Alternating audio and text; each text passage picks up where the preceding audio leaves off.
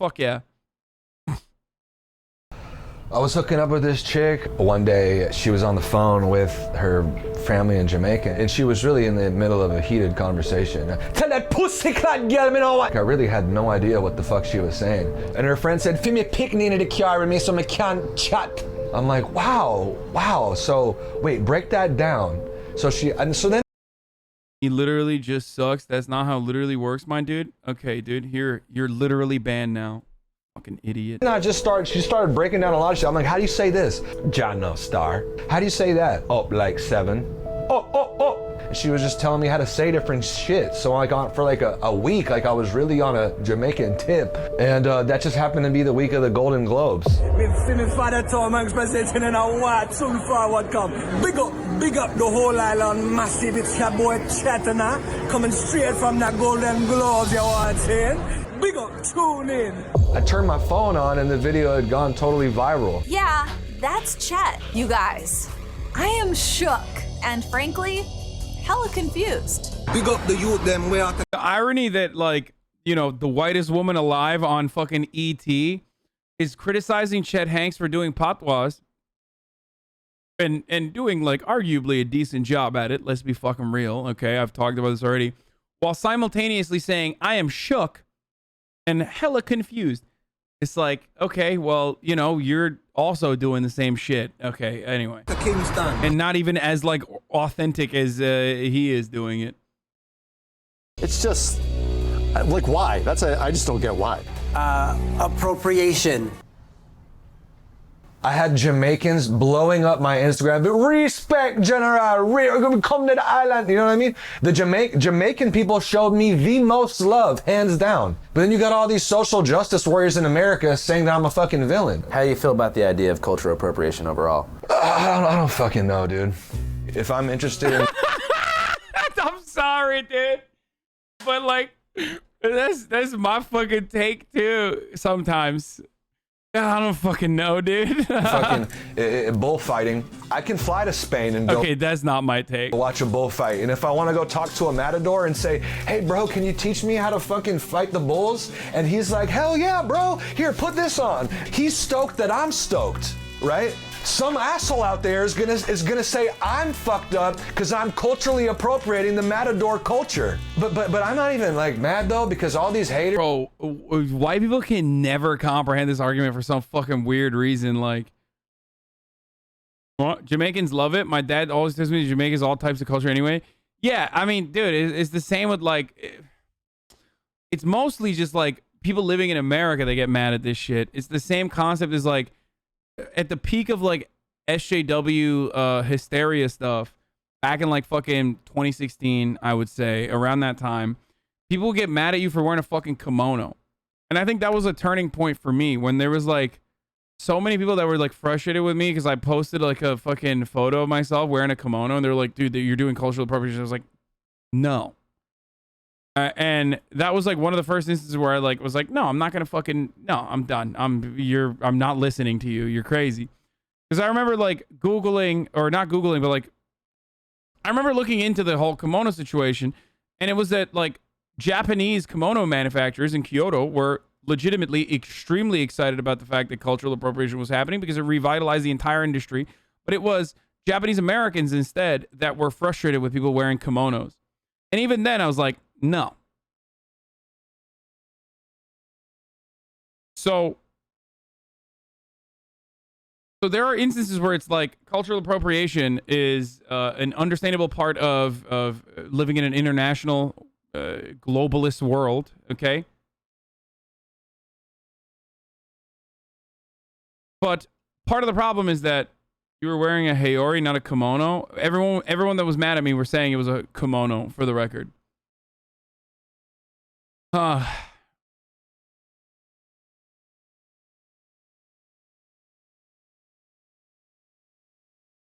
Everyone was upset that they were calling it a kimono and they were saying that it was, like, upsetting and whatever.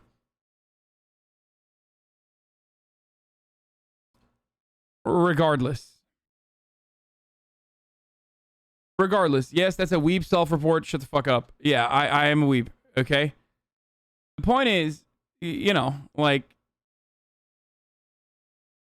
that there are instances where it's like cultural appropriation that goes beyond, and most of that revolves around like people being still oppressed for the similar things that they do, right? Like natural hair for black folk, for example. Like this is still something that black people are absolutely oppressed for, like in many parts of the country, where you will get fucking owned. They will kick you out of school, or they'll tell you to fucking, put your hair down, shit like that. And then when white people do it, it is seen as a cause for celebration. So there are certain things that go beyond the difference. Okay, that go beyond just like normal cultural appreciation, or even like fucking biting off people's styles. But I think that there needs to be like ongoing oppression for that exact same thing. Okay? That's why I get annoyed at like cultural appropriation is like one of those instances where I'm just like, oh, dude, it's tiresome.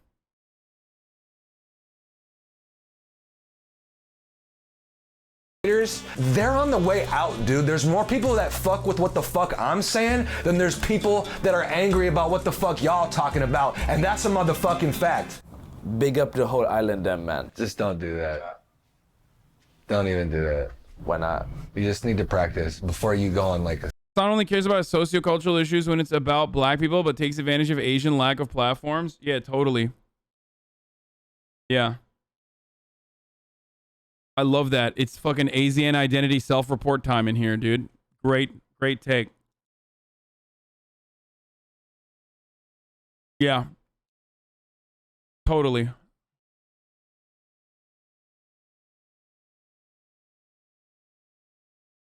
Aren't we just doing the white method of speaking over Asian Americans and only listen to Asians who don't understand the dynamics or power or cultural power in the West?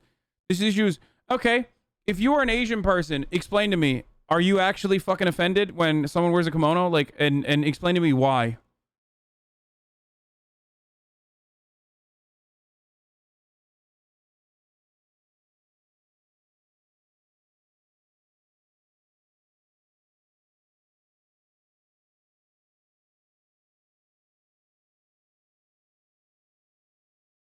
It's not even just like Asian. It's Japanese specifically, but...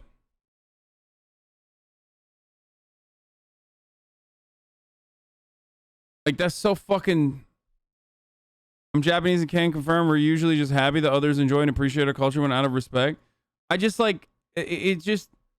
I feel like putting it at the same level of like blackface, or at the same level as...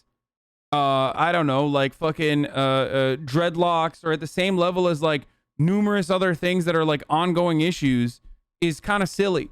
Asian people are oppressed in this country. I think that the model minority concept is inherently an oppressive one. Things that I talk about regularly. But like, don't fucking feed into that by unironically becoming the Asian person that literally fucking ends up devaluing other races that are going through different kinds of oppression.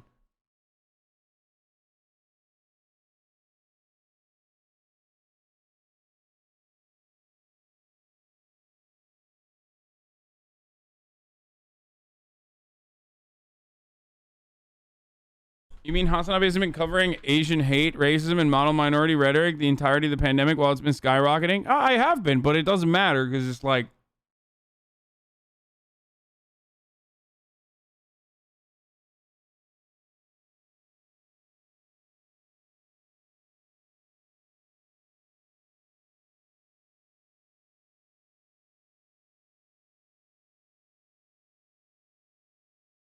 so frustrating when I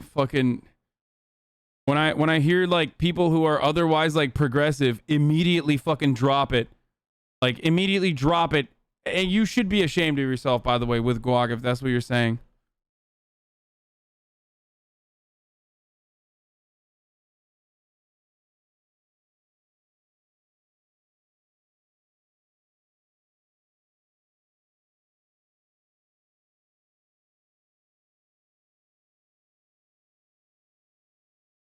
Anyway, let's keep going.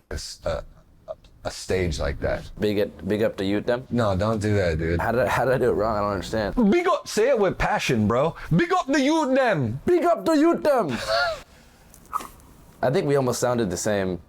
I gotta do it a little better. Can you coach him through This is starting to stress me out. Breaking news. Breaking news. You're watching Channel 5 with Andrew Callahan. So what was it like for you growing up as the son of a prominent celebrity? And it was really kind of like a double-edged sword. People assume, and I just lived this life, like super privileged life, like Richie Rich, you know what I mean? And that just wasn't the case. And it was actually the opposite. Damn, I got these bitches shook. Damn, I can read you like a book. They never fucking gave me an allowance. I don't know if I'm the brokest rich kid or the richest broke kid. I love my mom and dad a lot, but it was kind of inevitable that I rebelled because they had me like on a really short leash. They're like really like goody square, you know, Boy Scout, Eagle Scout, Scouts honor type people, you know what I mean? And that was never my vibe. For example, like when I got caught smoking weed, right?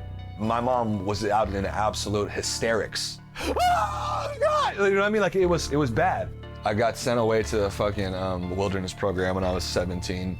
It was 4 a.m, the lights flip on, there's 2 huge dudes in my room. Oh shit. Okay, that is the one way that like rich white kids, it's just rich kids in general, get fucked, dude.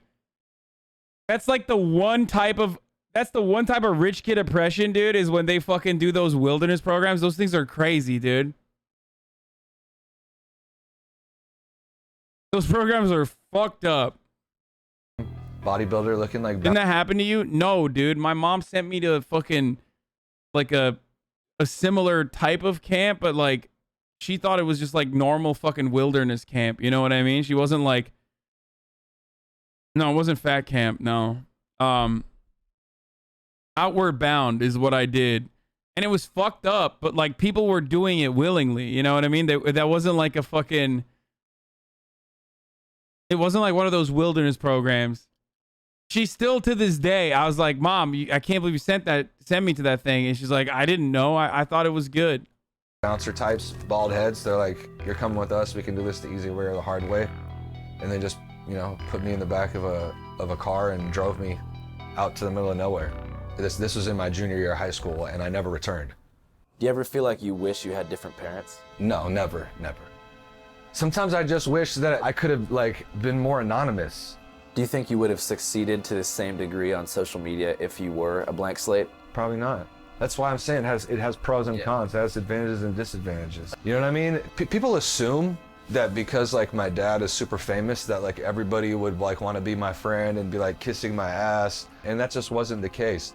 If I walk into a room and someone's like, oh, you know who that is? That's Tom Hanks' son. The logical reaction is for someone to assume that like I must be like a real cocky, arrogant, spoiled brat, like piece of shit. Like people were inclined to hate my guts. I just internalized it, and it just developed me to kind of like have a really negative chip on my shoulder and be very kind of like defensive, just on edge around like meeting new people.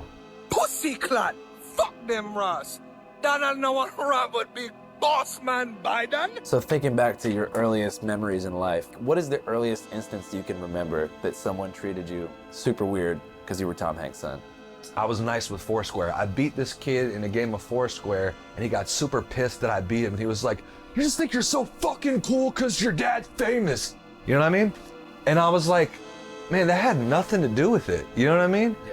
I realized. Damn, dude, that's oppression, dog. What the fuck? Yo, that's crazy that the kid didn't give him his W and said like, this kid didn't give me my W when I was fucking clapping his ass cheeks on Foursquare, dude. Yeah, it's fucked up, dude.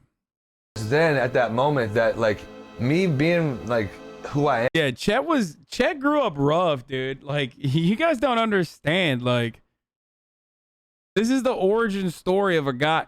The kind of oppression that he faced is crazy. Here you guys are making fun of him and stuff, but I am like meant nothing to me, but it meant a lot to other people. It's Chet Hanks, baby. Follow me. Last night was crazy, just made it home. Low key, if he was legitimately oppressed, like he might have made like some better art. You know what I mean? Like, I'm sorry, but this is a great signifier that like you experienced a relatively pampered life. Okay, when you do this, that means like. Hoping your number found room in my phone. What was the first way you expressed yourself? Okay, well, I started writing bars, rhymes, raps, whatever you want to call it, when I was 15. Do you remember what your first bars were? First things first, man, we talking about the hearse. I got mad gifts, but this verse about the curse. When life stops and the good times cease, Dee's aunt and Dice grandma rest in peace. That was the first verse I ever wrote. So you were coming out the gate pretty hard. I mean, Damn, I got these bitches shook. Damn, I can read you like a book. Let's get into White Boy Summer. Bad gal, white dandada. Wait, you guys were saying that there's nothing, dude.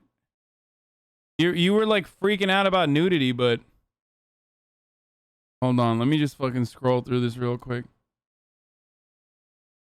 We literally watched that video, bro. Didn't we watch that video on stream? Where is the nudity? That's my friend's sister, Melissa Mays. Wait, who?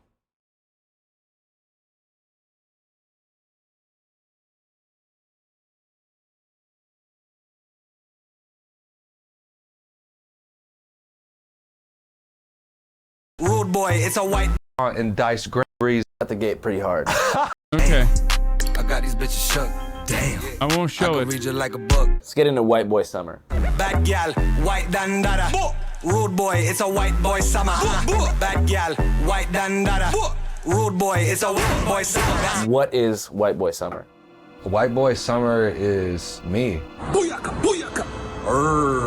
White Boy Summer is fun, inclusive. I'm not talking about like Trump, NASCAR type white. I'm talking about, me, John B., Jack Harlow. So can I wear a fez? Would you like that, huh? Yeah, I thought so. You're so fucking dumb and hot, man. Like, how can you claim cultural appropriation doesn't exist when you use an Irish accent when it's time for a top of the hour ad like there is now current?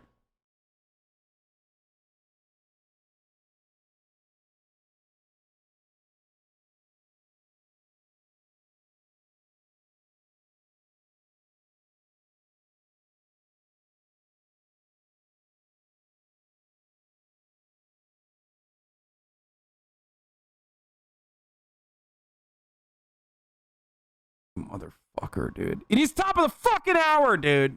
It is.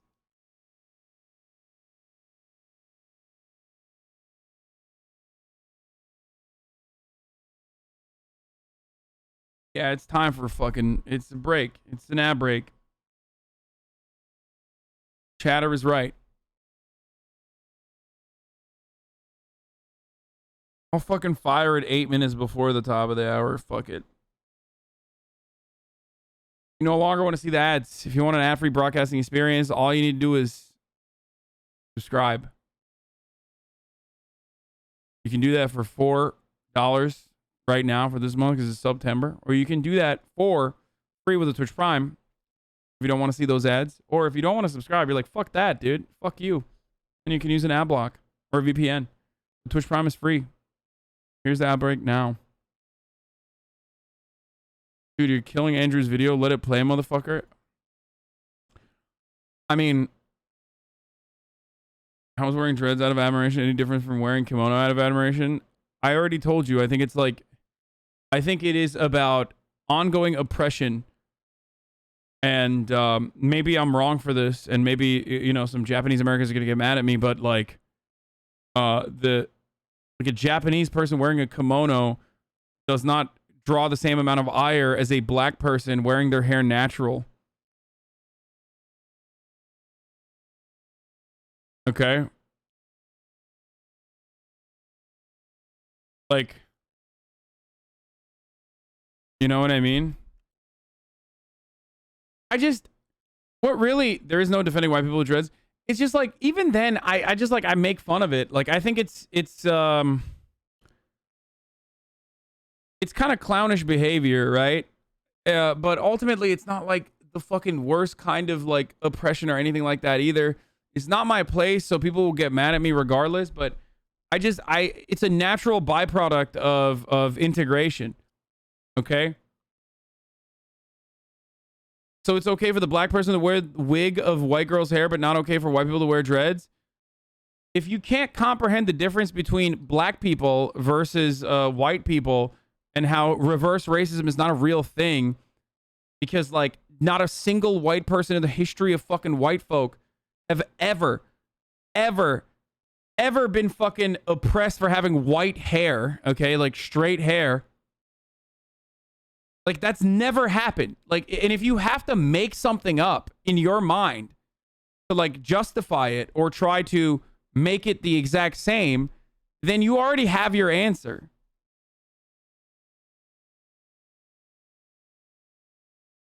What the fuck?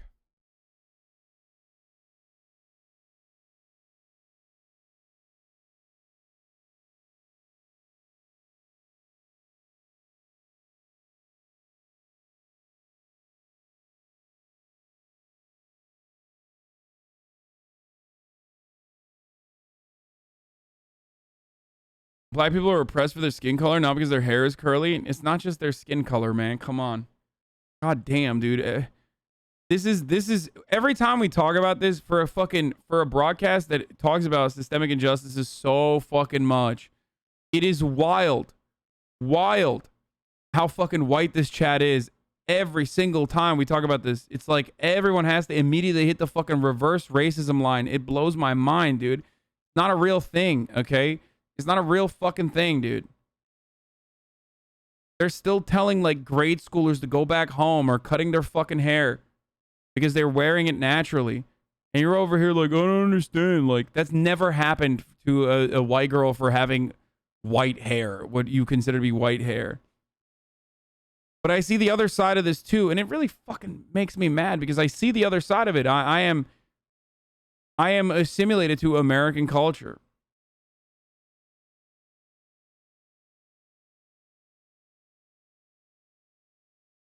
And I understand that like there is natural collaboration and assimilation, exploitation, integration is just a natural part of people living with one another in diverse communities. Okay.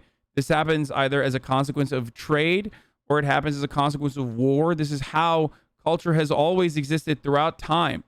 So I also get very frustrated when people make it seem like that should not happen. Okay. Like 90% of like Spanish cuisine would not exist in the way that it does, or even fucking Italian food, or even like even Latino cuisine. Like a lot of that is directly a consequence of cultural I don't know what the proper word is. I don't know if it's appropriation or not, but like it's Spanish colonization. Where did the fucking Spanish get it from? The Muslims, the Arabs, the fucking Middle Easterners. Cultural exchange occurs naturally, always. And it creates wonderful new creations.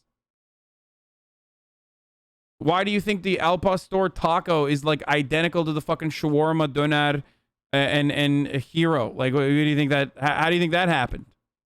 Okay. God damn, dude. Culture is meant to be fucking shared. So I get really frustrated whenever people make it seem like it's not supposed to be that way. Okay?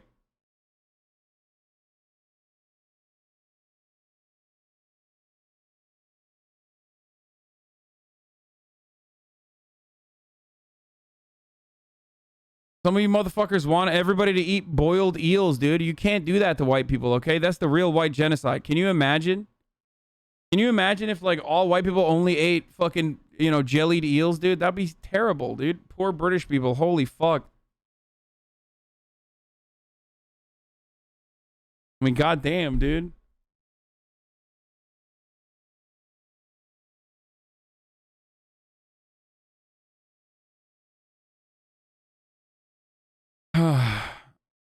I feel like that's kind of subjective. You saw that chatter who got mad at you. I think it's one more oppressed, but it's just silly. And you think it looks silly when white people have dreads, but like, I don't know if they're not doing it out of hate, but I don't think it's bad. As a Turk, I appreciate other people repping my culture. Yeah, we're in a different situation though. Like, I get that. I don't give a fuck. I love when fucking people appropriate Turkish culture, dude. It's my favorite fucking thing. Think about how much Turks love Felix rocking the fucking Turkish flag and shit. It's wonderful. And same with like Mexican people that I know, at least, right? Like even Chicanos that live in a lot of Chicanos, like they fucking don't hate when people are appropriating Mexican culture and shit. It's like more often than not, it's like white people that get fucking mad at me, not like Latino people. People flag behind you, yeah. I mean that's.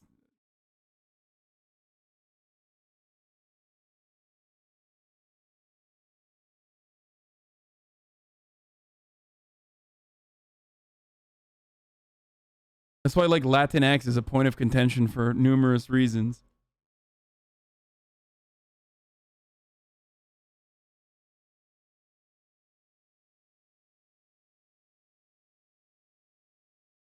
Anyway.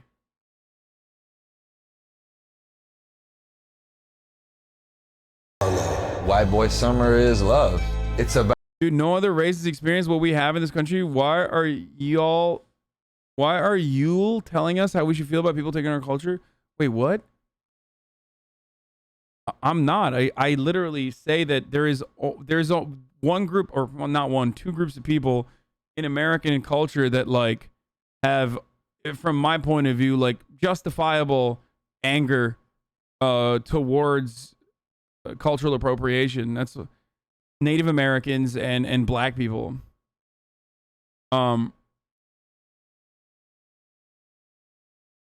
That's what I said. I'm comparing it to someone being mad that like someone else is like wearing a fucking kimono or some shit. I hate this issue so much though, because ultimately it's like the most rad-lib fucking shit.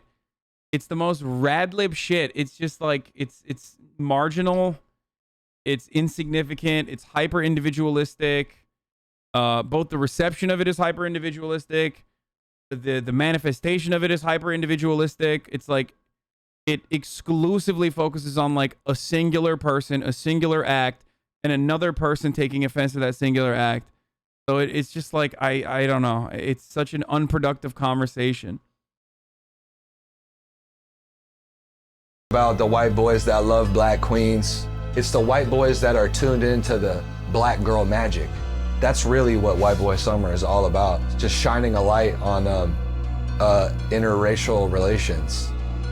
How long have you preferred black queens? As long as I can remember. Yeah, I might make it twerk. Yeah, let me see a nigga twerk. You know White what? Boy Summer, Black Queen Summer, boom. Black girl magic is a very real thing. What is it? Magic. Can you describe it with your body language?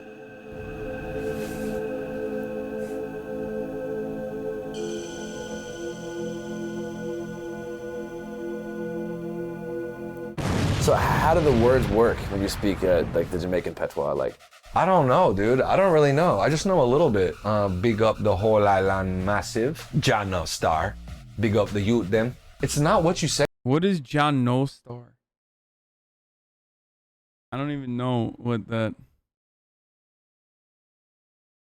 It's not about reverse racism. It's about the way. It's about. Is that you are treating black people differently because they're black. Trust me, they aren't so weak that they need your label of oppressed. They can handle a white person wearing dreads, and the vast majority of them don't care. How about we focus on the real issues affecting black people instead? Thanks for speaking out. Thanks for speaking it for them, you know, the black folk. I'm sure that your understanding of it is different than like the endless amount of time and writing dedicated to that particular subject. Say it's how you say it. Make the king go up like 7, up, book. What'd you think about the picture of Adele with the Jamaica bra?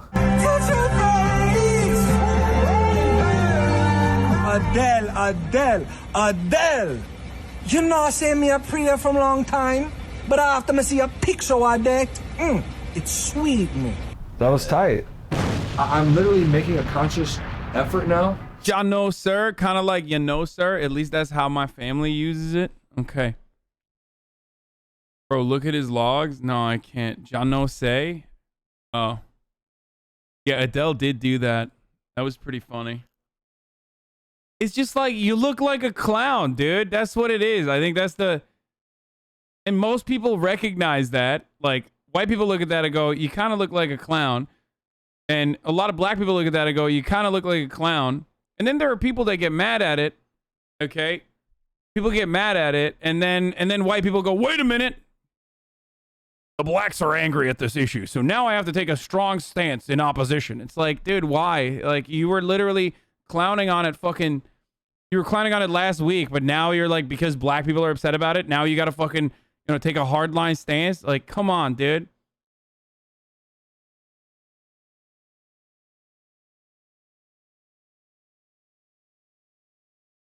To not think or someone linked the Noir video on cultural appropriation. Who gets a pass? Yeah, we'll watch that afterwards. give a fuck at all about what these people are possibly saying or talking about. And then that kind of created a whole different beast. It's like people, like, I'll be getting a hair, like this last week, I'm like getting a haircut. And my barber's like, dude, so you're Tom Hanks' son, huh? You really Tom Hanks' son? Tell your dad to come in here. And it's like, yeah, dude, for sure. You actually think I'm gonna tell my dad that? Like, that's the kind of shit me and my dad talk about? But people are so oblivious, dude. They don't even stop to think about how many millions of times have people told me that. You know what my favorite movie of your dad's is? And I'm like, what? And they're like, Forrest Gump. Oh shit, that's Tom Hanks' son right there. Yeah, look at him. That's him. He tied it up, getting his workout on. Forrest Gump, it's a classic. On my lives, bro. On my lives, Tom Hanks' son right here. So how do you feel about the fact that you just met Tom Hanks' son? Hey, it's cool as fuck. Has he seen your music video? Yeah. I showed my mom and my dad, they were like, this could be this is like a Cardi B. You know what I'm saying? What are your Black take, I have dreads and look like I'm carrying a Glock everywhere I go. White dude got dreads, everyone sees an earth-loving hippie. your aspirations for your music career? Pop off. I'm trying to be doing shows all fucking summer, dude. Have you written any bars recently that you're hyped about? You could spit for us?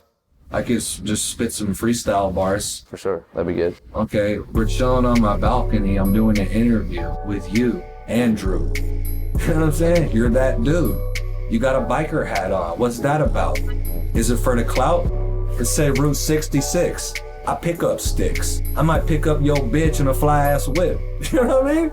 I might go do some burpees right outside of my Bro, that's fucked up. Oh no, Andrew, what did you do to this man? Okay, it's over. No, White Boy Summer is literally, it's never been dead before this moment. It's done. It's Talib Boy Summer now, dude. It's over.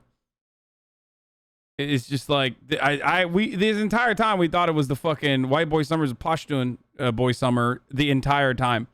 Right before our eyes. Yeah. No, it's done. It's done. It's fucking literally canceled. I'm not even kidding.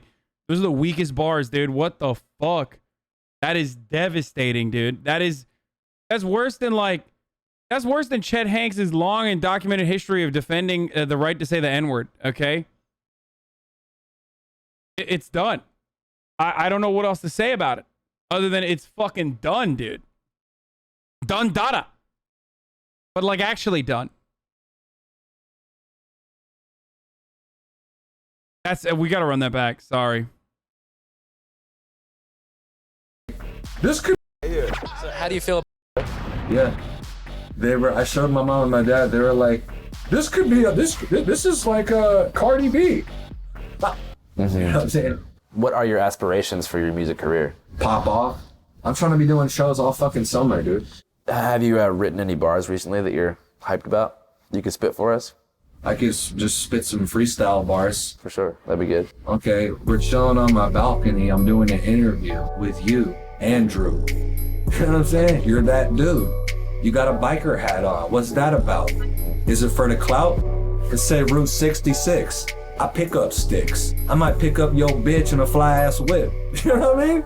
I might go do some burpees right outside of my shit. You know what I mean? Because I'm trying to get a pack out of 6, like a 6-pack. I might drink a 6-pack of Stella with a bitch named Bella, because I'm a good fella. You know what I'm saying? You know what I mean?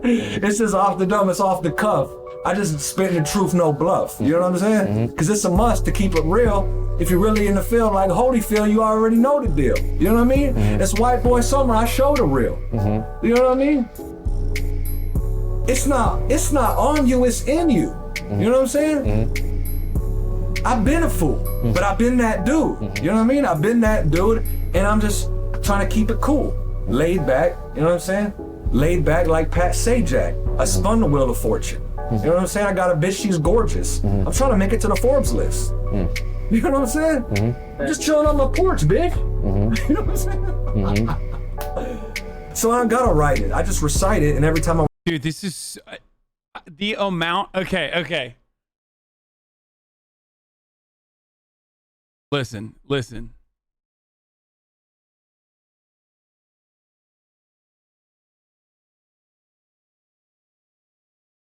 Yesterday, we watched The Cost of Concordia, a YouTube video by the internet historian that documented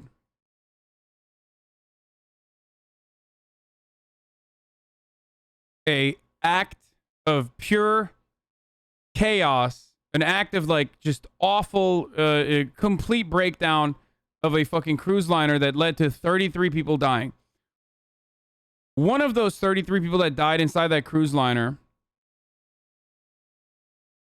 exhibited an incredibly impressive feat of human strength, staying back and trying to save people. Okay? I have not seen such a powerful feat of human strength until I watched Andrew not laugh throughout this entire fucking rap beat video. Entire part of the video where... And I'm just trying to keep it cool. Laid back. I don't know how he did this. I don't know how he didn't laugh. I don't know how there's not even a chuckle, a guffaw. Just absolutely legendary, incredible fucking demonstration of human resilience, restraint. We're going to run that again. But I've been that dude. You know what I mean? I've been that dude, and I'm just trying to keep it cool. Laid back. The Patreon video doesn't have the music added to it and it's peak cringe. I wonder why the video was not released for the longest time. I'm saying? Laid back like Pat Sajak. I spun the wheel of fortune. You know what I'm saying? I got a bitch, she's gorgeous. I'm trying to make it to the Forbes list. You know what I'm saying? I'm just chilling on my porch, bitch. You know what I'm saying? So Bro, this is worse than him saying the N-word, I think.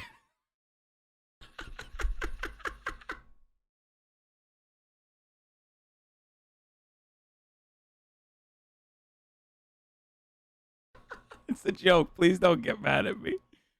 Okay? Oh, Jesus Christ, dude. Oh, my God. Oh, this is a hate crime. That is a hate crime. I'm sorry. That's... Wow, that's like... Oh, wow, dude. That's fucking... It's not a joke if it's true. That would be a banger tweet, by the way. Yeah, and then I could have that fucking resurfaced every 3 months whenever I say some shit that, like, offends the barbs or something. Yeah, I'll definitely tweet that out, dude. Not that bad off the top. Let's see you go. Bro, one of my fucking... Like, one of my most famous takes is that, like, I know where my limitations are. I have not once ever mentioned that I have the capability of rapping. I literally never rap on purpose. I was just like, I can't do it. I know I can't do it. I only get bullied into doing it.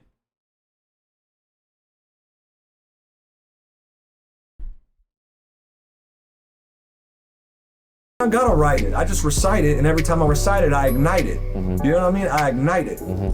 Because it's lit. You know what I mean? He's trying so hard to, like, get some positive feedback too. He's like, you know what I mean? You know what I mean? Come on, Andrew, you know what I fucking mean, right? Please, oh God.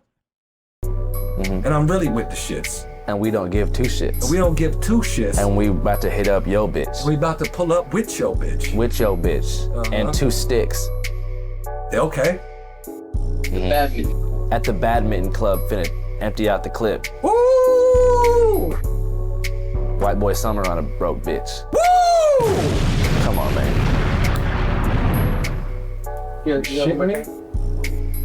One more time. Breaking news. Breaking news. You're watching Channel 5. Cocaine, marijuana. Define Illuminati. An elite cabal of child sex traffickers who control the global banking system. No. We're at Venice Beach. That's Chet. I'm Andrew. He's doing 100 burpees. I can only do 30, but tomorrow I'm gonna do 40. So give me all of you in exchange for me. For me. Hey, pop that shit up, man. Yeah, come on, man.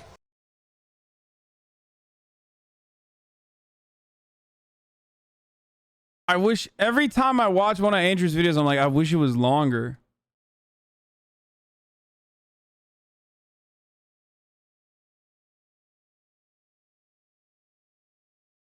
Chet seems like a fun guy. Oh, 100%. 100%. Nothing to do with it. He honestly seems fun to hang out with. Absolutely. Anyone who says Chet Hanks is not like a fun dude to hang out with is lying, okay? And yes, I think that that includes black people as well. There's no shot. Is there anyone in this chat that was like, yeah, dude, fucking sucks? Maybe women. That makes sense, actually.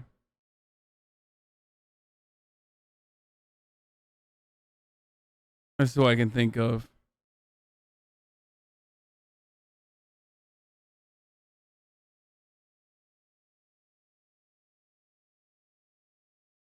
I bet he gets annoying. Oh, for sure. Like, I think it's, have you tried having Andrew on? What? Are you fucking joking, dude?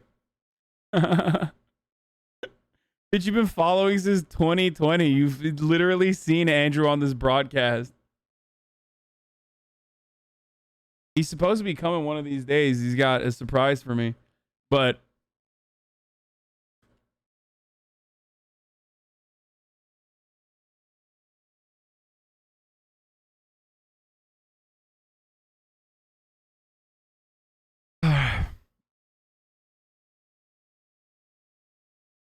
bring Andrew back. You should have him on, HasanAbi. He'd be down.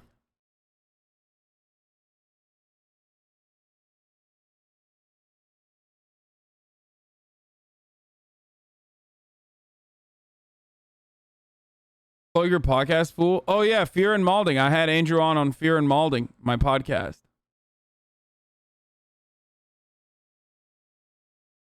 That's right. You guys should go watch that. Not gonna lie, that rap was tight despite him being white. Now I bid thee a good stream and good night. Oh no, you made me read that shit, dude. That's really fucked up, dude. That's actually fucked up. Why you did that? Why'd you do that, dude? What is this? Hasan. Hi, everyone. Oh, Noir. Cultural appropriation. Who gets a pass? Let's watch. And welcome to this video. My name is T. If you're new here, I really do hope everyone's day is going well. On the evening of the 30th day of August, Adele Shelley-Ann Vernica Rollins decided to pay tribute to London's Notting Hill Carnival, which is an event that celebrates the culture of the Caribbean. Okay, seriously. A couple days ago, singer Adele posted a picture in Bantu knots and a Jamaican flag bikini top in celebration of the Notting Hill Carnival in London, which I'm assuming is canceled this year due to Rona. Now, as you can imagine, as soon as she did that, the internet practically broke in half because, first of all, ow this. And of course, Black Twitter uses this as an opportunity to bust a couple jokes and have their monthly cultural appropriation discourse. But this time was a little bit different because you had one group of people who were like, nah, for real, what is going on? Like, this is problematic, I don't like this. And then you had another group who was like, but it's Adele. So... And a couple people wanted to know my thoughts on this because obviously I'm a Jamaican American and I do social and cultural commentary, so this is pretty much right up my alley. In this picture...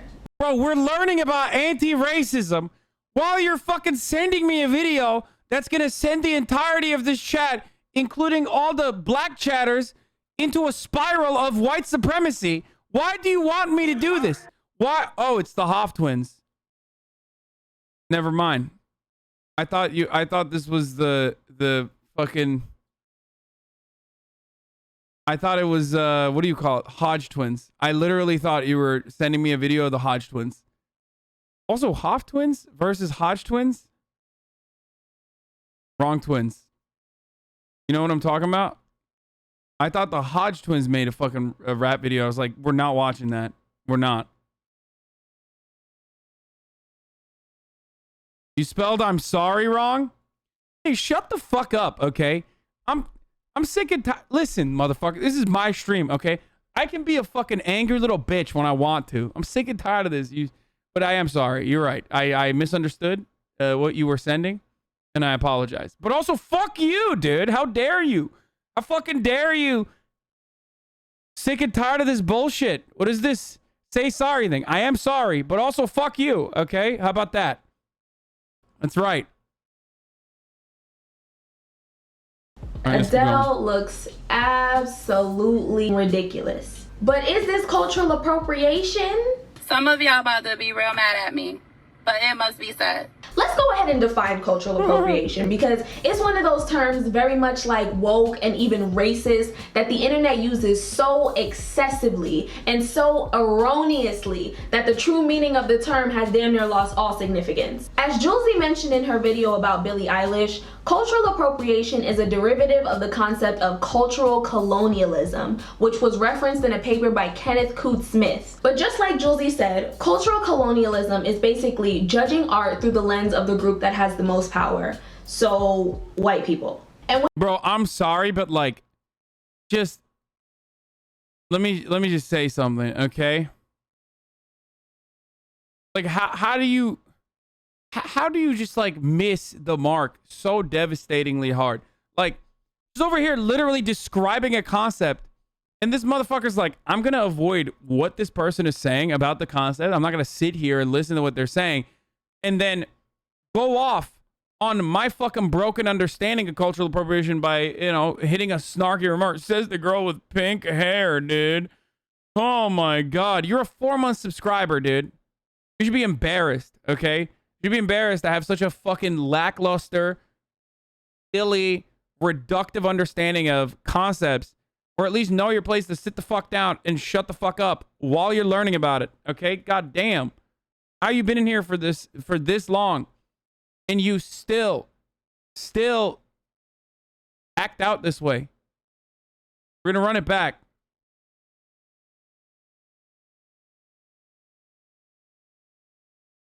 Coot Smith. But just like Julesy said, cultural colonialism is basically judging art through the lens of the group that has the most power. So, white people. And with the modern understanding of cultural appropriation, this judgment, again, made by white people to appease white people, then turns into absorbing other cultures, reproducing it through this white lens, and then presenting it as their own creation. And I know what you're thinking. If modern culture is becoming more and more homogenized, how can I differentiate between what is appropriation, appreciation, and just overall conforming to the norms of modern society? It's really not that tricky, but here's how I compute it. I view cultural appropriation as taking culture from another group, especially, but not exclusively, from a group whose culture has been scorned by the masses, and claiming it as your own and or trying to profit off of it.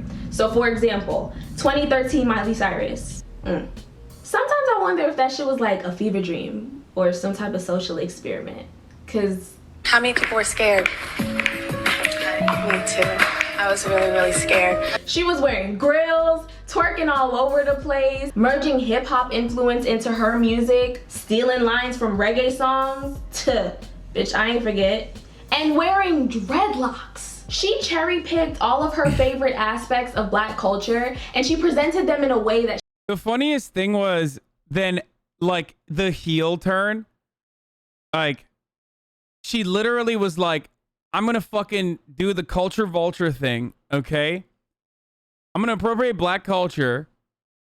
I'm gonna capitalize on that. I'm gonna use that as a phase to like remove the Hannah Montana image that I have. And then I'm gonna, boom, flip the script back and go back to white. Which was like at least Chet Hanks still lives it. You know what I mean? At least Chet Hanks is still like, yeah, I'm fucking clown. But also like, you know, whatever. Like, this is me. I'm gonna try to freestyle rap. Miley Cyrus literally just like one of the things that people always say, and I'm sorry, I know I'm talking over a black female content creator on an issue that she knows better about.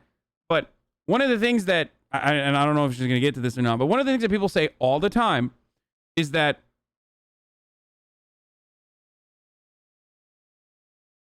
you can tomorrow not wear dreads and, you know, put on a fucking suit and be pictured by society as a clean-cut white person. But black people still, like, black people don't have the capacity to do that. They're still seen as black people even tomorrow. You know what I mean? Like, it doesn't matter. No matter what happens, black people are still going to be victim to racism. It's not like something you can, you know, put on. Like, blackness is not something you can put on like makeup for a day. You're going to be white tomorrow when you choose no longer to be appropriating black culture. Black people don't have that same kind of privilege, I guess. And that is, that's literally what Miley Cyrus did. That is literally what Miley Cyrus did, where she was just like, she took the parts, she picked and chose parts of black culture that she wanted to appropriate. And then after that, like, phase was done and she, you know, ate up the media benefits of it, she literally went back and did like country, right? Don't forget, Miley also said that all the hip-hop culture she was appropriating was the worst influence on her, and she regretted all of it. I did not even know that. She knew would spark outrage and conversation, and she used these tactics to revive her career that for all intensive purposes was done, and it worked. That is basically textbook definition cultural appropriation. But Adele wearing Bantu knots?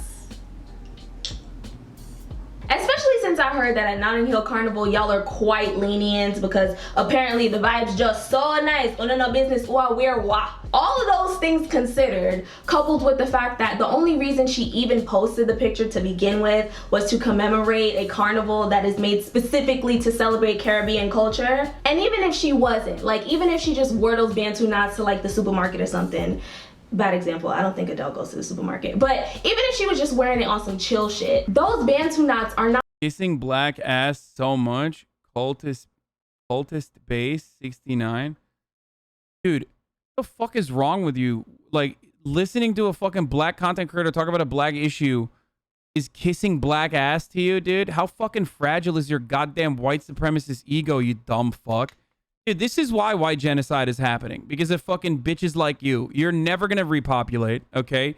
It's over. It was already a concept based in fucking purity, which was already like a concept based within exclusion. It was a supremacist attitude. But goddamn, dude. Don't make motherfuckers celebrate that shit. Like, holy fuck.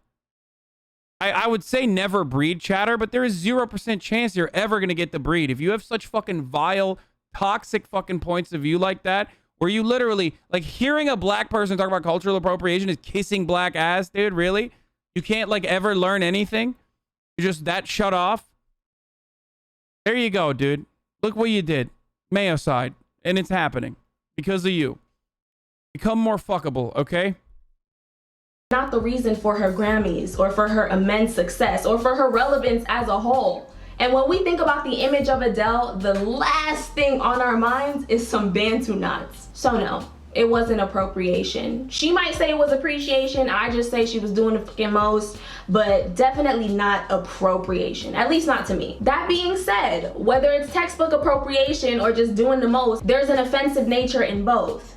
Black people are allowed to be offended by both if they want to, and nobody has a say in that. not even other black people. Explain white genocide before people start making shit up. White genocide is a fucking concept that Nazis created that revolves around the concept of exclusion, because whiteness is a concept revolving around exclusion and purity. There is no such thing. It was created by the one drop rule, which means that, like, if someone that is perceived to be not white breeds and miscegenates, okay, with a white person, automatically they are no longer seen as white. That's why Barack Obama is seen as the first black president and not just another white president, despite the fact that he was half black, half white.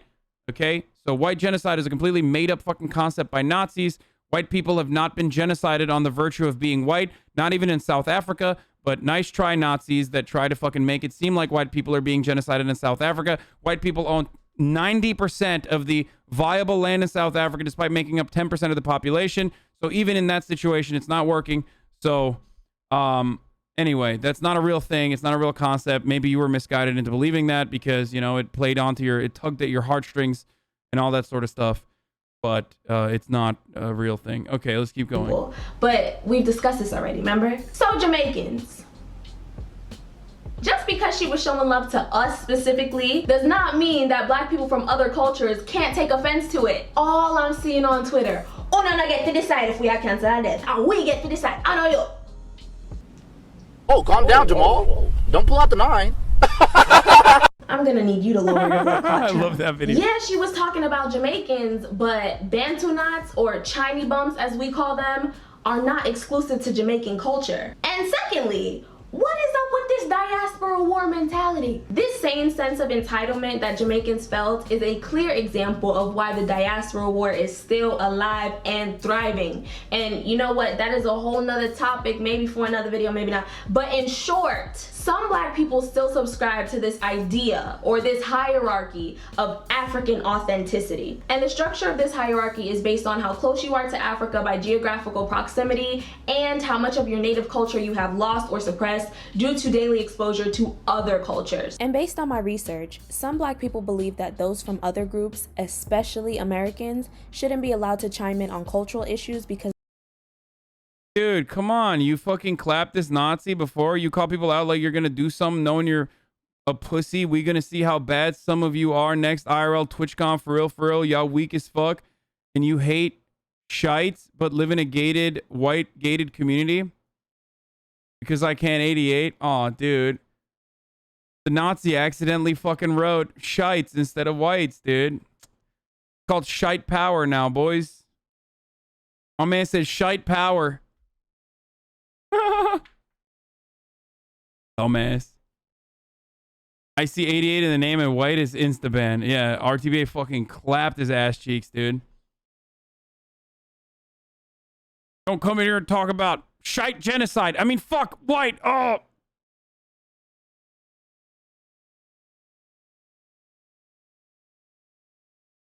Okay, here. And based on my research, some black people believe that those from other groups, especially Americans, shouldn't be allowed to chime in on cultural issues because they are not rooted enough to have a say.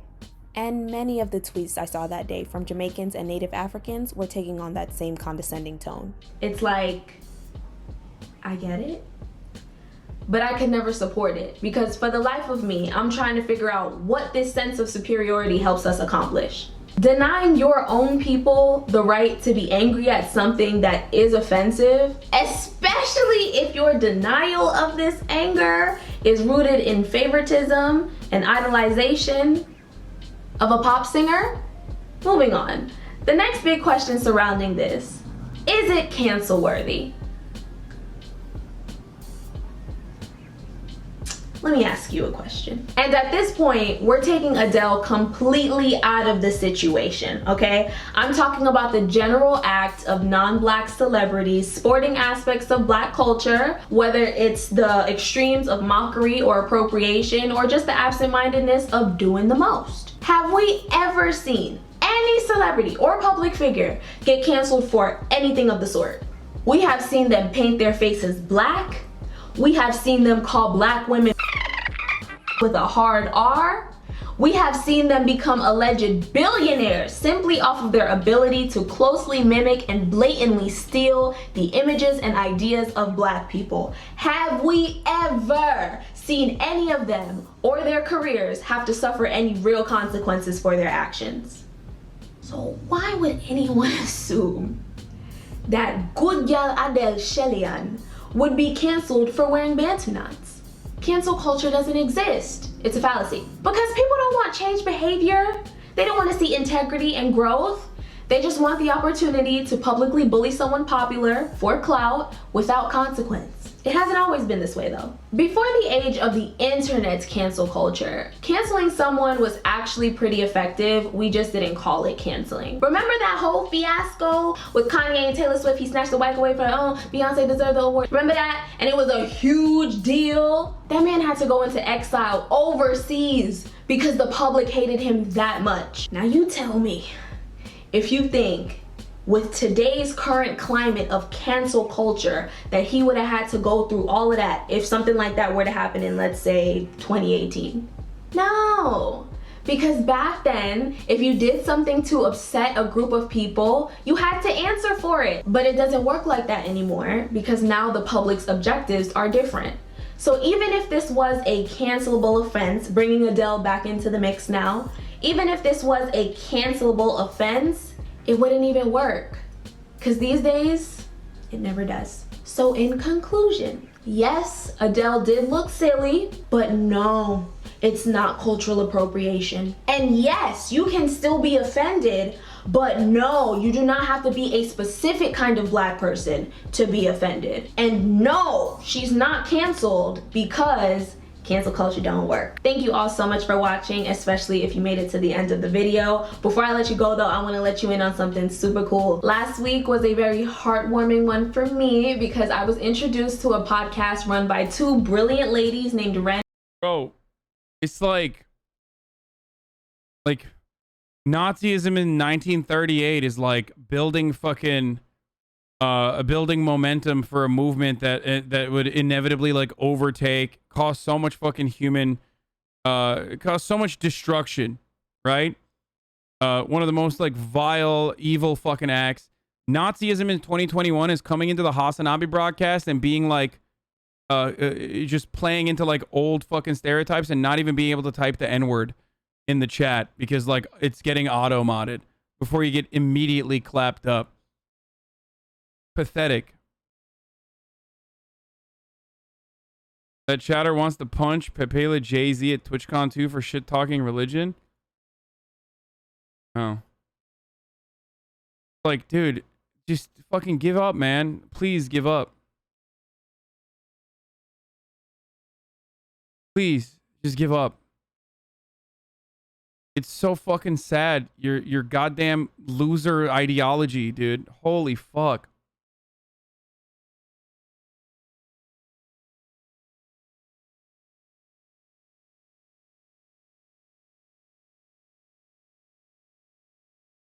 Anyway.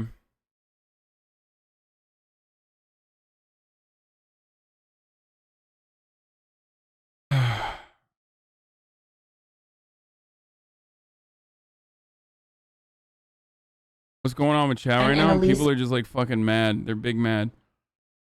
This was a decent video. I mean, but I'm stylistically offended by how they looked in that photo. How is cancel culture not real? They canceled our president. What? My man said they canceled our president, dude.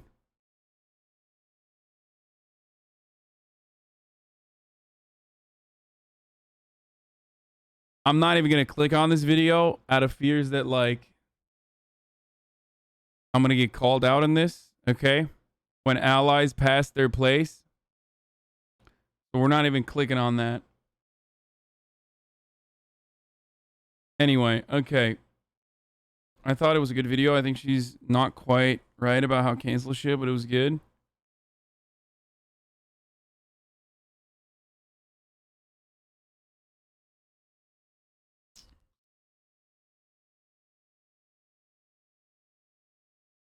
Bro, if the president is fucking canceled, okay? if the president is fucking canceled and they're still the president, there is perhaps no better example that cancel culture is not a real thing. Do you understand that? Like, you're still literally the most powerful person on the planet. Like, that's how fucking little cancel culture is a real thing. That's how fake cancel culture is. That the president is canceled in the eyes of whatever that fucking chatter was saying.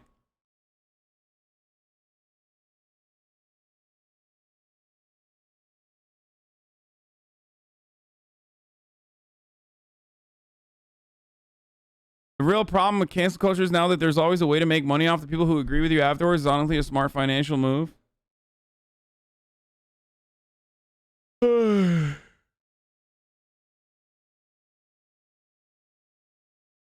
A great NPR video about African Americans' experience in Japan compared to the US. No, I don't care.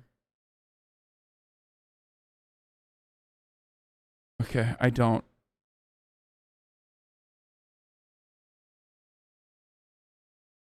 What? What do you mean? What, do you care? No, you don't. Shut the fuck up. Like, literally, I just like, come on. Come on, dude.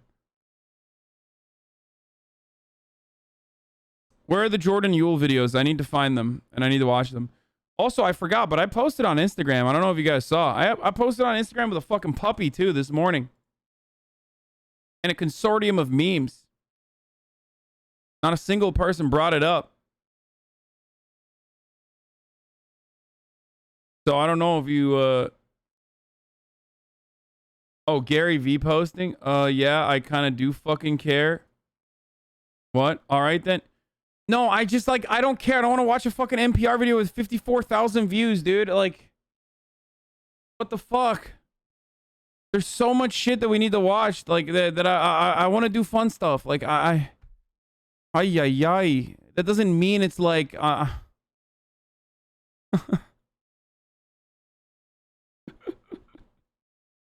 I'm not saying like I don't care about the experiences of black people, okay? Please. Oh, Jesus Christ. My man got mad at me, dude. All right, let's watch GaryVee. You know what I think is a better advantage than being born into something? Being born into nothing. I'm on the record. Remember I said it. Can't wait to watch it in 20 years. The internet the way it is today, I'd rather have 0 than 100 million. People that have 0 are like, this guy's an idiot. That's because you don't talk to trust fund babies. I do. I talk to trust fund babies. They DM me. I meet them in real life because of my business career. They're sad. Do you know what it's like to talk to a human being that looks at you at 22 years old and says, no matter what I do for the next 80 years, it will never be my own accomplishment. Damn, dude. After Chet Hanks, this hits different too. Because, like, it's literally the same shit that Chet Hanks was complaining about. Bro, come on. Come on. Come on, dude. You know what's actually so much worse than being born into a wealthy family? Being born into a fucking poor family. What a dumb take, dude. I'm losing my goddamn mind.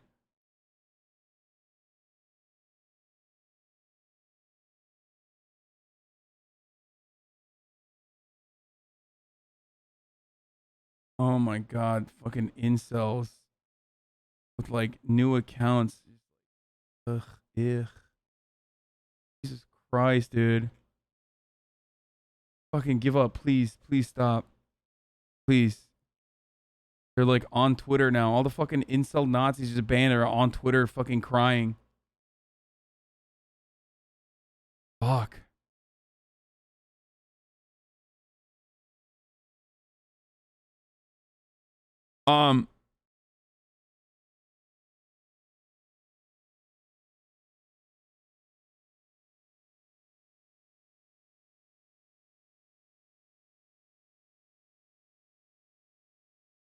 Same energy as the dumbass say it's worse to have money and lose it than never have it at all. It's just so stupid. Everybody will always say I was handed it and I'm done. You know what kind of level of depression, cocaine, and partying until you die that leads to? A lot.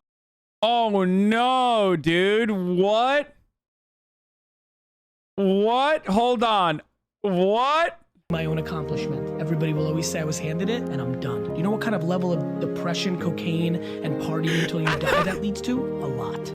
Dude, I fucking love GaryVee, dude. GaryVee is one of the best content creators pound for pound of our generation. Like, he's consistently doing just the funniest shit. and saying the funniest shit.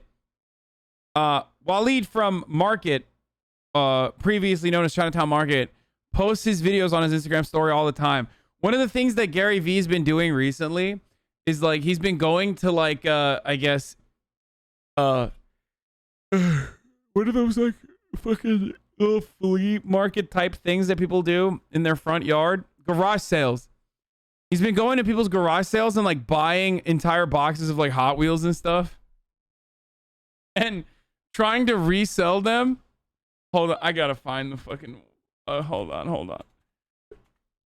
I hope it's still on I hope it's still on his Instagram. This is fucking hilarious, dude.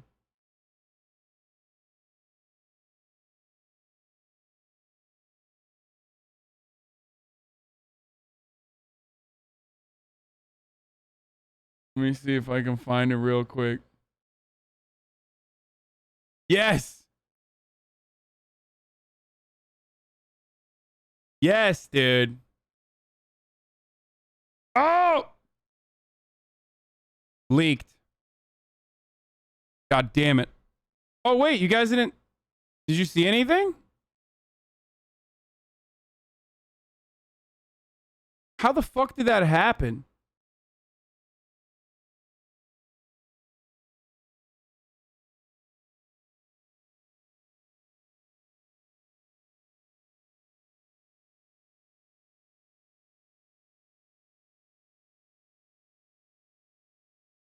I mean, it didn't leak anything, but...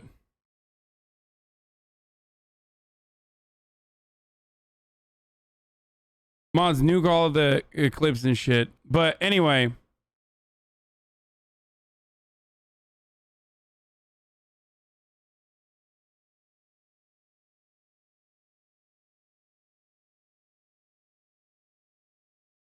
Here's the clip I was going to show you guys. Wait, what the fuck? Why can't I pull this up? Oh, here.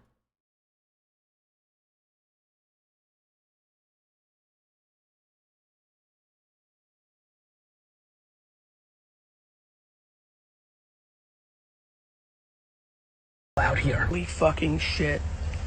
It's not even... Minions for days. Minions. You have no idea what the fuck is going on right now. I literally bought like 200 Matchbox Hot Wheels collectible cars for $15, and I looked up one so far. This one. Just paid $1 for the Toy Story dude. Let's see.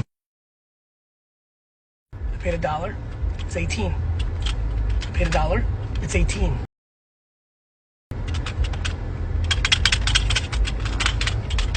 Fuck. Dude. Yeah. Gary Vaynerchuk. Guys, we're going to be stripping some copper wiring today. Capitalism. It's like, what are you doing? Like, what's wrong? What is this fucking, what is his like net worth at this point? Like, why is he going to fucking like garage sales and trying to sell shit on eBay that he gets for $1 and then sells for like, he's going to make like $200 in profit. We're cutting catalytic converters off cars today. Also, no one is paying full price for used toys. What the fuck? That was probably $18, 20 years ago. $18, 20 years ago. It's just like,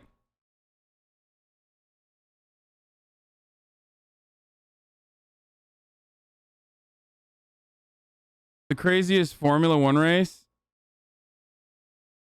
I just don't understand like why Gary Vaynerchuk does the things that he does. And if there is an actual, his net worth is $160 million. If there is an actual video or a compilation of like all of his most devious licks, I would love to watch that. It's like, he's the best at hustle culture.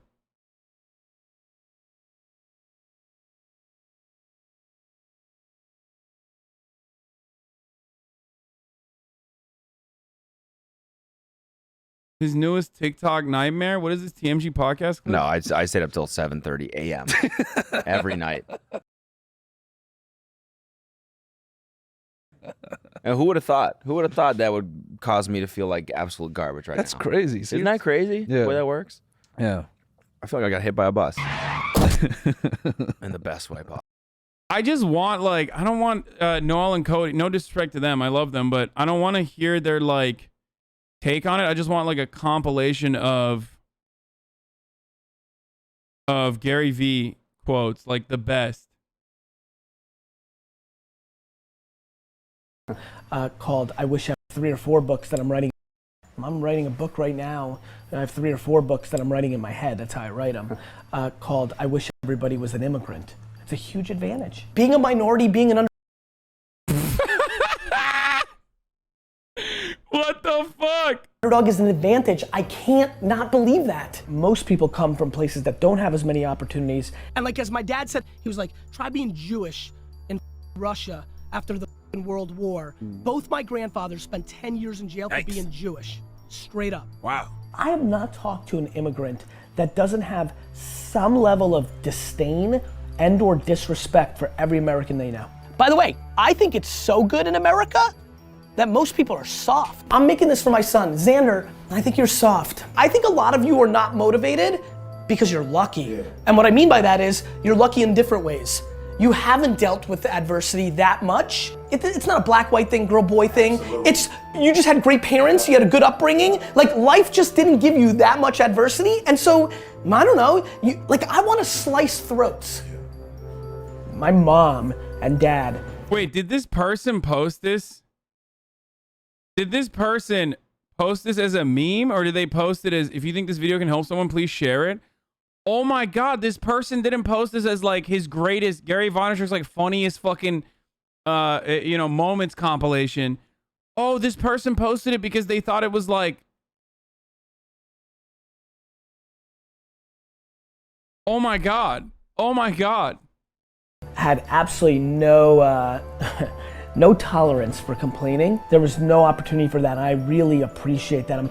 It's funny, I'm visceral to complaining. The quickest tell that somebody's a loser is complaining. Every kid, every girl, every guy, no matter your situation. The one thing you have is time, and you can work harder. And maybe mom and dad didn't have a whole lot of talent, didn't pass that much talent to you, and you're meant to be a C player at your max. But guess what? It's better than being a D player. It's better than being an F player, and it's definitely better than being a Z player. There is 87% of the rest of the world where you'd never have this chance. It literally, and probably 0% other place where it's so rewarded. I mean, it's so rewarded. Even with all the immigration and geopolitical issues at hand, still in America, if you come from another place, even though you're stealing our jobs and all the cliche stuff, that the hate and the negativity that people are pushing, still, if you go out and execute and win, America's like, you're a winner. It's really, it's capitalism. Yeah. The brokest guy I know is a GaryVee stan. This shit is rotting the minds of the lower class. That's so fucked up. Bro, why'd you call your friend out like this, dude? Bro, the brokest guy I know is a GaryVee stan. Oh no, dude. He is the astrology of people. He is like capitalism personified, dude.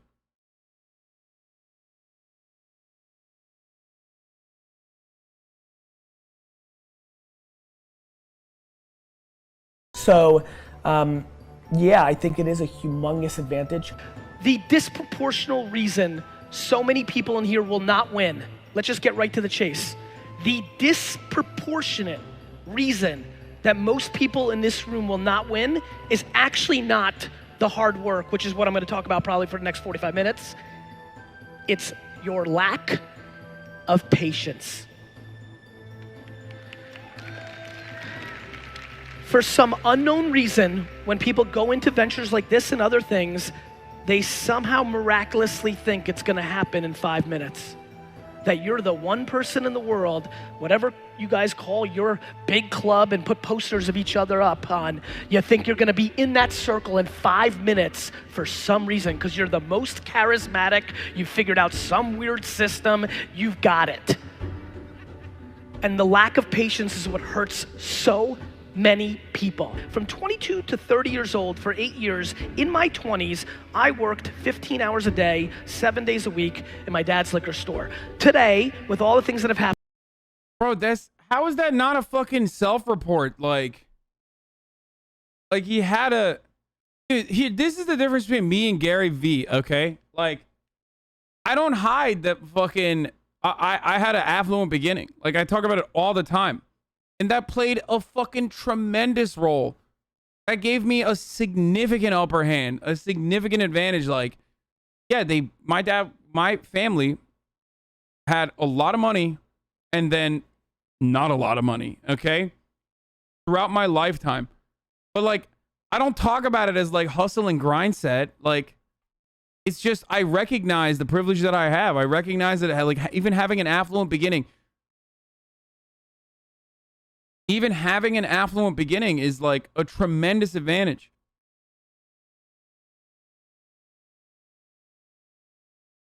Socialism is when you ride horses? I mean, dude, I don't know what the fuck. Like...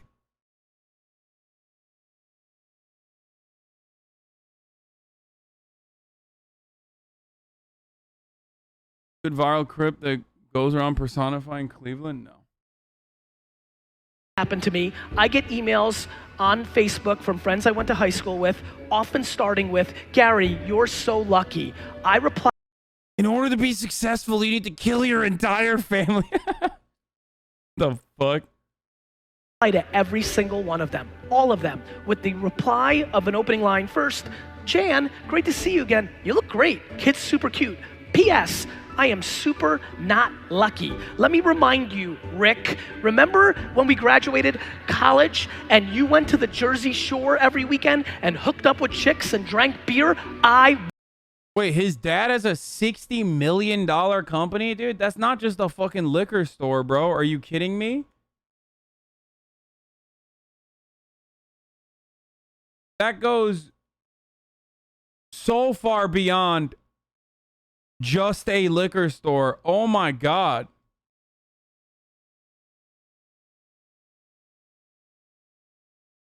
It's like me being like Ted Turner's son and be like, yeah, I worked for my local magazine. The local magazine was called CNN.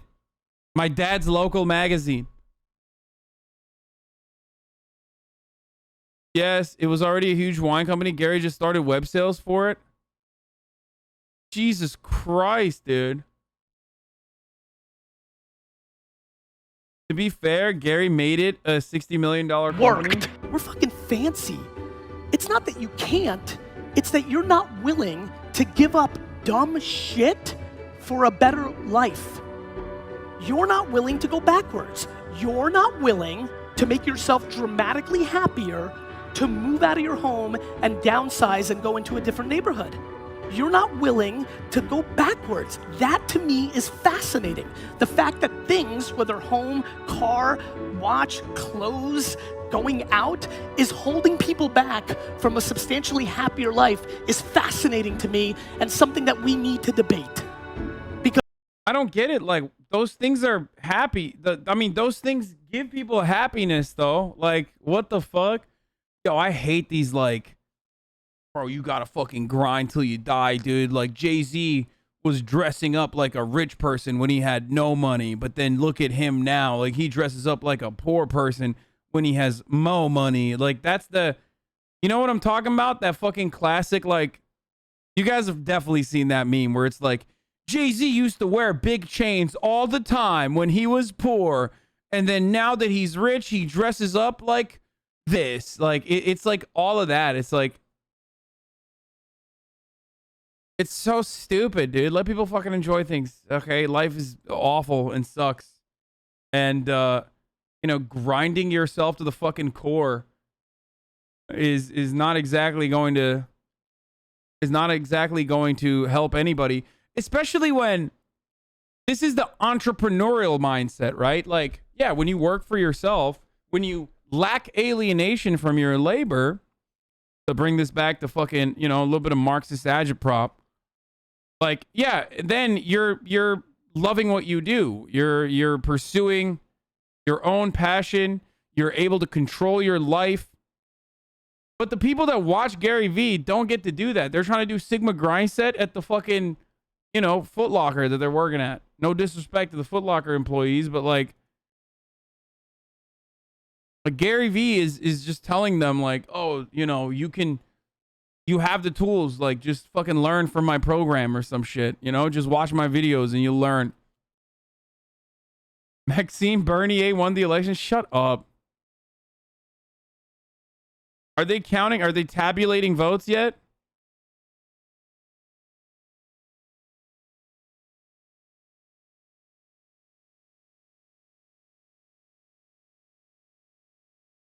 Because at the end of the day, that one at bat is all. First 10 seconds. Every morning I wake up and I make pretend that my mother or children or wife die. What?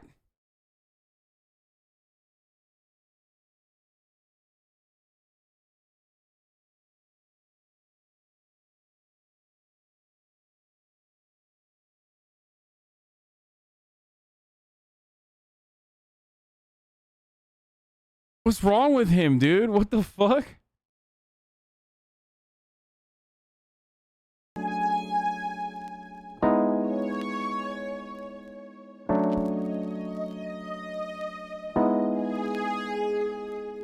The only consistent in my life has been perspective and gratitude. It's the only consistent in my life. Every morning I wake up and I make pretend that my mother or children or wife die. I promise you, if you're in touch with your feelings and you can trick yourself to feel it, even right now I felt it a little bit and it really fucking hurts, like nothing else matters.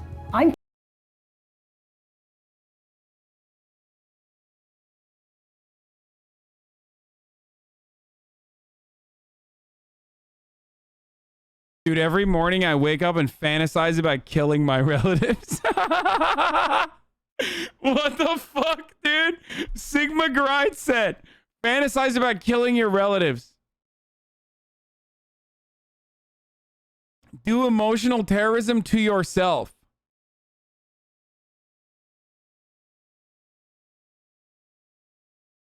Like literally fuck your own brain up, okay? So you can hustle and grind set.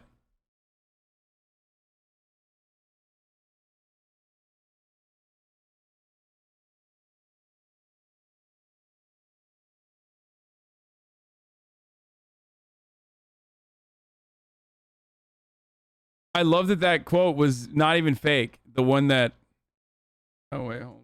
The one that like we were making fun of, that was not even first minute. Okay, one more time. I mean, it's so much more like easier to say like, oh, it's just perspective, but like on the daily when things are happening and I don't know, you're in the middle of doing something, let's say for your business. Who do you love the most in the world? My family. Good. Who in your family? Pick one. All of them. You're very politically correct. Cool. Every day, like literally once a day, genuinely sit there for 5 minutes and make pretend one of them got shot in the face. I'm being dead serious with you. Every single day, I said this today earlier. I wish they fucking zoom back to her face when he says that, dude. Bro. Oh my God, it's so awesome. This is great. I probably once a week to 4 times a week sit there truly in the shower, on a flight, when I wake up. Some people... Motherfuckers are working like a cog in the goddamn machine, okay? Just hating every moment of life. And then on top of that, they're like, okay, well, in order to not feel as sad about my fucking current predicament, I'm just gonna imagine, I'm gonna make believe that my fucking mom is murdered. God damn, dude. That's insane, dude. What the fuck? Meditate, right? Some people work out, right? To deal with whatever anxieties or thoughts they have. I actually sit and truly try to convince myself that I have lost one of the 5 most important people in my life, and that is the biggest thing I do that leads to the biggest happiness I have. Like, what? You didn't sell enough earrings today? Like seriously though, people lack perspective. it's actually remarkably easy if it becomes the way you see the world. Okay, this music is killing me. All right, let's go back to the fucking main sauce We've here. got, and so if I can absolutely push you one tangible item, I see some people have pads and pens, and I'm fascinated by that. Ready? Go to a fucking FUCKING retirement home, spend time, collect data, realize regret is the worst, and do something about it. You don't have time? What the fuck are you talking about? Oh my, and you know I'm crazy. I have like people that say, like I'll go see somebody leave a comment to my advice and say they don't have time, then I'll follow them. So for me, it's just understanding what's actually happening. I believe in patience because it's part of the equation. I believe in hard work because it's part of the equation. I believe in knowing your shit because it's part of the equation. And for me, I'm not worried about all the other noise, you know, especially in a world where people are gonna always tell you about your shortcomings. Like if you're not your #1 fan, you've lost because the market's really good at tearing you down. You know what I don't like? Complaining. If you know you've decided you wanna make money and you're gonna do it for 7 years, I don't wanna hear you fucking complaining about it every day. Like, shut your fucking mouth, work for 7 years, save us money, and go fucking surf for the rest of your life. So that's where my mindset's on. Yeah, dude, that's how it works. Yeah, you work for 7 years and then, you know, it's over. You can surf for the rest of your life. Everybody knows it's the 7-year technique.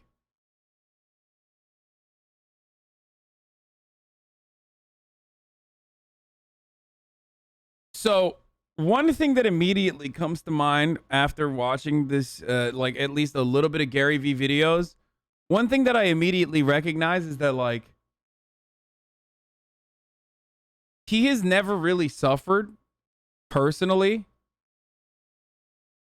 So he has to make himself feel like he's suffering to understand oppression so he can feel gratitude. You know what I mean? Like, bro, if you're like, who the fuck, why would you want to like, I don't understand. I feel like a lot of people engage in escapist attitude and you know, commodity consumption to a degree where they like associate a part of their identity with that consumption. They do that because they want to fucking escape. Like they struggle. They're depressed. They have issues. The future seems bleak to them. They don't have to fucking pretend suffer in their minds. Like they're already suffering in a very real way. And only a person who's like profoundly privileged will be like, yeah, I pretend suffer every morning so I can, you know, gain some perspective. You know what I mean?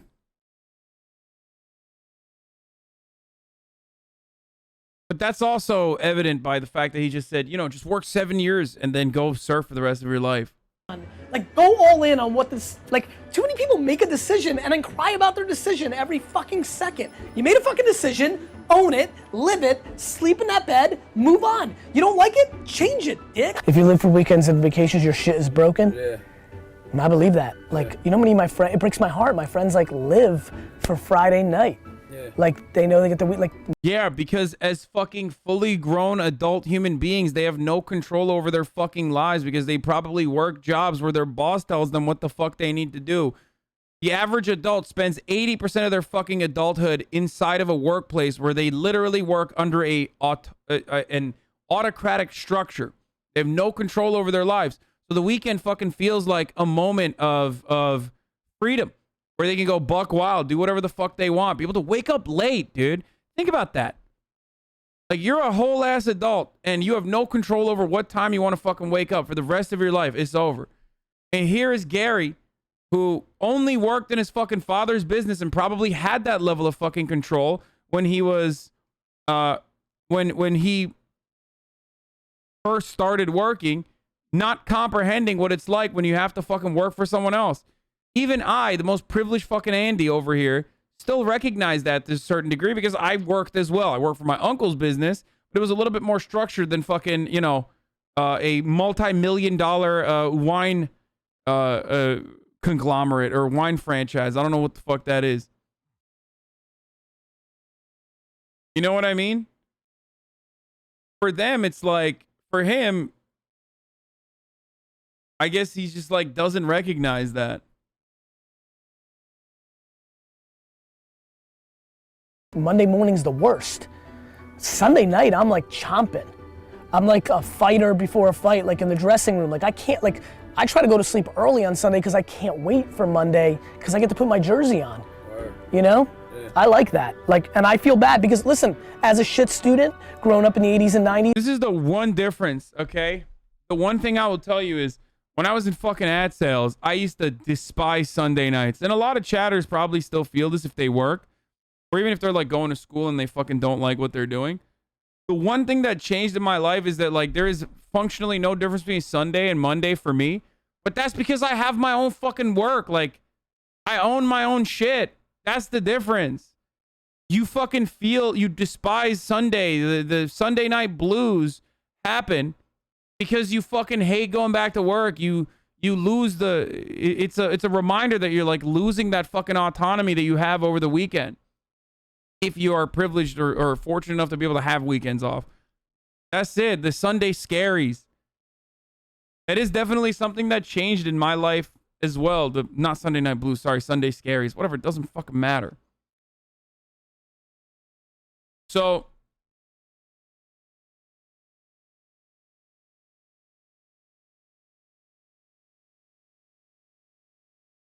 he's speaking like a dude who doesn't understand the other side at all.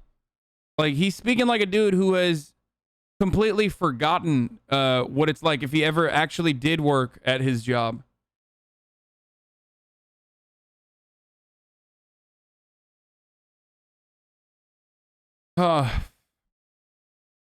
When everybody told me I was a loser for making money on the weekends but being bad at school, I remember Sunday night after the Jets. You had to stream uphill in the snow both ways, we know. Shut up, motherfucker. That's not what I'm saying. I'm not talking about fucking grind set culture at all.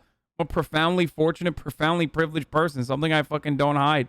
Played being depressed because I knew Monday I had to go to school and that was bullshit and I hated it. And I still had 5, 7, 9, 2, 4 years of it. So, you know, I'm so glad that I'm removed from 1992, 3, 4 when I like dreaded Monday morning. Yeah. And then when my life actually started, my business world started, I don't anymore.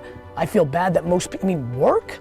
Guys, I mean, looking around at all of us, just like for the 6 of us in this room, it's like 50% of your life. Like 50% of your entire life is predicated on what you do at work. Like, it's just a huge percentage of one's life. I can't wrap my head around with the internet. This is not your grandpappy's life. Yeah. We have the internet. You can make shit happen. You can build businesses or side hustles. I just don't understand why people relegate into losing mentality and just thinking they can't. You can't because you want to be on the bowling team or softball or play video games. That's why you can't. There's plenty of time. Get shit done. And Dude, I hate that, dude. Bro, by the way, this is why I like laugh whenever people take some dumb shit I say about like sports or fucking weebs or whatever seriously and get like personally offended. Dude, have fun, okay? Life is fleeting. It's fucking awful. If something helps you unwind and it's not hurting anybody else, just fucking don't listen to this shit. This shit is so fucking crazy, dude. Like, it's insane.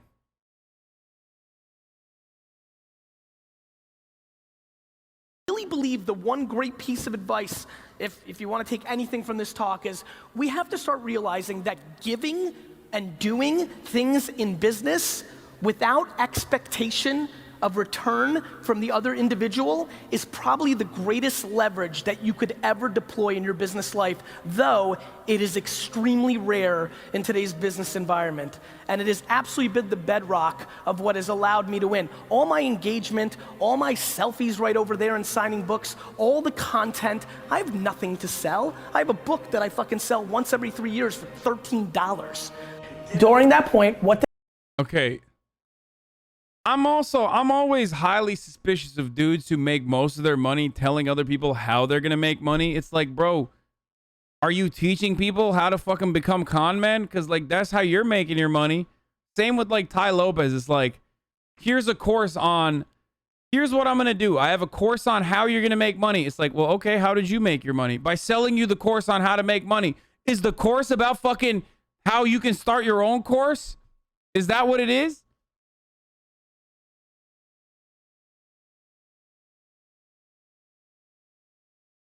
Did I do? I guess with like GaryVee, he has more like actual businesses and shit than Ty Lopez. I think he does like marketing, right? Is I did what I preached to all of you, which is I put in the work. I gave up all my weekends and holidays in high school because I knew I had to pay that price, because I wasn't gonna do I'm gonna go to school, meet some good kids at Stanford and Brown, Ivy League school, make some relationships, and that's gonna be my springboard. I was gonna start with no relationships and in the gutter, and I was gonna have to prove it, and I would have to show up and meet everybody like I did in my 30s. But in my teens and 20s, I was gonna have to work. And so what I did was, to the extreme of anybody I've met that had options. Some people lose their father, mother, welfare, but anybody who had some options, I punted every leisure activity in my life. Nothing. No weekends, no vacations, zero, nothing. Nothing. Like, we're making jokes about the 7 days. I didn't take a single, and by the way, but it's my truth. I didn't take a single vacation day. Never. And I'm sure you worked on your side hustle. I just love you and I don't want to razz you. Like, none. Zero. Zero. Zero. All my high school friends, gone, because I wasn't around. All my college friends, post-college, gone. I'd see them a little bit. I love those guys, but gone. Girlfriends, nothing. All in.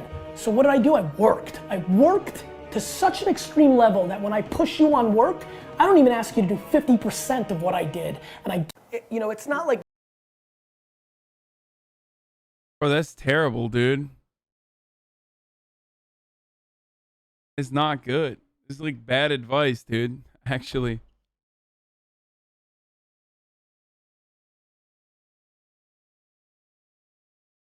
He is like a fucking youth pastor, but he's a youth pastor for capitalism. He's like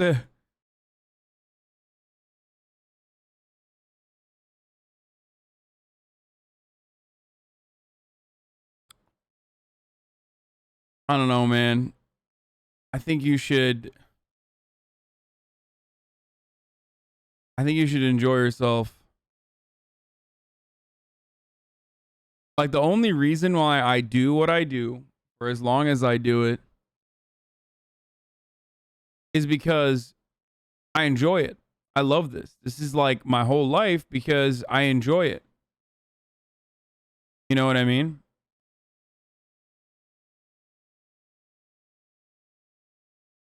That's it. And if one day something happened where I do not enjoy it, I would no longer do it. 8 hours on says that, but 15 hours is on would disagree. I mean, dude, like, when I was doing it 15 hours, I was fucked up. Like, I was fucked up in the head. I love how this kind of people use work like a general term. Motherfucker, are you in your 20s? Horny as fuck? What the fuck are you working on?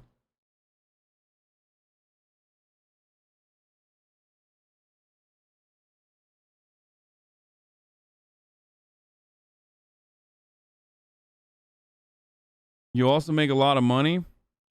I mean, I was doing this when I wasn't making a lot of money too. And it wasn't with the fucking goal of making a lot of money. It was with the goal of having a fucking community for myself that was like beyond working at the Young Turks.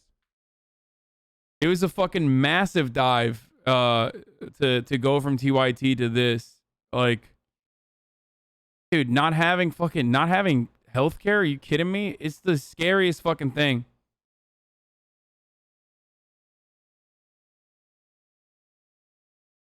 You know what I mean? I was fucking terrified. We already watched Chet Hanks, man. 15 hours Hasan was literally killing himself. He's the reason why 8 hours Hasan has lower back pain. Dude, in 2020, I spent 42% of the entire year streaming on camera. I spent 42% of my fucking year on camera trying to entertain people, trying to cultivate a community. And it fucked me up so bad that I had the, what is it called? I think it's called like the suicide disease, the shingles in my head. Like, having it in your head is so fucking bad that if the pain continues and that has a capacity to continue even after your shingles clear out, that like people call it the fucking suicide disease. So it can make you blind too. Yeah. It can literally make you fucking blind. People don't want to fucking like live with the pain because it's like impossible to manage. It was horrible. I don't recommend that for anyone, dude. I don't. That's devastating. That's awful. The only reason why I did that was because I had nothing else.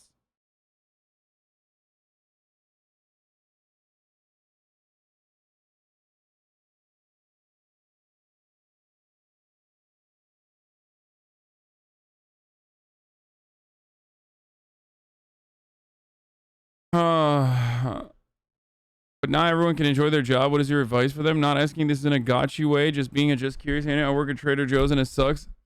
I don't have any other option right now. Yeah, you need to figure out ways to like fucking have fun, enjoy yourself, like every free moment that you have. I'm not gonna sit here and fucking tell you that you should like, you know, do hustle grind set shit. You see what I'm saying?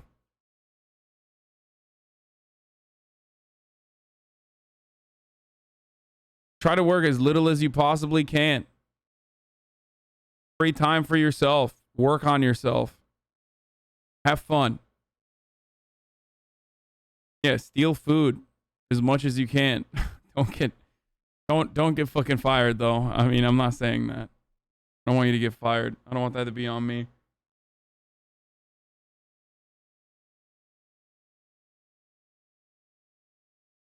Update on the tradies that had lunch on the street. They went to the union headquarters and started breaking windows. In response, the union has announced a 2-week stoppage to all construction work in the fucking state. There you go. The fucking tradies were an outside group. They were not the fucking union.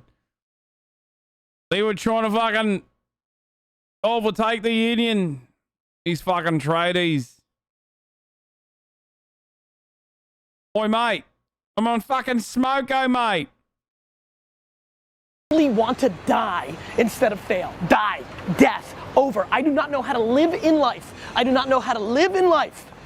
Live in life with an L in business on my resume. You should take defeat personally, period. Yeah, okay, so we made progress on that, but it's going slower than I'd like because we only made a couple $1,000s. Only made a couple thousand. Oh my face. God. Punch him. Only made a couple thousand? Come on, bro. How much did you have before? 0. What is this? What? Oh my God. What is this? I'll tell you what it is. It is a bucket full of receipts. I am fired up right now. Bucket full of receipts. We're gonna be pulling, look, oh, I'm gonna make Monday morning my bitch. I'm gonna make you Saturday, Monday morning. That's what I wanna do every morning, and that's what I want from you. Don't you ever say I just walked away. I will always want you. I came in and I never, sorry, I got excited.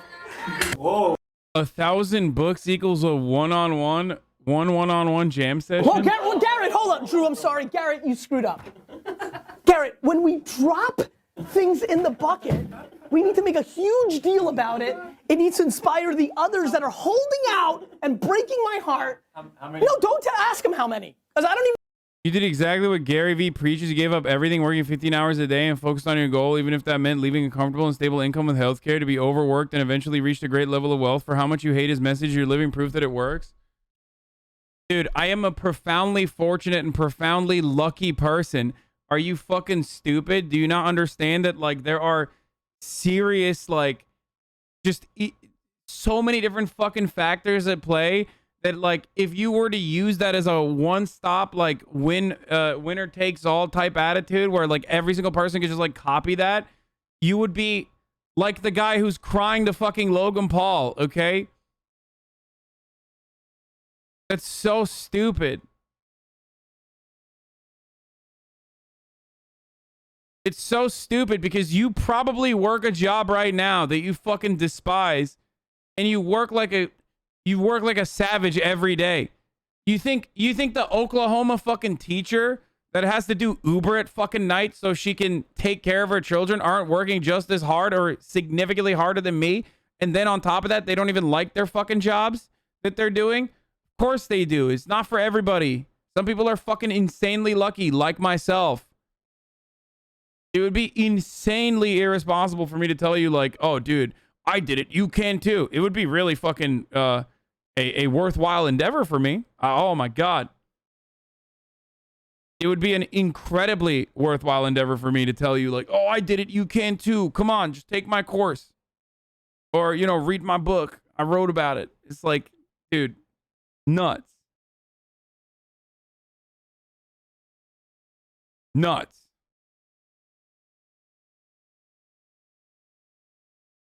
Are you saying hope is a waste of time? GV's messaging is that if you don't chase your dreams, you die full of regrets. I mean, no, chase your dreams, but just also be responsible.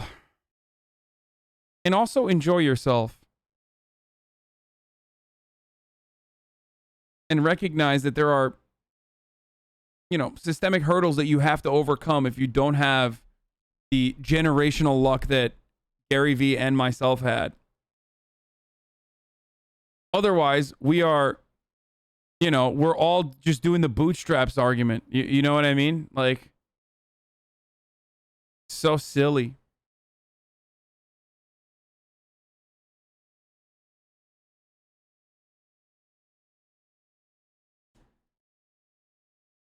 He's not chasing dreams. He's just working. I think his dream is to just do this, though. I think his dream is to be like a rich guy. You know? That's why he doesn't mind working towards that goal.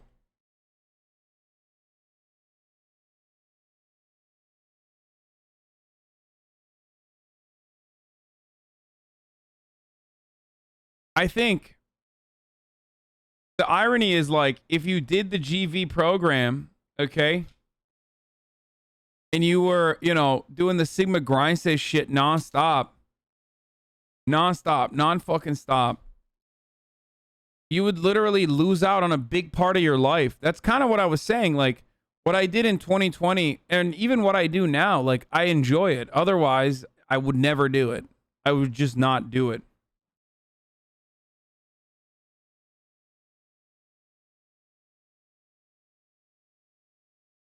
You get it?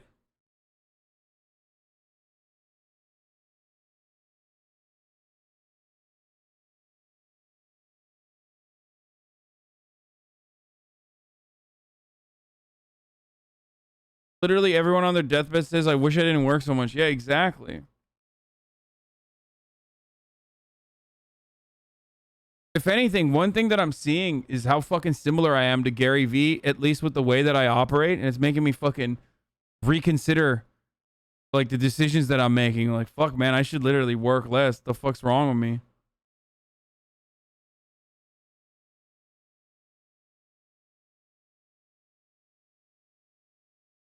You know what I mean?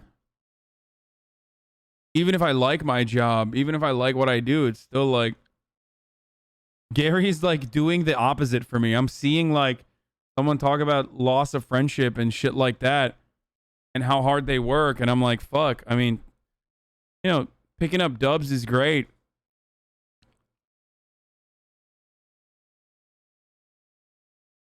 But shit.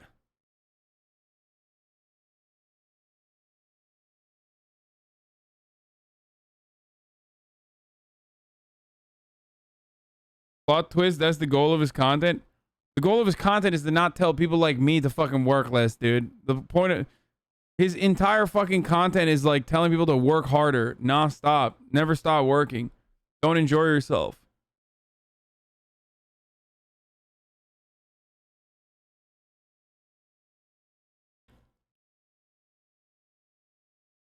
You know?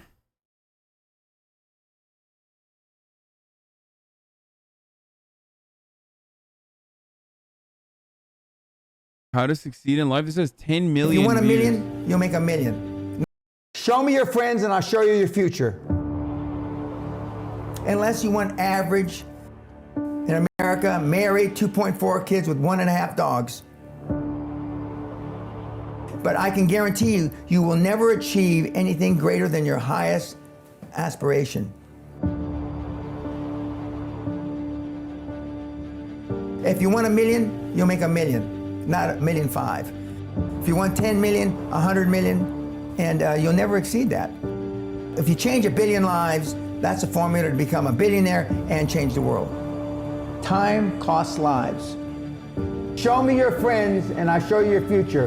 You want to know why you're all f***ed up? Just look at the bums you hang around with. I do what you don't want to do, that you know that you got to do to be where you want to be. What? Ted Turner just gave his 75th anniversary party on CNN a few months ago. And he makes a couple of comments and he says, number one, and I'm not suggesting this for everybody. It's how I live though. First 10 years of my starting CNN, I slept on my couch. I didn't have an apartment. Bill Gates slept in the office. Steve Jobs slept in the office. And I can go down a whole list. That's the irony, is that like these people are singular, okay? People work this fucking hard, but you just don't ever hear their stories because they didn't make it. And that's the difference. Like, everybody works hard, okay? I worked fucking hard too. But like, I'm not fucking delusional. I don't have to like justify myself in the same way that these guys do, because they have to make sure that it's like constantly, they have to constantly tell you it's a meritocracy and I'm only here because I deserve to be here. Okay? That's the difference between someone like myself and someone like these fucking capitalism televangelists. Okay? And that is that, like, there are so many factors that play a significant role in success, including, you know, a good spawn point, capital investment, like even saying something like, oh, just change your friends. Your friends are fucking bums. Like, that's so stupid, dude. You must have been fortunate to have, like, great fucking friends, I guess, if that's the kind of attitude that you have.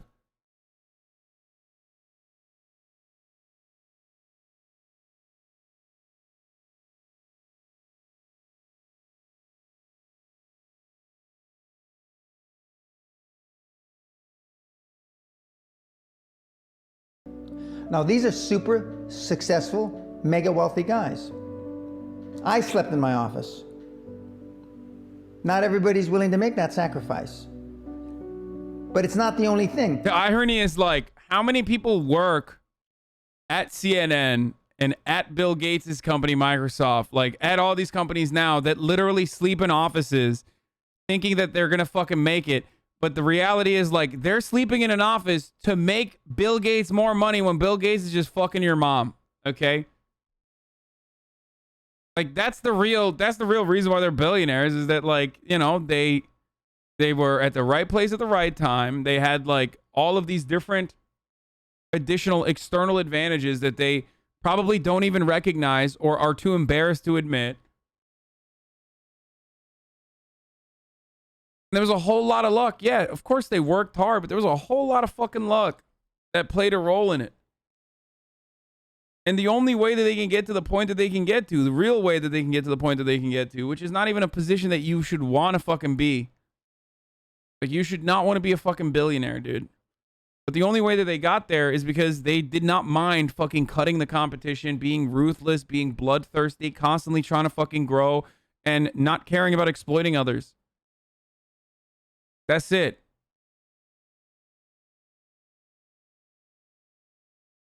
But most importantly, they had a good fucking spawn point. But even if you don't sleep in your office, if you want to send your kids to a better school, if you want to be able to take your...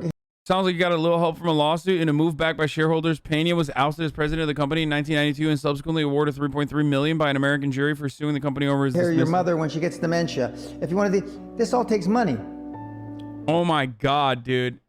In all this fucking conversation about Sigma Grindset, I forgot to run the fucking top of the hour ad break. Such a shameful shameful situation. Not only did I forget that, but I also forgot to eat. Okay, I forgot to cook. I forgot to eat. And honestly, it's shameful. And Dan Pena will be so fucking mad at me. That's what happens, dude. That's what fucking happens. It's because you were sleeping on your desk? Yeah, literally. Yeah, exactly. Sigma Grind said is when you do the fucking top of the hour, every hour ads for Amazon. Okay.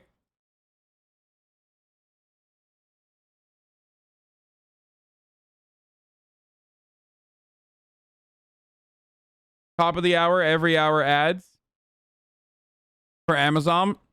But then also, if you're Sigma, you fucking escape the ads. You can escape by subscribing, whether it's for $4 because it's September, or for free with a Twitch Prime if you have that.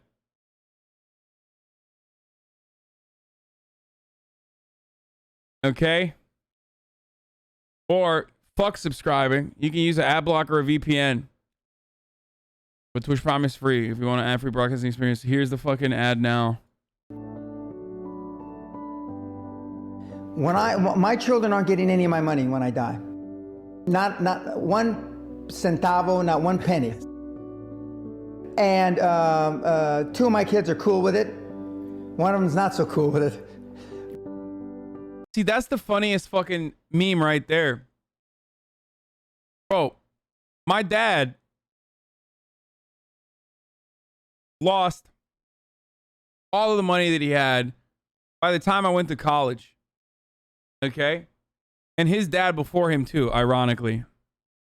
The Piker and the Uyghur family curse.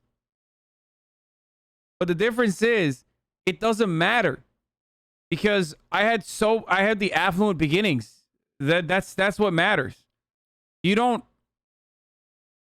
like, intergenerational wealth doesn't work in the way that, like, a lot of Republicans try to fucking make it seem it works. Like, it's not about, like, just a cash infusion when you're a kid. It's not about, like, your parents dying and then you inheriting their money.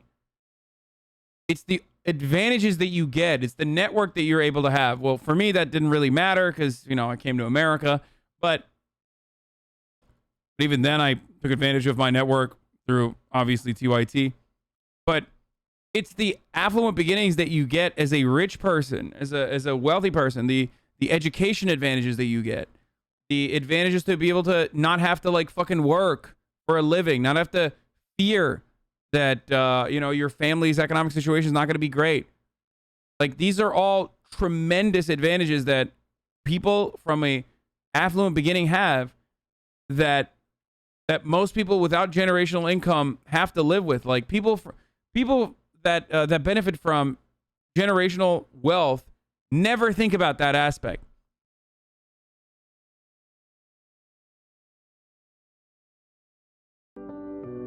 Yeah. Food security, extracurriculars, clothes, technology, advisors, shit like that. I'm not gonna, you know, I think Andrew Carnegie, by the way, Andrew Carnegie, arguably the richest, most successful entrepreneur of all time, he said the best thing that you can have for a child is him to be born into poverty. And I agree. That's such bullshit. No one ever does that, dude. That's fucking bullshit. Like, rich people say that, but they don't do it. It's fucking bullshit. I hate that. Lack of self-esteem, lack of self-worth. Now, they think they have self-worth. They think because they've made a few bucks. But in actuality, and when they measure it against the other 8, 10, 12 people sitting around the table, they realize, or they start to question, hell, maybe I was just lucky. Now, all of us, when you're only a one-trick guy or gal. Workless is bad advice for folks working to survive, though, who had a bad spawn point. I work at full times at Trader Joe's and can't do any less. What else can you do? Do we just have to accept that our labor is being exploited until we die? Dude, I don't know, man. I don't know. I don't have the answers. But neither does fucking Gary Vaynerchuk, all right? All I can give you as far as answers is, like, try to find fucking meaning elsewhere because your work is ultimately not meaningful. That's what I was trying to say. And I don't mean not meaningful in the sense that, like, you're not actually fucking helping people survive, because you are. Right? But, like, if you are coming in here for a get rich quick scheme, like, I'm not gonna fucking point you towards a cryptocurrency, okay?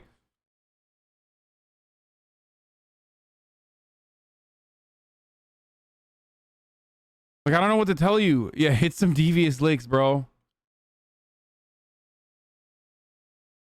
Fuck.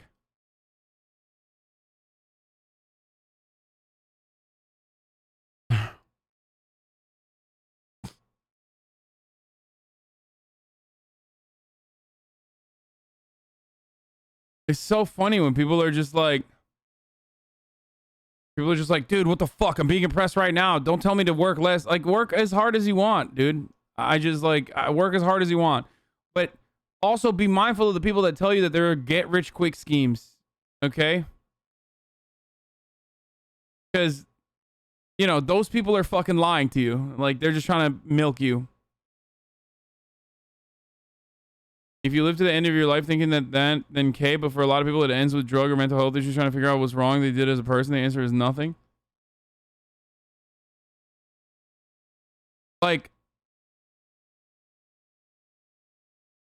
your entire life shouldn't be your fucking Trader Joe's work, you know what I mean? Talk to some fucking cute girls. Pick up a hobby on every fucking free moment that you have.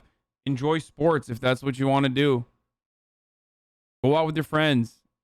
Work out. Read a book. Try to better yourself in every fucking free moment that you have. I'm not going to tell you to do like Sigma Grindstead shit. Easy for you to say? Yeah, it is. It is easy for me to say. But at least it's fucking honest. Do you want me to lie to you? Dude, yeah. Okay, bro, here's what you got to do, okay? You got to find an NFT.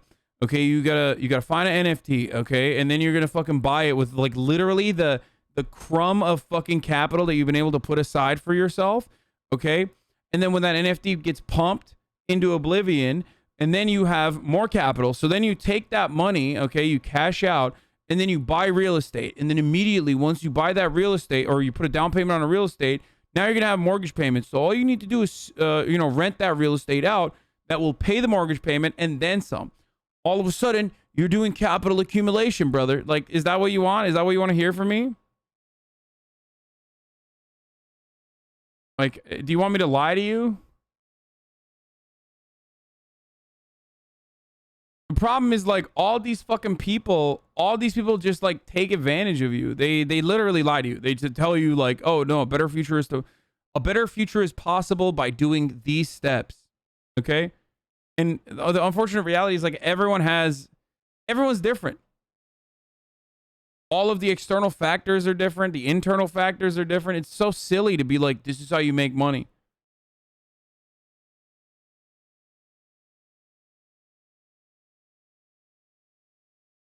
The point is not to work harder than you need to as a wage laborer and enjoy your free time. That's precisely what I'm advocating for.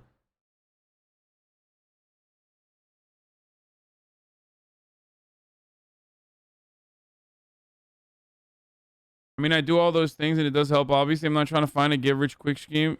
I was just talking in terms of general struggle. I don't expect you to have the answer because the guys are just fucked from the get-go and the system is obviously to blame. Yeah, join the DSA, dude. Find some like-minded individuals. You know what I mean?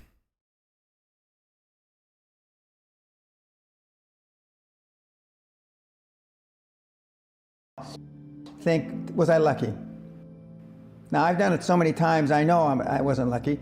I might have been lucky the first time, but I haven't been lucky the 15, 20, 40, 50. I know that. Okay. Oh my fucking God. You were lucky every single time, you son of a gun. That's the point. And also, the first time luck is the most important. The biggest hurdle to overcome is like literally the first fucking leap. It's the first situation. That's crazy. I was lucky the first time. But my life changed when I was pretty much a haphazard kid, got in a lot of trouble, got arrested 4 or 5 times, thrown in jail. And this was with my dad as a cop. But then I volunteered for the draft in 1966 at the height of the Vietnam War. And I went to OCS, and that changed my life because it was the really first real high performance thing that I could measure myself against with other people. 2/3 of all Fortune 500 CEOs have one thing in common: military background. Really? 2/3 of those 2/3 have something else: martial arts. What do you learn in martial arts, Brian? Discipline. Focus. I think like this is kind of like fad diets, right? The nugget of truth in all fad diets is that it still roots itself in like calorie counting, like calories in, calories out, which is like the fundamentals behind like actually how you're supposed to diet. And what the truth is with what he's saying is that like, yes, discipline and accomplishing fulfilling tasks for yourself will allow you to develop confidence within your own skills, within yourself, like setting fucking goals for yourself and then achieving said goals outside of your workplace, of course, is really, really important in fulfillment. Like that is actually hugely important. But he's like doing it with this like weird pro-capitalist patina. Like the advantage, the advice that he's giving you is not workable in the situation that he's talking about. But he's still simultaneously giving you kind of good advice. And the good advice there is like being able to set goals for yourself outside of your workplace, outside of your work life, that you know, put you on a track towards like accomplishing those goals, no matter how fucking difficult it is, no matter how little time you might have, will give you so much more confidence to be able to recognize like, oh shit, I can actually set forward tasks and be able to accomplish that task. So martial arts or things that are trackable in that respect is not bad. It's actually a good thing. Martial arts could be a really good thing. It's kind of like Jordan Peterson, like cleaning your bed or starting your day off by making your bed is actually pretty good. Building healthy habits is a good thing. Canada's popping off right now. In what respect, dude? You're such a liar. Canada has never popped off.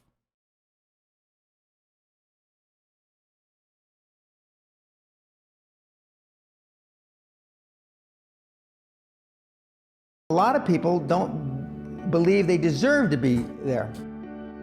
I convince them, and we have these drills, why you belong there. A lot of people that come there, you know, with money, that have made money, think they made it by accident. Right. I just had one of my superstars who's made $100 million tell me in the last week, you know, I'm not sure I'm gonna have another lucky accident. And I said, you did it. I mean, you know, you tried a lot of things. I believe Thomas Edison, I wouldn't have done it 10,000 times. Okay. I would have hired an engineer from MIT to do it. But I mean, I've tried a lot of things. Nobody's failed at more things. Yeah, dude. Hey, just hire someone to do your work for you, man. I don't understand. Sigma Grind said, baby. Unfollowed, unsubscribed, blocked, removed from HasanAbi weekly letters. HasanAbi meme t-shirt burned. If I wanted to listen to someone peddle capital's bullshit, I would have talked to my boss. You've changed since you bought a house. Than I have. And the first 100 million are successes, but I could write a book about failures that'd be, I mean... Thomas Edison's the original fucking con man Andy, by the way, which is pretty funny. Because I've tried a lot of different things. Because failure is just testing. And one of the reasons I've been so successful in generating this equity and value in my kids, and I call you all kids. Like literally had other people that were in a desperate situation and stole their fucking work. You know what I mean? That's great. That's great that he used Thomas Edison. He was like, Thomas Edison was kind of a bitch, though. He was bitch, man. He couldn't steal as hard as I could steal, dude. I'd be doing more devious licks than Thomas. Old Tommy Tom. Is because I convince him that making a mistake is okay. Your parents probably told you, you can be anything you want. But you can't. That's horseshit. You can't. If it's all juxtaposed. So, but what you tell them is that you can do anything you want that you have passion for, because that eliminates most of the crap. Because most people don't follow their dream. You know, like they say in The Sound of Music, you can't have a dream come true unless you have a dream. Now, I still dream. I dream in Technicolor. Dude, I love this fucking video editing. I say my affirmations and goals every single night. It's bloody hard to be a high performance person. Perfection equals paralysis. You know what's really funny? Like, by the way, Chatter keeps pointing this out, but this is like hugely important. They had the help with the GI Bill, cheap house, cheap education, low debt burden, plus officers are from West Point. Like, Yeah, he's also completely avoiding like all of the different help that they got from their fucking government, dude. That's the worst part about this, is that, like, again, all these motherfuckers who are like, dude, I fucking made it, I did it so hard. Like, dude, the tremendous benefits they got, adjusted to like their time, by the way, because, you know, not everyone fucking became millionaires from that time period. Like, not everyone in his generation is 100 millionaire, obviously, but plenty of people had a better fucking lifestyle than people do now. Analysis. If you left it to engineers, no car would ever come off the assembly line. No car would ever come off the assembly line. And I've been in business with enough engineers, I can attest to that with my hand on my heart. They'd still be trying to make it better. And the internet business is very much the same. The internet kids want to test and test and test, and they want the landing page to be this. And roll it out. The great thing about the internet is Yeah, thank God for guys like this, bro. Yo, now I'm getting triggered on behalf of my brother here, okay? Yeah. Yeah, totally, dude. Engineers are so bad, dude. They're perfectionists. That's why you need a capitalist to fucking exploit them and put out a subpar product. Yeah, just fucking roll it out, dude. It takes a capitalist to fucking force the car off the assembly line before it's you know, drivable. Your results are instantaneous. If something that I'm overseeing at a Concord level, 60,000 feet, doesn't work. Tesla autopilot, baby. Roll it out. Roll it out. Fully self-driving. Do it. Roll it out. Fuck it, dude. Fuck it. We'll patch it. We'll patch it later down the line. Okay. We'll patch it. We'll just do some fucking NDAs, you know? We'll give people some hush money. Shut the fuck up. Dead people tell no secrets. You know what I mean? Forget about it. Move on. And today at our meeting, now the young kids are, we ran it 3 days, sir, and we closed it down. And they are thinking I'm going to ask why. I said, no, that's fine. Next. Because without them making mistakes and without them being allowed to make the decision, they never get any better. And 95% of the time, I know probably better than they do. We're never going to be able to know everything or have them know everything unless they make some mistakes and get comfortable with making mistakes. What gets measured gets accomplished. Without measurement, you're just fooling yourself. If it wasn't for fucking engineers, like every fucking every aircraft would be the Boeing Max, okay? Like every single one. Every car would be like Tesla. Okay, if it wasn't for like literal fucking engineers and actual regulation, thank God. So, before I had any money, I used to go to the Rolls-Royce dealers and sit in the cars and smell the leather, touch the leather, okay? I went to $1 million houses, and my wife and I would walk through the house, and they'd say, when are your parents getting here, kids? No, we are the buyers. Practice within when you're without. Practice being successful. How many people listening to this today practice being successful today? Through affirmations, through going to the Rolls-Royce dealer, maybe Lamborghini, maybe something else. Right. In my particular case, it was Rolls-Royce. And within a year of me going to the Rolls-Royce dealer, I had a Rolls, okay? Within 19 months of me dreaming and adding it to my goals, a castle on an island, I own Guthrie Castle.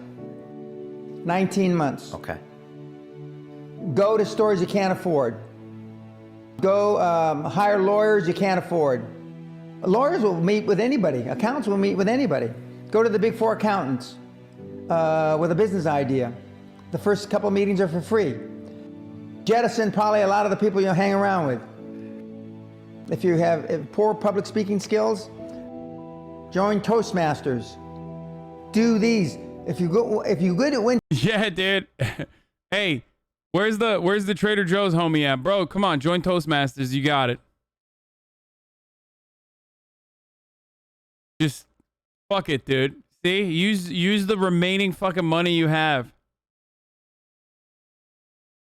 The little amount of money you have for that. Just fucking bankrupt yourself.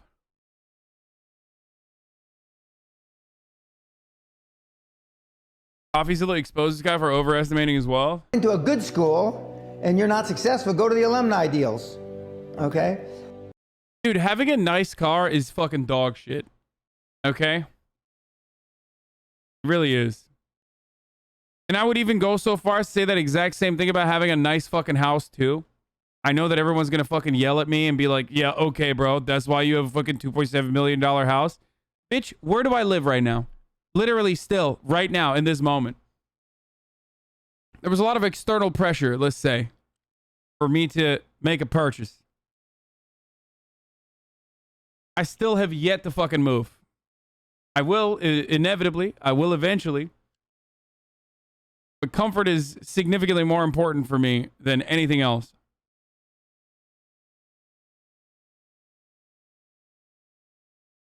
Or you say 3.7 is 2.7.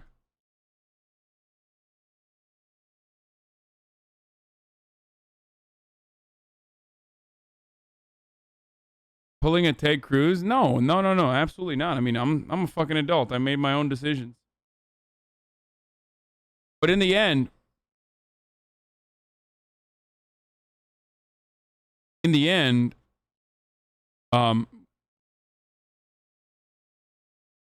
it doesn't matter. This is what I enjoy doing. This is what I like doing. This is where I spend all my money. This is where I spend all my time.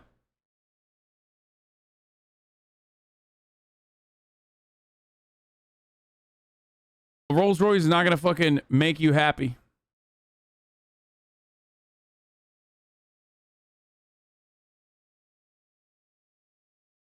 Look forward to hearing the echo and your tennies being cold from the walk. Yeah, totally.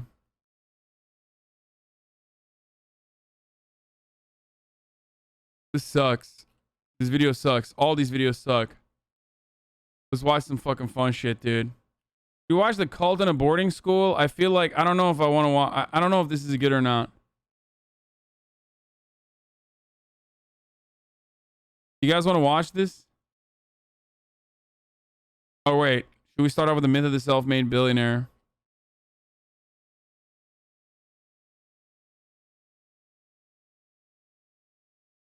This is not Sunday Funday, only serious business today.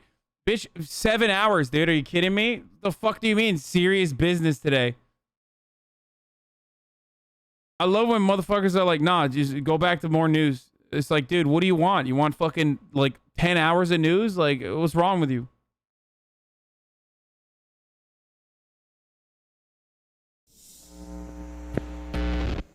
This episode and others like it are made possible by the generous support of my patrons on Patreon. If you'd like to help support this channel and...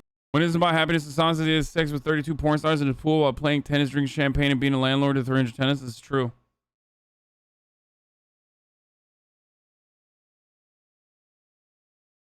I snuck into a secret arms. Hi. What the fuck is this? Boy, I snuck into a secret arms dealer conference. Wait, this guy's a dirty little commie, dude. Look at him. Look at this fucking little commie, dude. He's got a fucking Cuban communist flag. Who is this guy? What is this? Boy? I don't know who this guy is, but I'm excited to watch this. I snuck into an exclusive military conference for the world's biggest arms dealers. Wait, is this the fucking wait, is this the haircut guy? Is this the Korea haircut guy? There's literally one fucking communist in Australia. So immediately, as soon as I heard the Aussie fucking as soon as the Aussie accent came out and he's a fucking commie, I'm like, okay, this is the haircut guy, right? The North Korea haircut guy. No, there's two, they're friends.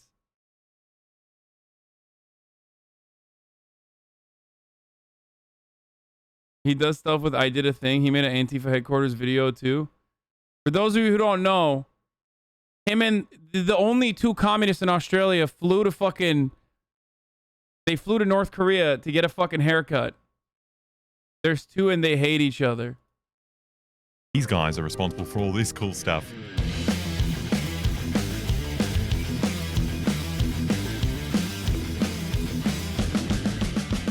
They make an absolute killing, $420 billion to be exact, which makes war one of the biggest and most profitable industries in the world.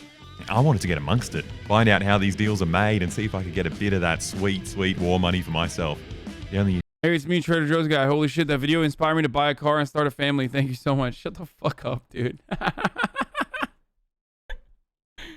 Oh, that guy's actually apparently a socialist, but then walked into a Walmart and said yes.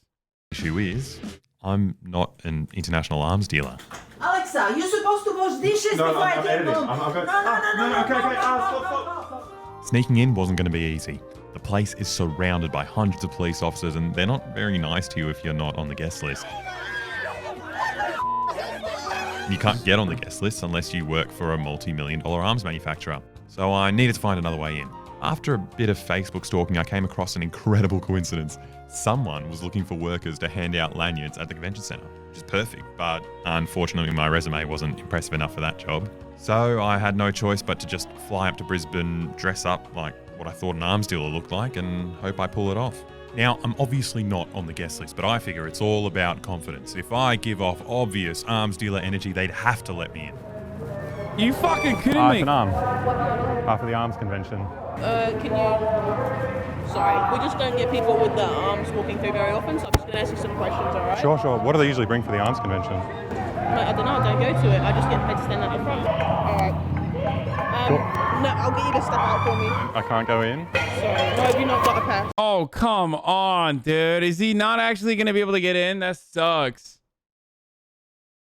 I mean, it doesn't suck as much as like running the top of the hour ad break right now, immediately after I fucking ran immediately after I ran one 30 minutes ago because I forgot to run it at the top of the hour last time, but now I'm not going to forget to run it at the top of the hour, right?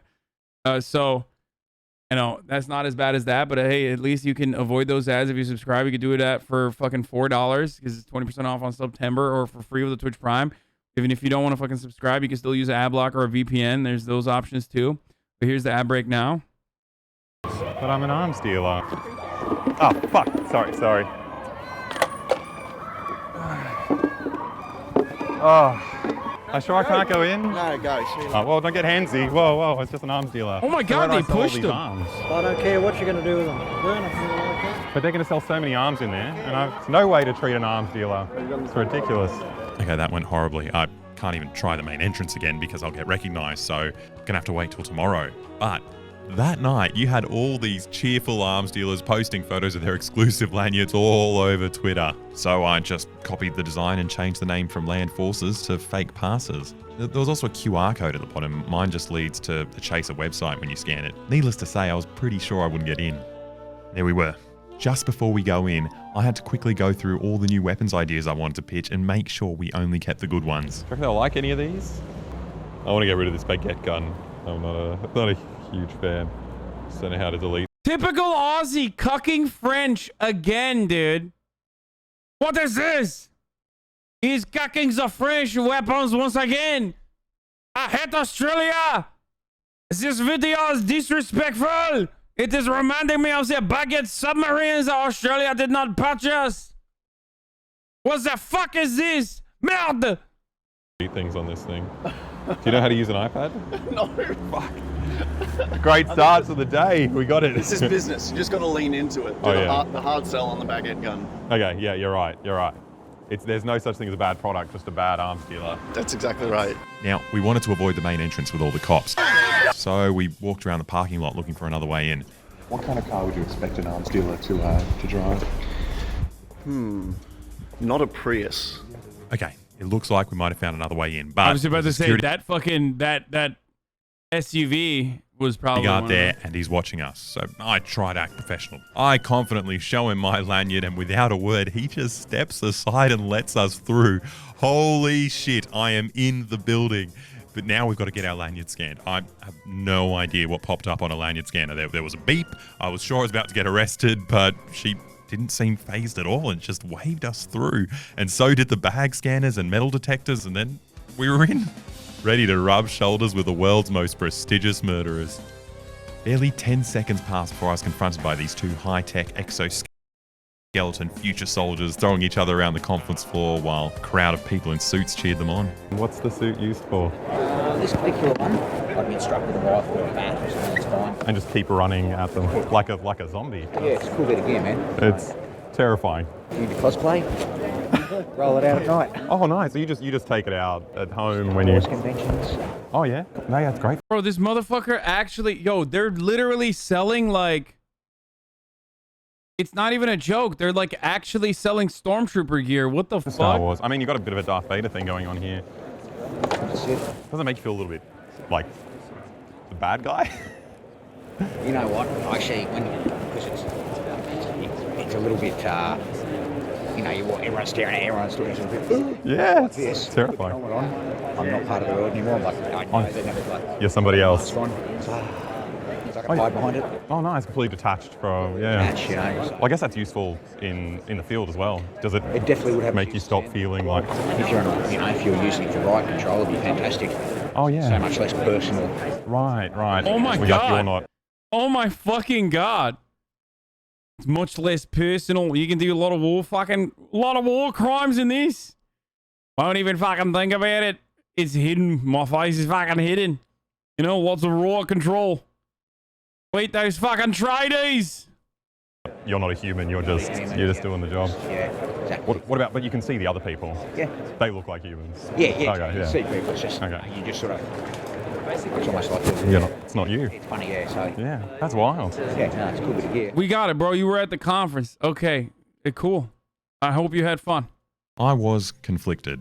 That conversation scared the crap out of me, but I was also pretty happy about passing as a regular, everyday arms dealer. But I won't let this... Makes you disassociate with the English major you're beating. Yeah, makes it easier to fucking destroy some journalists. These fucking fake news guys. They're coming in here doing fake news. Makes it easier to beat the fucking shit out of them. Mate, you sound like I slipped me gut and called me skivvy. What? I don't know what that means. What the fuck? Did you just say slurs? Excitement get to me. I've got to stay cool and fit in, following proper military etiquette so everyone knew I was one of them. Just a run-of-the-mill arms dealer here to look at cutting-edge killing technology. They had future camouflage tech. Have you ever seen a camo Aussie flag? So you can camouflage in the... Dude, the funniest part about that is this is so Australia. So all the fucking AR-15s are fake, dude. Look at this. I feel like if this was in America, they would just have like the regular AR-15s. Like they would have real guns, right? This YouTube partner I did a thing follows you on Twitter, by the way. Oh, hell yeah. Tech. Have you ever seen a camo Aussie flag? So you can camouflage in Australia. The newest sniper rifles. Oh, I see civilians. Robot dogs. Autonomous torpedoes. Oh, I thought they didn't use Boston Dynamics robot dogs for warfare. What happened? Huh? Oh, that's Boston Dynamics. That's different. That's why they got the fucking robot dog. They got the fucking doggo. Oh, I see civilians. Robot dog. He's a fucking war puppy. He's a war pup.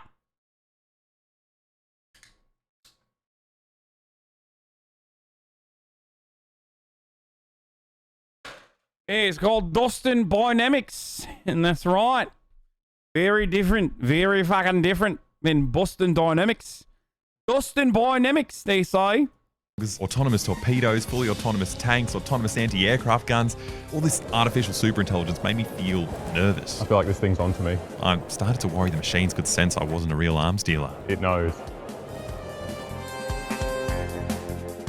But everything changed the moment I got a gun in my hands.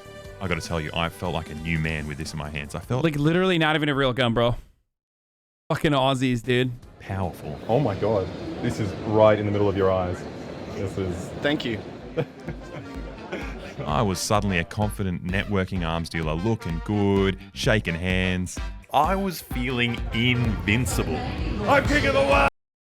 Are you following the Canadian election? Conservatives have gained over double the seats in Atlantic Canada so far. They've had a very good start.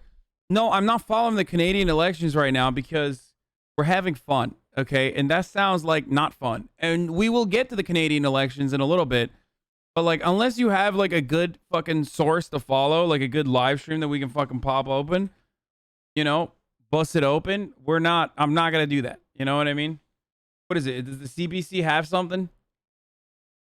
Last time around, and Oh, this shit, they time do. around, the Liberals are facing kind of. Okay, we'll fucking get to it in a little bit. All right, we'll get to it in a little bit. All right.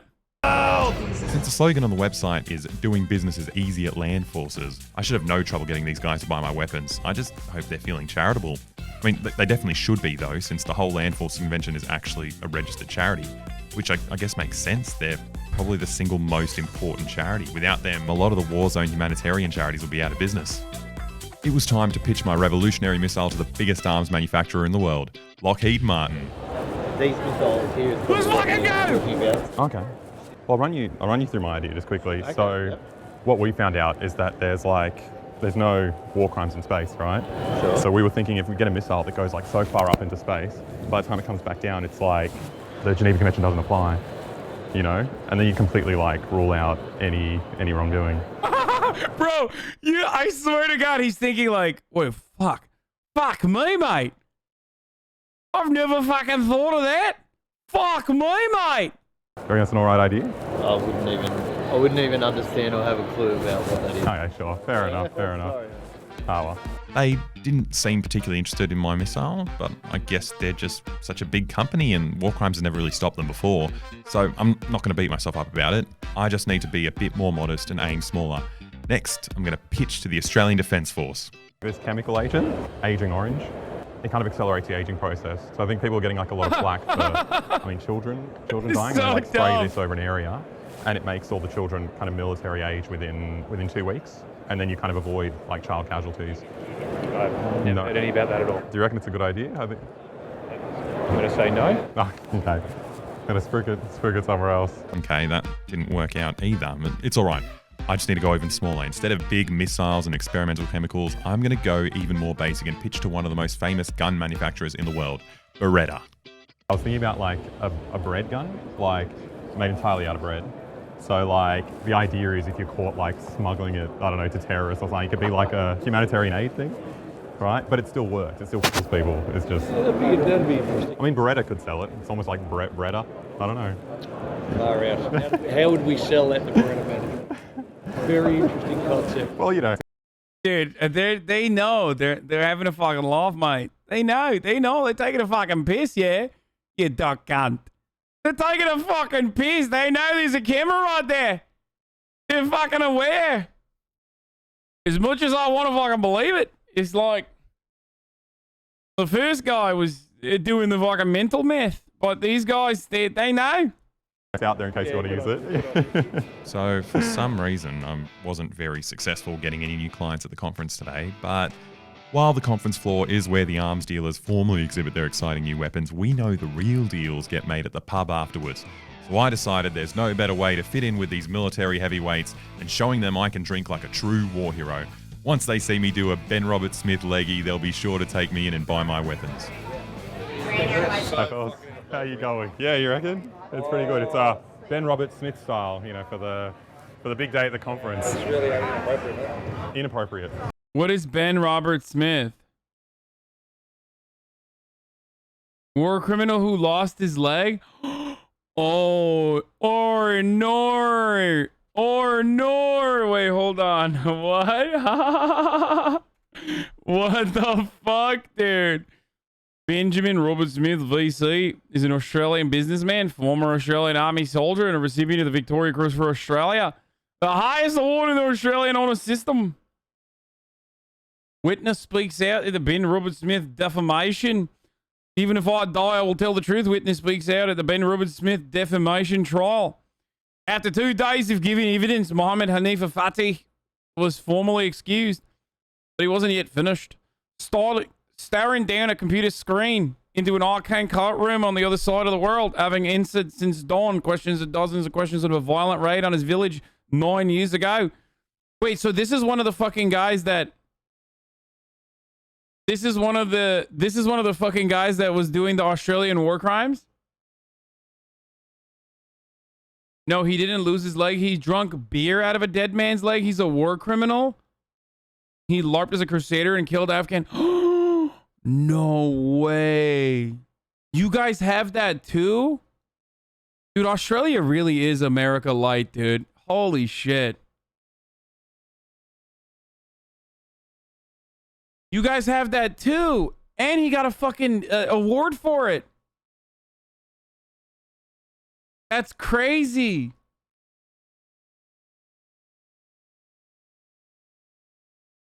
SAS soldier Ben Robert Smith with a prosthetic leg taken from an Afghan man whom he killed. Oh my god, dude. We literally have worse media than you. No fucking joke. Yeah, I know. His name is Rupert Murdoch. Okay, your entire media is like run by one man, and he fucks ours too. So. Do you guys want to have a go? No? No. It's like an Aussie war hero, though. You know. Really inappropriate. Right? Okay, more for me then. Yeah, maybe we can like chant though, like skull, skull, skull, skull, go. Dude, he just said it's inappropriate. What the fuck? It's an Aussie war hero though. Yes, we know. But he just said it's inappropriate. Enjoy yourself, okay? Enjoy yourself. Leggy. You want to have a go? No, thanks, bro. Ah, no worries. I don't know what went wrong. The whole day, I felt like a massive idiot.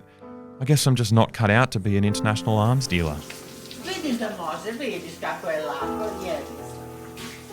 I love this dude. It's funny as fuck. Australian soldiers flew Nazi swastika flag from vehicle. Oh my god, you guys also have like fucking psychos, dude. It's crazy. Buried evidence and threats. How Ben Robert Smith tried to cover up his... Oh my god, there's a photo of it. Oh my god. Oh god, I don't want to look at that. That's so traumatizing, dude. What the fuck? Oh, that's so gross. Oh my fucking god, that is so disgusting, dude. How did the Australian government give this guy a fucking medal?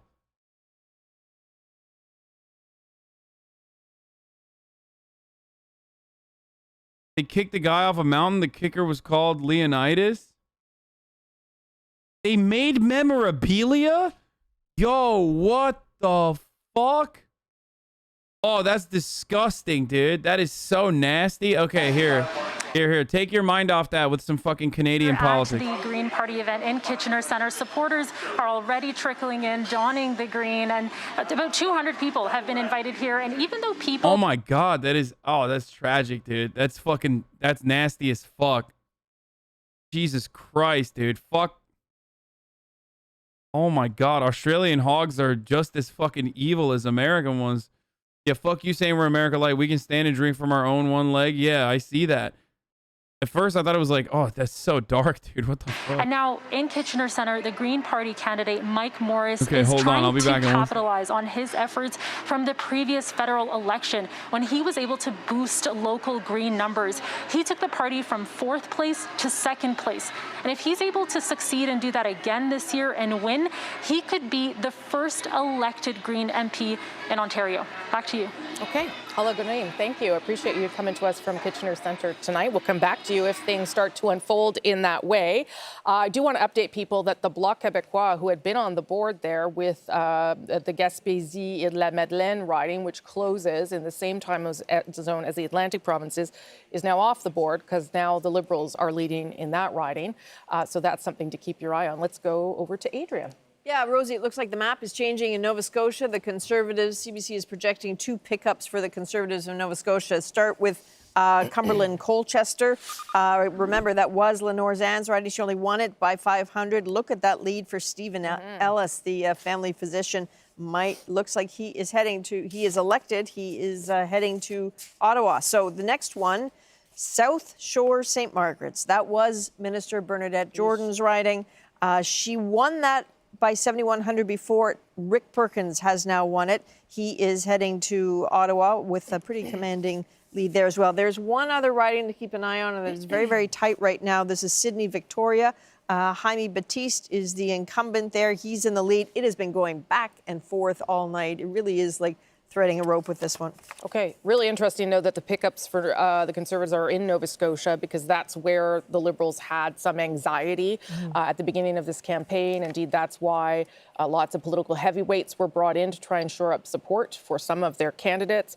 Also now we've got our first Liberal cabinet minister who has been defeated tonight. Let's go to Hannah Thibodeau. She's at the Conservative headquarters in Oshawa. Hannah. Hey, Rosie, I'm joined by Dan Mater. Dan Mater is really the architect behind the policy platform and had a policy really throughout this whole campaign. Dan, let's talk about what we're seeing in the Atlantic provinces, a pickup of 5 there. What are your thoughts on that? I'm sure it's great news for you guys. Look, we feel good so far. It's off to a good start. You know, what we're seeing is a number of the places where our leader campaigned. We're seeing good results. We're seeing some really good pickups of some great candidates.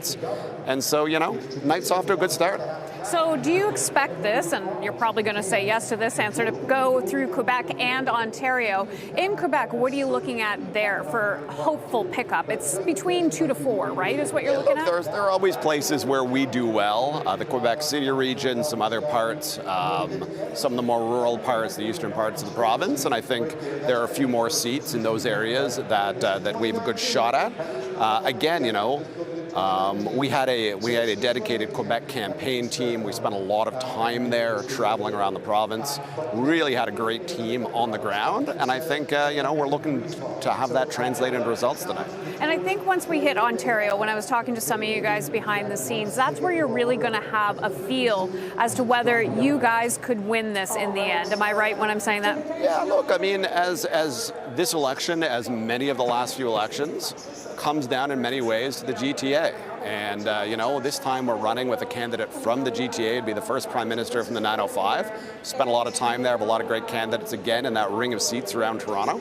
And I think we're all eagerly awaiting the results there and feeling good about how we're, you know, what we've been hearing on the ground there the last few days. Okay, Dan, I'm sure we'll talk again. Thanks for joining us. And Rosie, I'll send it back to you now. Okay, Hannah, thank you so much for that perspective. Let's go over to Ian, who's got more results now from New Brunswick. Yeah, I remember at the beginning of this evening, we said that there were 3 ridings of the 10 in New Brunswick that were too close to call. Well, at this hour, those 3 ridings are still too close to call. Let's start with Fredericton, which has been going back and forth right now. Andrea Johnson is in the lead. If anybody is watching this on their phone and they're in a lineup somewhere in Canada and they're wondering if they should leave that lineup, look at Fredericton. Every vote counts in every riding, but particularly in the close ridings. And this one continues to be very close. But also look at the Greens, right? In a kind of third place, distant from the 2 leaders. Let's go on to another one of the ridings that has been considered too close to call, Miramichi Grand Lake. This is a pretty significant lead for Lisa Harris, but what I want you to take a look at is the People's Party. In 4th place, 220 votes. And, you know, if you added that, right now they've kind of doubled their share from last time around in Miramichi Grand Lake. Not that you could add all those votes to the Conservatives, but if you did, suddenly that would be a really, really tight race between 2 former provincial cabinet ministers who are vying for Miramichi Grand Lake. A Liberal riding that right now they are in the lead. And then look at St. John Rothsay. Wayne Long, described to me by so many people as a great retail politician. When I talked to him earlier today and he said to me he felt good, I thought, you know, everybody I've talked to said that riding is really close. How much of that is maybe he's oblivious? Well, he's not oblivious. He knows exactly what's going on in his riding. Interesting. It'll be interesting to hear from Jerry how he feels about Wayne Long going back to caucus, because he's a guy who's like his independent guy, riding first guy, probably not cabinet material given how he feels about Justin Trudeau, but he is doing very well right now in St. John Rothsay. Okay, I'll get Jerry to answer that question in just a moment. I will say being nice to the leader probably helps you get into cabinet. That's probably the first thing that you should do. But what Ian demonstrated there with the Miramichi riding is that when you have the People's Party of Canada starting to edge up just a little bit, not to the point where they're going to win the seat, it does create problems for the Conservative Party. And Travis Danraj is in Saskatoon with the People's Party of Canada to talk about that very thing, Travis. That's right, Rosie. I've got a guest to talk to me a little bit about that, but I got an update for you.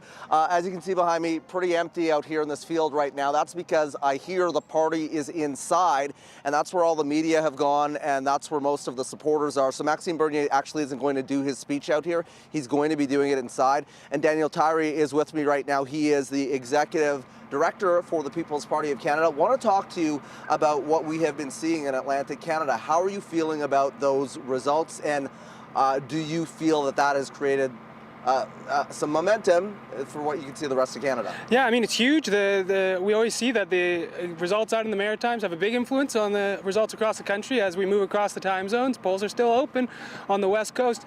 So we're hoping that this will help push us forward and really activate our voters and help them solidify some big numbers across the country. We've been seeing a lot of these large rallies that are happening in the prairies particularly. Tell me about those specific ridings in Alberta that you think that you can really have a shot of winning. I think we've been seeing huge rallies across the country. I don't think the other parties could even pull out the numbers that we've been pulling out coast to coast. It's nice to see. But the prairies are definitely the heartland of conservatism and some of the areas we're most confident. I'm looking closely at ridings like Banff Airdrie, like Fort McMurray Cold Lake, for where we can see big surprise results this evening. And what is it particularly? I know the message overall, broadly, is about freedoms and fighting the establishment, but is there one core message that Maxime Bernier has been delivering these past few weeks that is resonating? I mean, we've seen extreme growth over the last year, and a big part of it has been the absurd actions by governments, provincial, federal, infringing on our constitutional rights. And fortunately, Canadians have a voice in federal politics pushing against these ridiculous restrictions and standing up for our constitutional rights.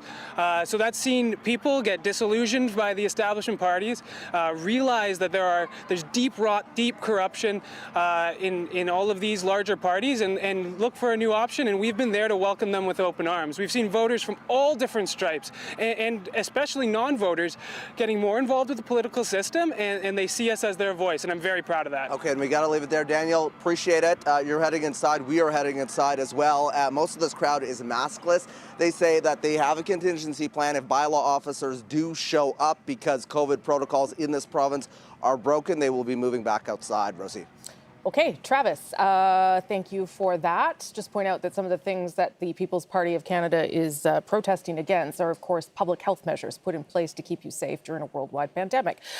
Lisa, I'll just ask you whether you think there's anything to this notion that the People's Party of Canada could eat in at support, like we saw there with the example in New Brunswick with Miramichi. Yeah, I don't think it's a direct correlation between the Conservative vote and the PPC vote. I think what the young man said there is true.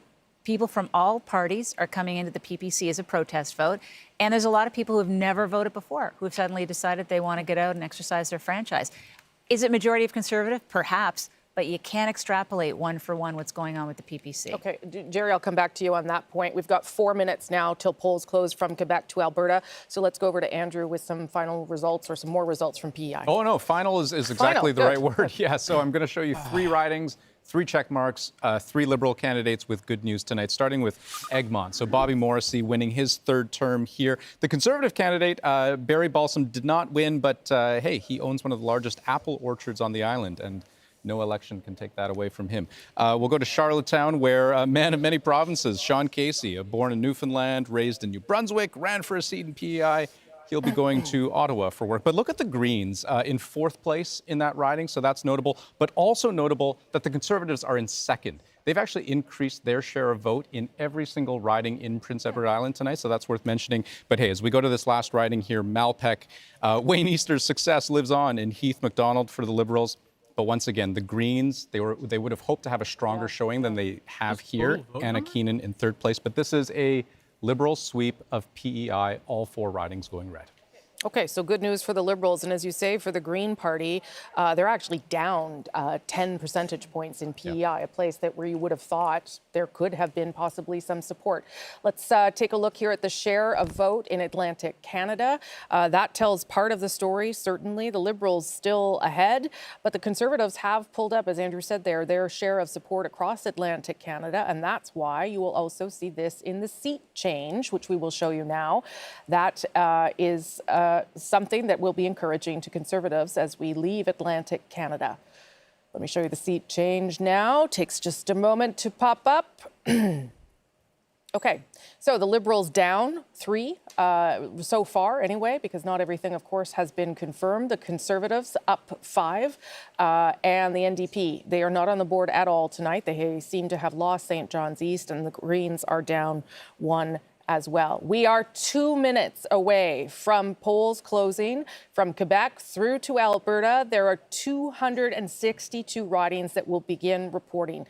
That means that this map on the floor, well, it's going to become a lot bigger, but it's also going to start to be painted in many different colors as things start to close. That's a lot of seats at stake in a lot of provinces that have become key battlegrounds in this election, including Ontario, where you saw both the Liberal and Conservative leader in the last days of this campaign trying to make inroads there again.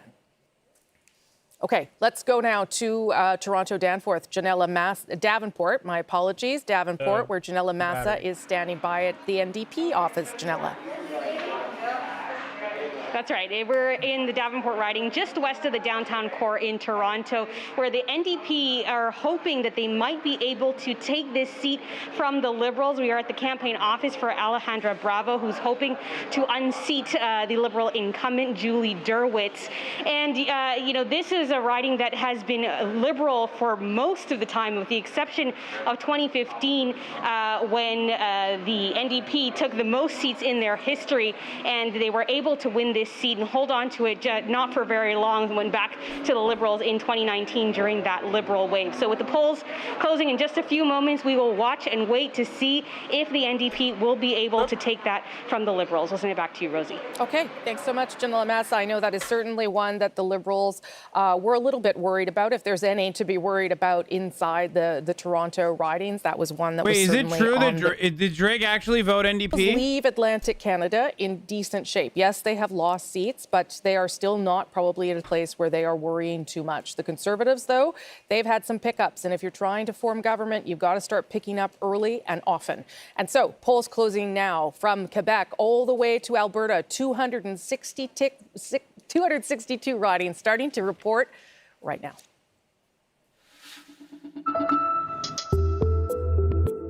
This is the big one, the biggest swath of votes coming all at once. Polls closed just seconds ago in Quebec, Ontario, Manitoba, Saskatchewan, Alberta, the Northwest Territories, and Nunavut.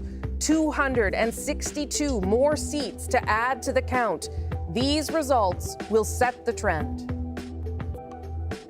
Hello, everybody. This is Canada Votes 2021. I'm Rosemary Barton. This is the map of Canada at this hour. As you can see, we've had results from Atlantic Canada that leave you with what you see at the bottom of your screen there. The only two colors on that map right now, red and dark blue. Nothing else filled in yet. No other parties on the board. But we do know that there are some very early results from Ontario as we await now results from Quebec, Ontario, Manitoba, Saskatchewan, Alberta, and the Northwest Territories, and, of course, Nunavut. I would never forget you.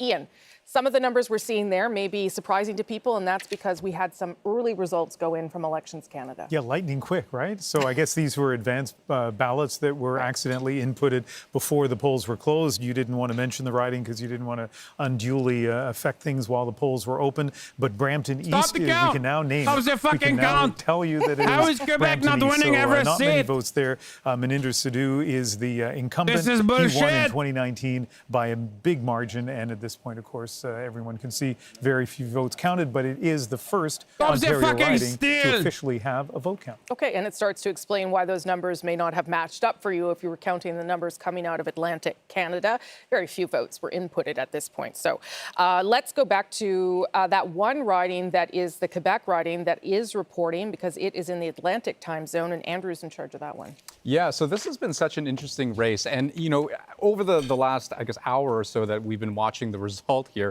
it's been flipping back and forth between Liberal and Bloc. And here on my computer, I have this really interesting way of visualizing it where we see it as a sort of curvy graph. And it looks like, you know, like a DNA double helix strand, how the two things keep just crossing over each other. Anyways, a small pleasure that I have access to that I can't show anyone at home. But Gaspésie, you can see the Liberal candidate right now in the lead. one of the reasons why it's been so close is, Gaspésie is such a difficult part of the province to campaign in, right? Yeah. It's such a large area. It's a very rural area, very beautiful, mind you, but you almost literally have to campaign in that place, town by town, issue by issue. And here's another riding that we've got. We can see very early results. A lead of 12, nothing to boast about, but nothing to be sad about either. And Peter Schiffke in Vaudreuil-Soulanges. This is just off the island of Montreal, and the western tip of Montreal, I should say, with a pretty sizable lead, given it's only one poll reporting. Okay, there are 78 seats up for grabs in Quebec, and certainly this is mostly a battle between the Liberals and the Bloc Québécois. Jerry, why don't you weigh in on the importance of Quebec? I know Liberals that I talked to really felt the English debate hampered them because it helped the Bloc. That may be the case, but I'm not sure you're going to put all of your mistakes on one event. But it did allow an opening for the Bloc, and I wonder how concerned they are about that tonight. Yeah, I think they're very concerned. There's no doubt that a lot of the majority hopes were pinned on winning new seats in Quebec. In my experience with Quebec elections, there tend to be clarifying moments toward the end of the campaign, and that was certainly one of them. It didn't help any of the non-Bloc Québécois parties on that stage. Yeah, and we should point out that Yves-François Bro, I swear to God, every time the Conservatives put another fucking blackface photo of Justin Trudeau up, Quebecers are like, why are we voting for the Black Québécois when we have a more racist person? What is this? How many times have you done the blackface?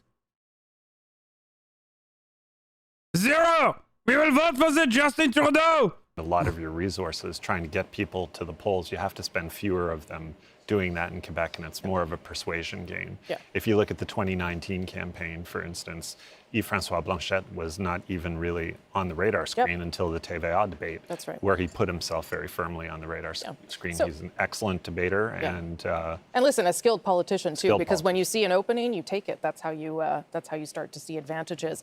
Okay, we remember polls have closed now from Quebec all the way to Alberta. 262 seats have started to report. So this is when things get real. This is sometimes when elections get called, but remember, things are very close in this election. We may not know the ball game by the time we are finished with all of these provinces. What we do know also, though, is that lines continue to be long, particularly in urban settings like Toronto and Montreal, where polls have been, moved around a bit or stuck all in one bigger area in order to help people physically distance. Thomas Degla is in one of those lines or at one of those lines with people who are still waiting. Polls closed, Thomas, but I think they are still allowed to vote. Is that correct?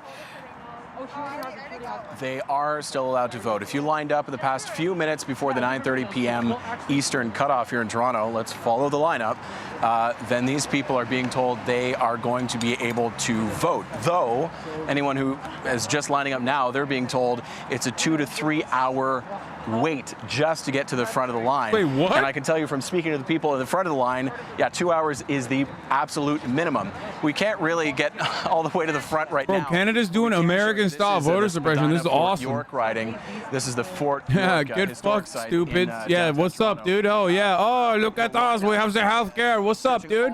Welcome to America, baby. Is due to a number of factors, including the pandemic, including Elections Canada having to find locations where people can ensure physical distancing, for Elections Canada having trouble to find staff. The result is these pictures, which I think are going to be the defining moments, certainly of Election Day here in Toronto and probably some other cities where the number of polling stations have been cut. The lineups are huge. Rosie. Okay, Thomas Degla, thank you for that. We'll check back with you to see how that's progressing. Oh my God, I will just they're like say America. again, though, that we are all now much better used to waiting in lines for things because of the pandemic. And if you're going to wait in line for anything, my gosh, it should be democracy. Okay, Ian, over to you. Well, especially when we look at how close some of these ridings have been, and I was talking about Fredericton early on. In Ontario, we are starting to get some results. Let's take a look. We're going to just jump around the provinces as we see these. Algoma, Manitoulin, Kapuskasing, not many votes to count there. And really what people should note is Carol Hughes in third place now with so few votes counted. I mean, she has been the incumbent there for the NDP for, I think, the last 4 elections, and I think she's she's the person we should keep our eyes on as more votes get counted. Northumberland, Peterborough South, and there you see a lead of 1, and again, just small numbers. But we want to show you these. The Conservative Philip Lawrence, who's in 3rd place at this point, is the incumbent. One more I want to show you is Nickel Belt, Mark Serre. Like Dominic LeBlanc, his father was... Oh my God, the Green Party dude's fucking... Oh my God, look at his forehead. It's fire. 2 terms, I think he's won, and in the early lead in Nickel Belt right now. Okay, thank you for that. Some early results coming from Ontario. Where am I going next here? I'm going over to Adrian. I'm sorry. Just wave. Just wave when I didn't know. Listen, you're a Manitoba gal, so we thought we would start with one from Manitoba for you. Selkirk, Interlake, Eastman, which is just north of Winnipeg. So James Bazan, he is the incumbent. He is in the lead so far. Keep an eye on the PPC down there in, I guess, 4th place so far. And we've got a few more coming in. I think we have Kildonan, St. Paul. Kildonan, St. Paul. I know we don't have the graphics for it, but we're keeping an eye on it. Yeah. It's only a majority of 1 vote, so it really doesn't matter yet. Okay, I was in James Bazan's riding over the summer. Going to a beach. So there you go. As you do. That's what it does. That's my only Manitoba story so far. Andrew, over to you. The Greens are on the board. Yeah. What does that mean? We've got some Quebec results coming in right now. So let me start with those, starting with Honoré Mercier on the island of Montreal. We heard from Pablo Rodriguez a little bit earlier in the program saying he was optimistic. He's certainly got reason to be optimistic in this riding in particular. He won it by a whopping 40 percentage points in 2019. No surprise to see him in a lead right now. Moving to Saint-Léonard, Saint-Michel. The Liberal candidate here won by 50 percentage points in the last election. And so another non-surprise. Let's go on to Abitibi-Témiscamingue. This was a Bloc Québécois seat in 2019. You can see the Bloc with a lead right now. It would be something of a surprise. I mean, the Liberals are pretty close right now. It would be a bit of a surprise if they would be able to. Bro, this dude's last name is literally LaCroix, dude. Pretty convincingly in 2019, and they were fuck expected to do so. This guy doesn't even have a photo. Let's finish with Abitibi. Dude, Canadians should be embarrassed to vote for people like this. I swear to God. Results, as you can see, you know, an NDP win here would be a surprise. This was very much a Liberal target at the outset of the campaign. They thought they could win in this riding. You know, at a recent all-candidates debate, reconciliation and the environment, 2 really big issues in this very large riding with a large Indigenous population as well. The Liberals felt that they were fielding a very strong candidate in Lise Kistabish, HasanAbi of the Pikagan First Nation. So we'll see how that riding shapes up. It's one that I'm definitely keeping a close eye on over the course of the evening. Great, thank you for that, Andrew. And I should point out the green on the board there is actually in Quebec. So let me show you where that is playing out. Again, early results right now, but that is in the riding of Gatineau. Where you can see a small lead there for the Green Party. NDP not on the board. Dude, why is every PP boy exactly the way you would expect them to look? Is that the Reddit Libertarian Party? Like, what the fuck? There he is with his wife watching results. Look. It's so much brighter in Vancouver, and that's because polls have not closed. It's not very late there. Many people still voting in British Columbia. As we wait for more results to come in through the biggest swath of ridings. All the PP boys look exactly as you would expect them. Also, how's this shaping out, chat? I don't know. Like, it seems like NDP is getting fucking ripperonied right now. I mean, obviously it's too early to tell, but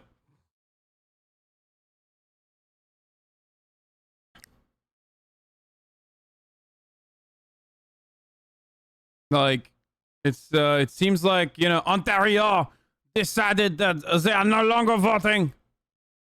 Or everybody's like super into the libs.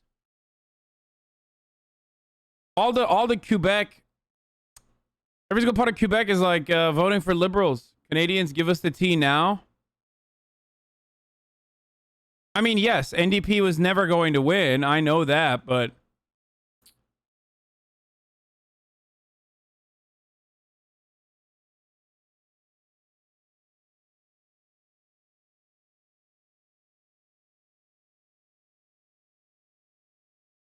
like, what happened in Quebec, dude? I feel like in Quebec they literally, it's just the blackface doing the work. An important province to keep an eye on, particularly because we know that the leaders pay a lot of attention to all those ridings in Ontario. Look at where we are so far. Again, these are early reports coming in from many different provinces.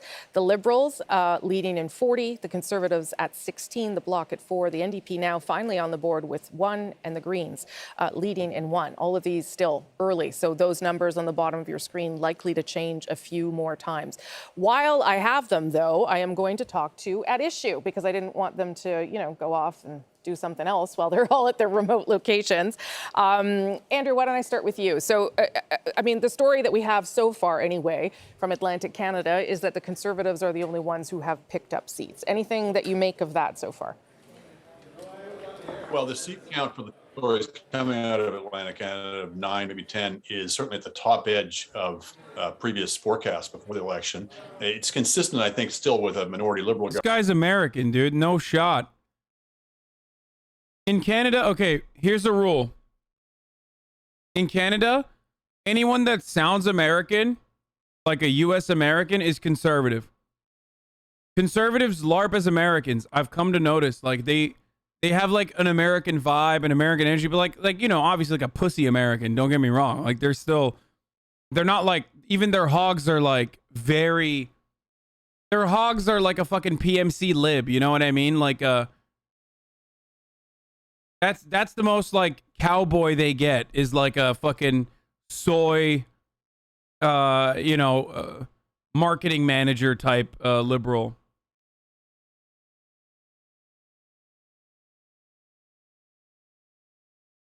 If not cratering, then kind of like at least like, kind of leveling off at a pretty even level. And so that is to say that the Liberals may have... I know NDP's not going to win, dude. It depends on if the liberal minority government with NDP seats is going to continue, or if it's right. It's the coalition government between Libs and NDP, right? Or if they win majority, which would be worse. Which wouldn't be worst case scenario. Obviously, worst case scenario would be conservative majority, but that's what it is, right? That's like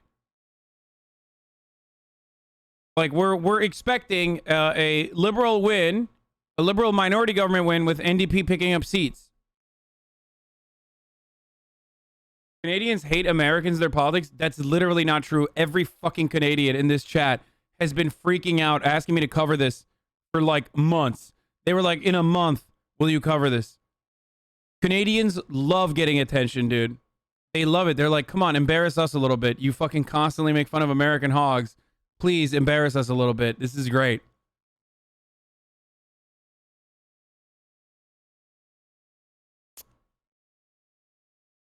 As the election was being called. So, feel free to extrapolate. But like, this kind of sucks because, I want to see more from, Bloc Québécois. That's my favorite. For the lowest percentage that was ever won in order to form a majority.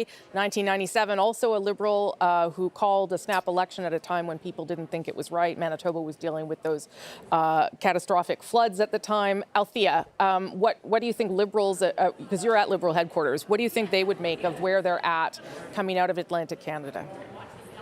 I don't think they're too worried, frankly. I think one of the things that we are going to notice this year, perhaps more than in the past, is the importance of local contest, in the sense that, there was a lot of anger around the government about the fisheries dispute. We saw that with the fisheries minister seeming to take a hit. But you can see that in a swath of 905 ridings, in southwestern Ontario ridings as well, where in some cases there's no Liberal candidate, or the Liberal candidate has been disavowed, or there's just no incumbents. So I think that we're going to have there's a lot of strong local candidates who might swing things in one direction or another that are not necessarily tied to the performance of the party leaders. And that's if NDP doesn't pick up seats this election, I'm blaming Northern Line.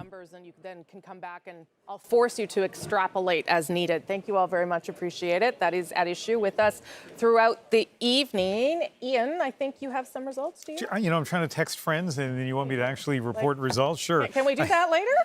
I can do that for you. Let's see. Maybe we have... wow, dude. Professionalism. That's what I expect from the Canadian broadcast, okay? Where is it? JB Biondo would not fucking falter. He would not do this. A thoughtful, independent voice in Ottawa, and maybe part of the same section of the caucus, Liberal caucus, that Wayne Long from St. John Rothsay belongs to. I'm still, teasing you. I know. You'll get a chance to talk about that, Jerry. Let's look at Elgin, Middlesex, London, Karen Vecchio, Conservative incumbent, and early leads. And just so for people watching at home, I fully understand that these are early leads. Why is the PP party? Here's one that I think. Why is the PP party so fucking like? They're so grimy, dude. Like all of their candidates literally look like they should have just all fucking taken selfies in front of their, in their driver's seat, wearing like the skin tight Oakleys. You know what I mean? All the PP candidates. She no longer is part of the Conservative Party, I don't think. I think that they said that they kind of distanced themselves from her. So I'm not sure if those votes are advance polls before that happened, or people that came in today and voted for her. We're going to hear that theme again with a few other ridings and candidates who are no longer associated with their party, even though they're on the ballot. But just wanted to flag that. Bro, this guy's been flexing that Ian is his uncle the entire time, bro. Okay, shouts out to your uncle, okay? How about that? Tell him to stop texting. Which is East York. Okay, good. Yeah, because there's a couple other examples of that in Ontario that we will get to. And it's to all of us now. Yeah, I guess we should all do our jobs here. So let me take you to Bécancour, Nicolas Sorel. This is a riding right around Trois-Rivières, I'm just fucking between with Montreal you. and Quebec City. Louis Plamondon in the lead, Dean of the House, current longest-serving member of the House of Commons, MP since 1984. He wouldn't mind taking this seat once again. If we go to Lac Saint-Jean, Alexis Brunel-Duceppe. That's what I'm talking about, This finally! is Joe Duceppe's son, so he's in the lead right now. Some real these are all small representation numbers. from the Bloc Québécois. What the fuck? And Marie-Coagan, we have also another Bloc Québécois. This is how I feel about the Liberals. Gill, this riding, it's no surprise to see her in the lead. It's gone Bloc in 8 of the last 9 elections, the only exception being 2011, that orange wave when this riding went NDP. But in the last election, no other candidate came close to beating her. She won that one. She may win it again tonight. We'll see. Okay, thank you for that. Hanks Pecker says, as someone who wrote an undergrad honors thesis and an MA thesis on Canadian electoral policies, the rise of the PPC has been both an absolute shit show and oddly fascinating. Bro, what do you mean? Just look at America, dude. We give everybody brain cancer, okay? Sorry. Canada, just by proximity alone, is going to get that brain cancer. That's why all the Albertans want to be Americans. They're all want to be Americans. That are all like frack-asexual, that want to fuck like fracking juice. That's why all the fucking... that's why the entirety of the Conservative Party just looks like fucking... Like a oil and gas industry lobbyist living in Virginia. Okay? Every conservative, none of them look Canadian. Every conservative sounds American.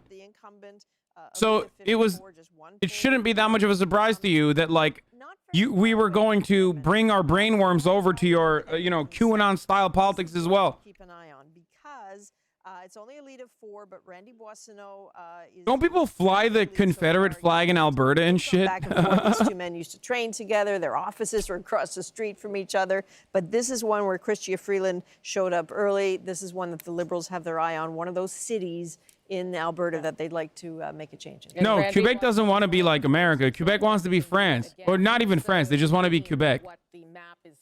So that's different. That's like, Quebec is just its own thing, okay? Let's not start the Quebec conversation again. Tonight, I'm rooting for the Quebec independence movement. Up north as well as those results come in. Liberals leading in 54, Conservatives at 25. All right, we do have... It's just so funny. It's so funny when like Canadian hogs try to be like Americans though, and they still fucking miss the mark. Like you will never be as K-Kona or as hog-like as our like genuine hogs. You know what I mean? There's always gonna be some motherfucker that loves shoving his hand into the swamp and like sucking out catfish that way. And that guy, you're not gonna find a guy in Canada that's like lost all of his teeth and wants to do that and makes like bathtub meth. You know what I mean? That's basically the west end of Winnipeg. Your Quebec accent just sounds French, Hasan. Hasan! both believe are in play for them. The Liberals took the seat in 2015, lost it in 2019 when they lost their majority. That old Liberal MP is trying to get his old job back. Doug Elifson running against Marty Morantz, a former city councillor here in Winnipeg. This is one of 3 rematches between the Liberals and the Conservatives from 2019 tonight. Another seat that people outside of Manitoba will want to keep an eye on is Winnipeg South. It is a true bellwether. It has gone with the party that makes up the government ever since 1998, so that's 9 straight elections. Bro, this guy, it made it to the news when there was a Nazi flag scene. Bro, literally go to, like, first of all, it doesn't make it to the news where there's Nazi flags in, like, Oklahoma, okay?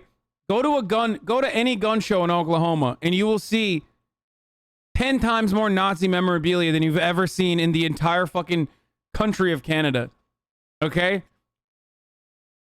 So this being a newsworthy story in and of itself, in a country where there's, like, you know, free speech restrictions that limit showcasing shit like this, bro, we have a Klan monument that is carved into the side of a fucking mountain, dude. Like, I don't know what to tell you. Like, we literally have, like, a fucking Klan monument.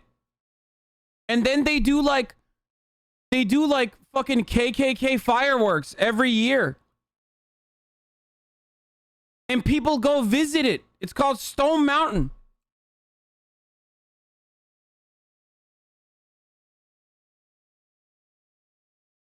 We sell Nazi memorabilia at head shops in Dallas. Not joking. Yeah, of course, dude.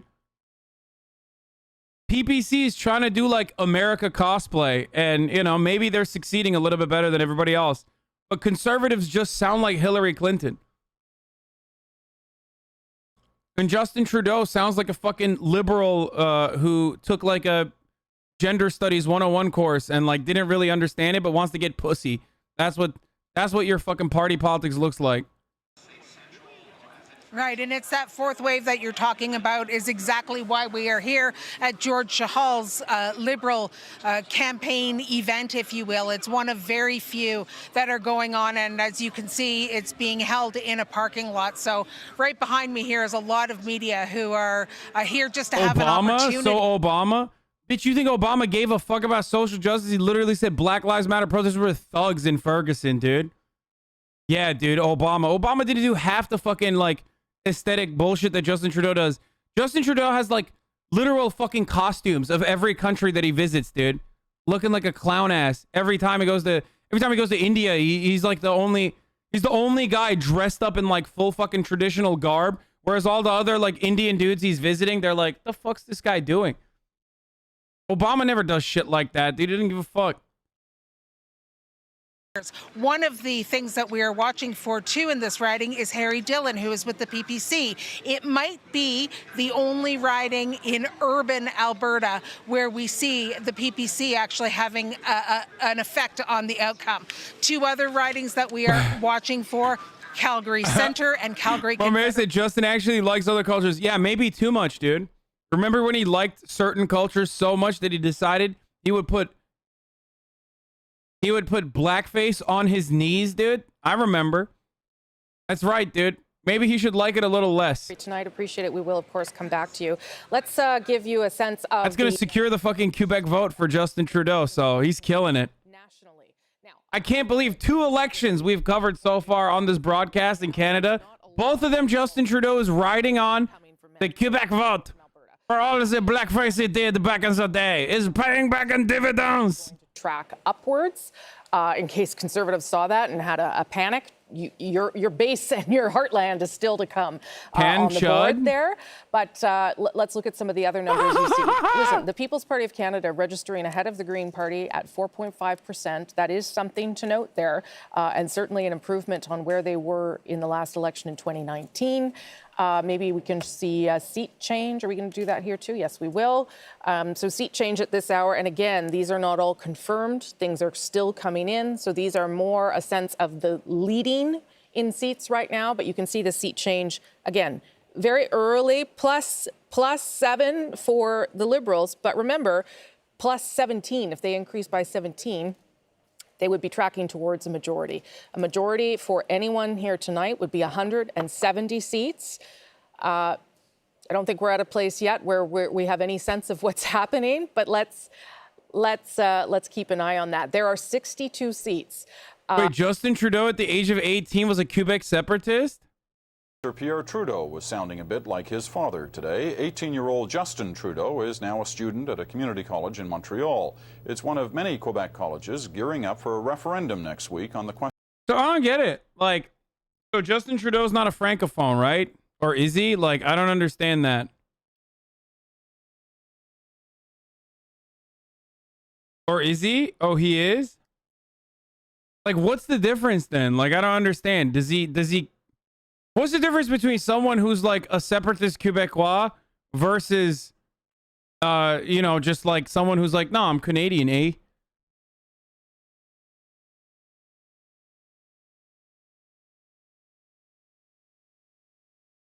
He was born in Montreal.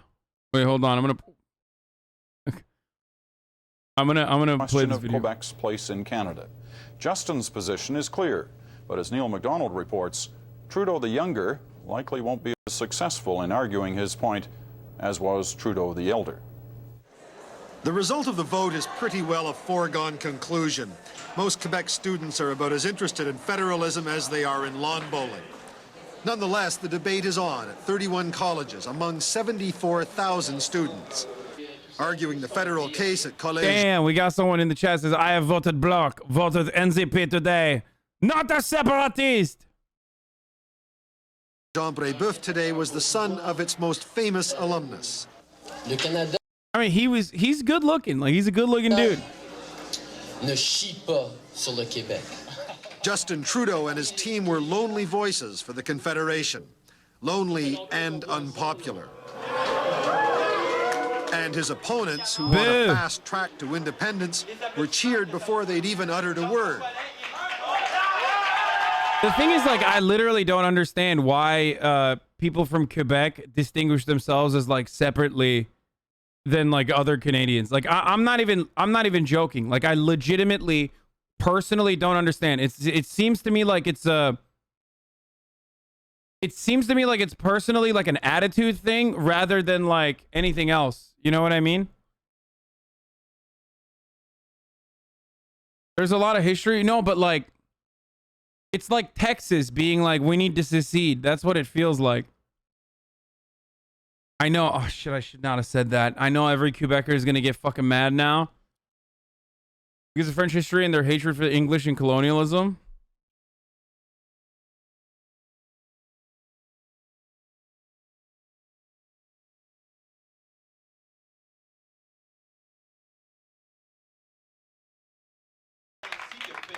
Later, with a trademark family shrug, the young Trudeau said he doesn't much care what his peers think of his views.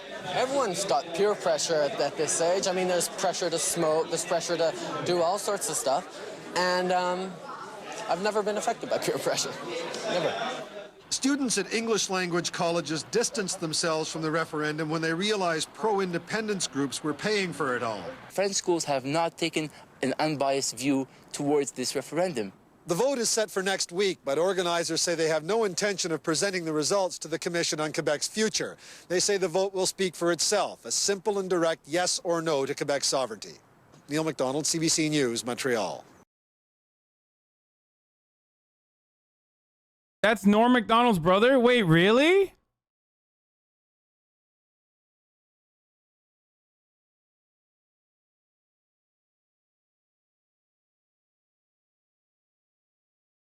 The French colonized half of Africa. What the fuck is that chatter talking about? Hatred of colonization? No, that's a Quebecer. That's what it is. Don't get him started. Okay, they're gonna get started now. Now you look what you did. Look what you did. Now literally all of them are gonna talk about how they are also colonized by the English and how similar it is to the First Nations plight. Look what you done did, Chatter. Interesting that he's in second place.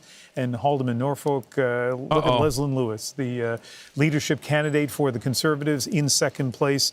And that's an interesting one to watch. Diane Finley was the Conservative MP here for 6 straight terms. You would think that would be a pretty solid Conservative riding, and it may still be. It's still early. But in terms of, you look at the numbers at the bottom of the screen and you wonder, where's that change coming? Well, right now, it's those 3 ridings, among others. Yeah, really strong MP for that part of Ontario, a very beloved MP for the Conservative Party, certainly. So her retirement was disappointing, but we'll see whether they can hang on to it. David, you're back at your board there with a state of play. I don't know what we're seeing yet and whether we can determine anything. So give us a sense of what you see. Well, Rosie, you know how British Columbia always complained that we'd have the election call before the polls close out there? Welcome to the party, British Columbia. You're not the empty net goal of election 2021. Look, the Atlantic right now, we said the Liberals needed to be at 25. They're at 23, so they're down a little bit there, though some of these ridings are still a little bit too close to call, but the Conservatives are up at 9. We're going to go into Quebec. The challenge we have right now in doing a proper assessment of the state of the race is that we only have reports from 39 of the 78 ridings in Quebec. And when you go to the greater Montreal area, look at... Okay, fuck Catalonia, Kurdistan, Northern Ireland too then, I guess. Nah, I guess that a nation that doesn't speak English in NA is bad for some reason.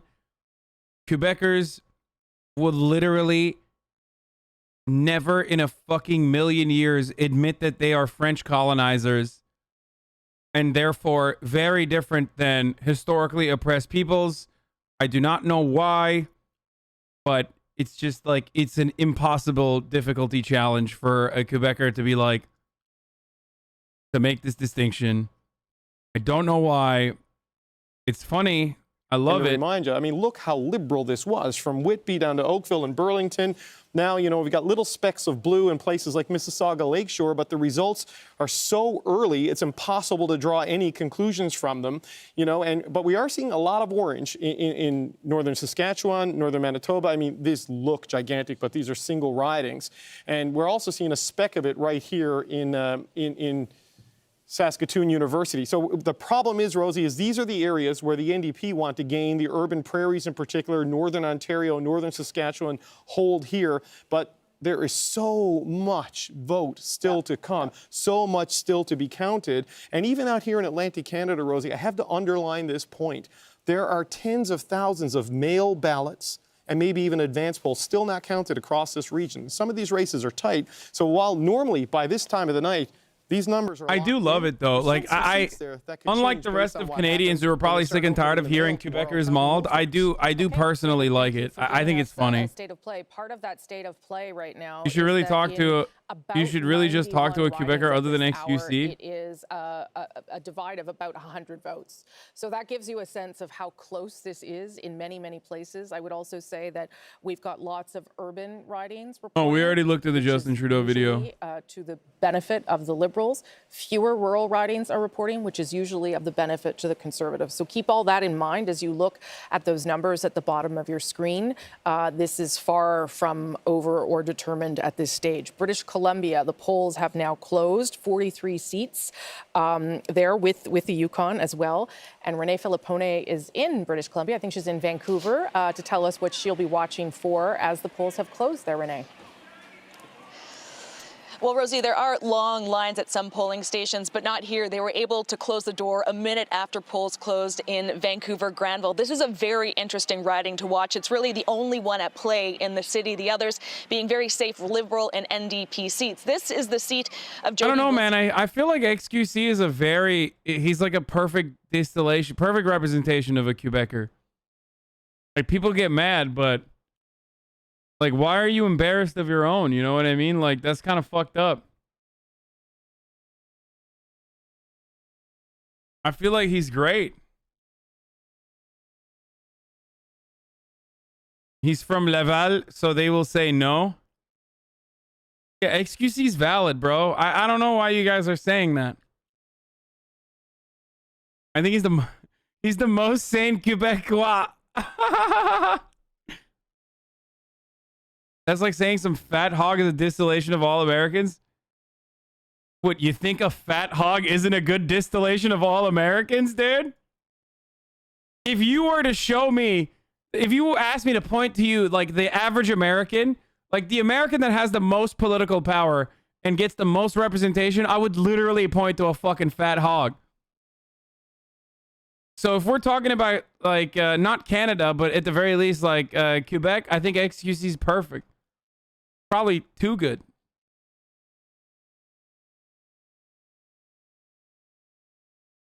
Quebec Bloc lefty voters are delusional, thinking they're not racist and thinking they're the only leftists in Canada. It's straining Quebec it's what? Straight Quebec exceptionalism. Yeah, it's like a fat hog is the most American thing, dude.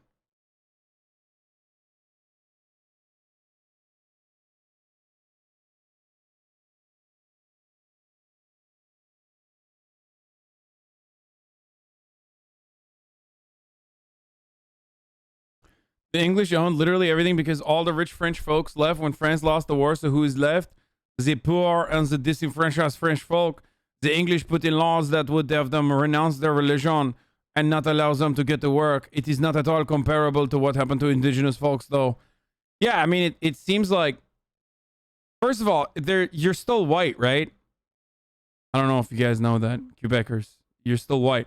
So what that means is, it seems like there's a endless amount of restitution that the Anglophone Canadians have offered the Quebecers. Don't get mad at me, but I feel like if they were to offer similar amounts of restitution to the indigenous population, like whether it's America, whether it's in the United States of America or like anywhere else, I feel like the First Nation people would be like less mad. Does that make sense? Like there were two elections that were there were two debates in French and one in English. And I get it, like, it's like because Quebec is like a really important swing district.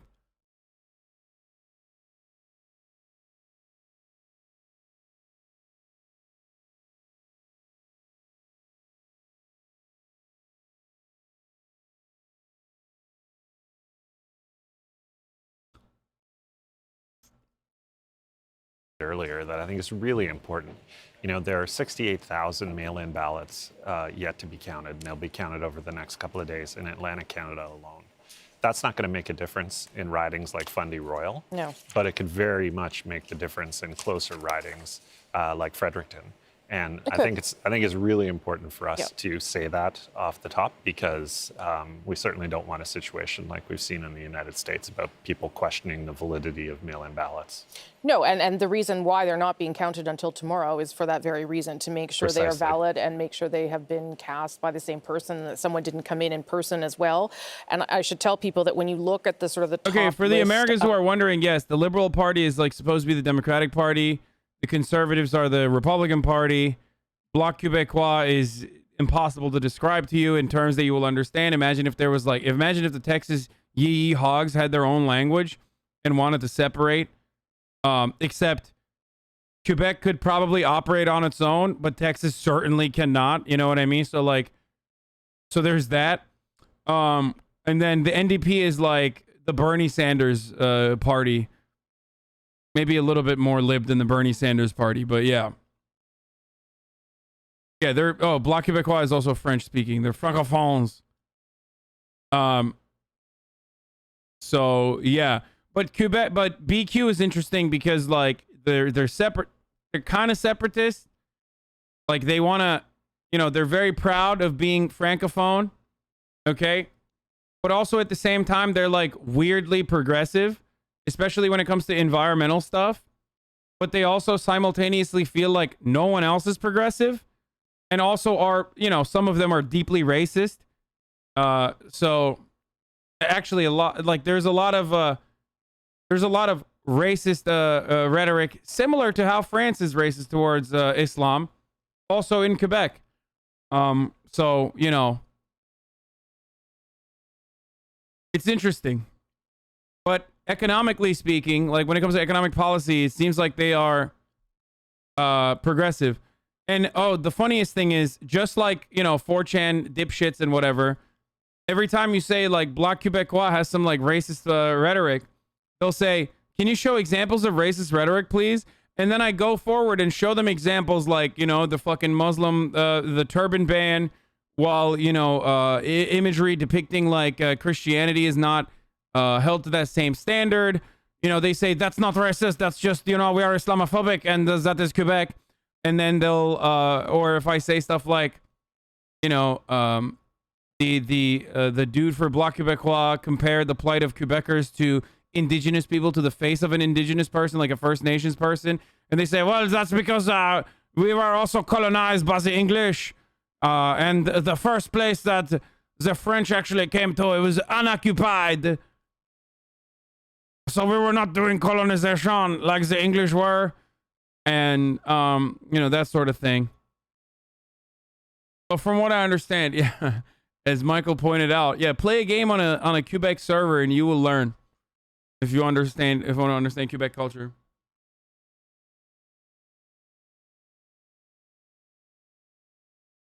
Parsons is there tonight. Early lead for Mr. Boissonneau page, but this is a riding that the Liberals were hoping for.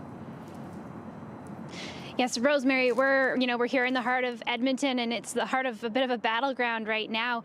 It's interesting for people watching. They're keeping a close eye on this because even though there's a full slate of candidates, The thing that you never expect, though, is, you know, Bloc Québécois doing well, but the thing you never expect is the top of the hour ad break to come right now, 13 minutes after the top of the hour. So, you know, at 13 minutes past, there's a 60-second ad break coming right now. If you'd like to no longer see those ads, because I think Canada gets ads served as well, you can pay $4 if you want for a subscription. I don't know what that translates to Canadian money. There's a lot of Canadians there watching right now. Oui. Or you can do it for free if you have a Twitch Prime.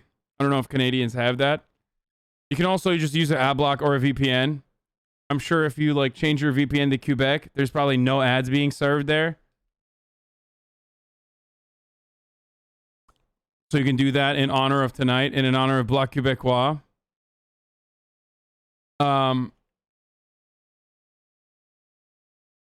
Or, you know, you can just, like I said, use Twitch Prime. It's free. Here's the ad now.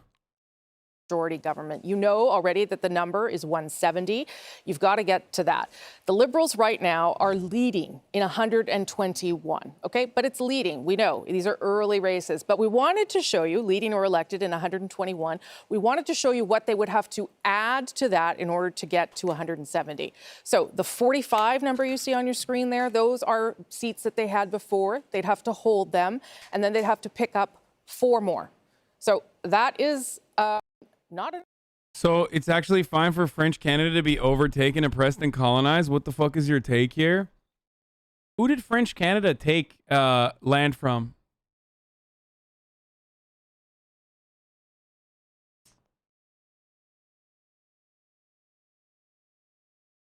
Like who?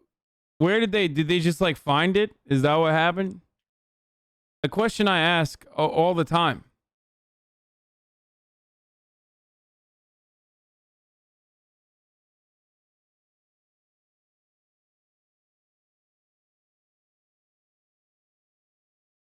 Like, I'm sorry, Quebecers. I mean, there might have been some oppression in the aftermath of the English takeover, but it feels like a lot of people who are complaining because they lost and the British won the colonizer battle for what is now known as Canada. And to the people who keep saying, like, excuse a bad representation of people from Quebec, like, I feel like he's way more chilled. Islamophobic Quebecois, you can unban him for content. Have you seen the COD lobbies in America, my guy? Yeah, but the difference is I would never say that the American COD lobbies are not racist. Muslims are pushing their halal food in our grocery, and this should not be allowed. We're not Muslim, we're Christian. While English Canadian were killing most native, we were making allies. Like, I prefer XQC to this. I'm just letting you know. I like, so for people who say, like, you know, XQC is not a good representation, like, I literally prefer XQC to the whatever this is.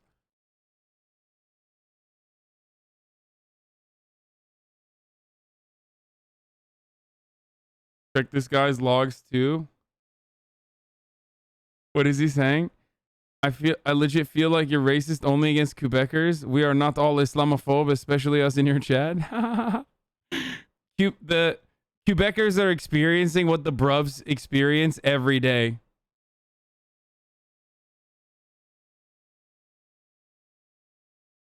I'm too triggered by your ignorance. Quebecois were called the N-word.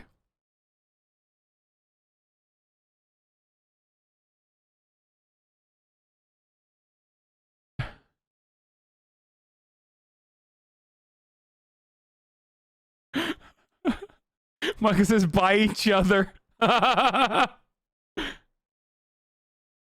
I mean, I'm pretty sure the famous separatist dude that wrote the book called himself the N-word.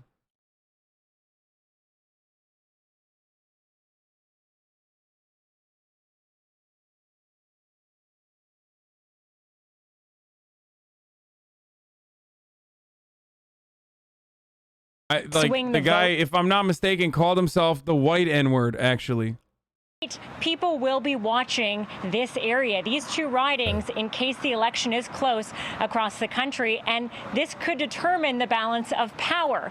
Now, the other thing I want to throw in there, I know Ian mentioned there's no Green candidate in Maple Ridge. Well, there's no Green candidate in these two ridings either, so we will be watching very closely to see where those votes go here. But all in all, it's going to be an election tonight in BC in a lot of parking lots, I think. But the good news, Anita, is that the rest of Canada hasn't figured it out yet. So what happens in BC is really going to matter more than ever. So everyone can stay up late and watch. Thanks so much, Anita. We'll come back to you as the night unfolds. 42 seats obviously up for grabs in British Columbia. And as we've been talking about... Dude, everybody that keeps saying, like, no, some English Canadian was literally saying the Quebecois speak white because we saw as inferior in the past. Okay, but like, I feel like that's like an Irish person living in Boston. You know what I mean? That's what it feels like. For some reason, like, every Quebecer sounds like an Irish person living in Boston, like an Irish hog, who's like, you know, we are being oppressed. Like, we are being oppressed all the time. And in the 60s, they used to say, like, you know, no Irish, no blacks. You know what I mean? And that's what it screams as, like, you know, false victimhood. All your takes on Quebec are correct. The Quebecois just want to be special. I mean, they are. They are special. They're very special. I love them.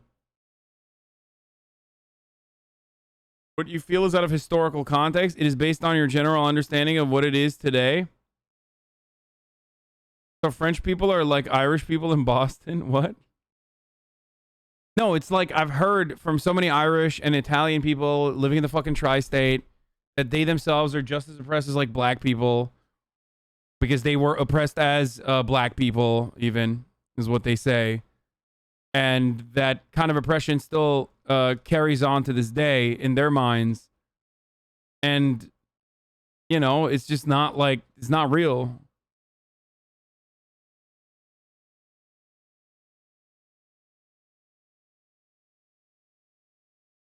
They are the only group of people in North America to lose their war, and they still win compared to everyone else, then say, I'm basically a slave, and them starting to believe it.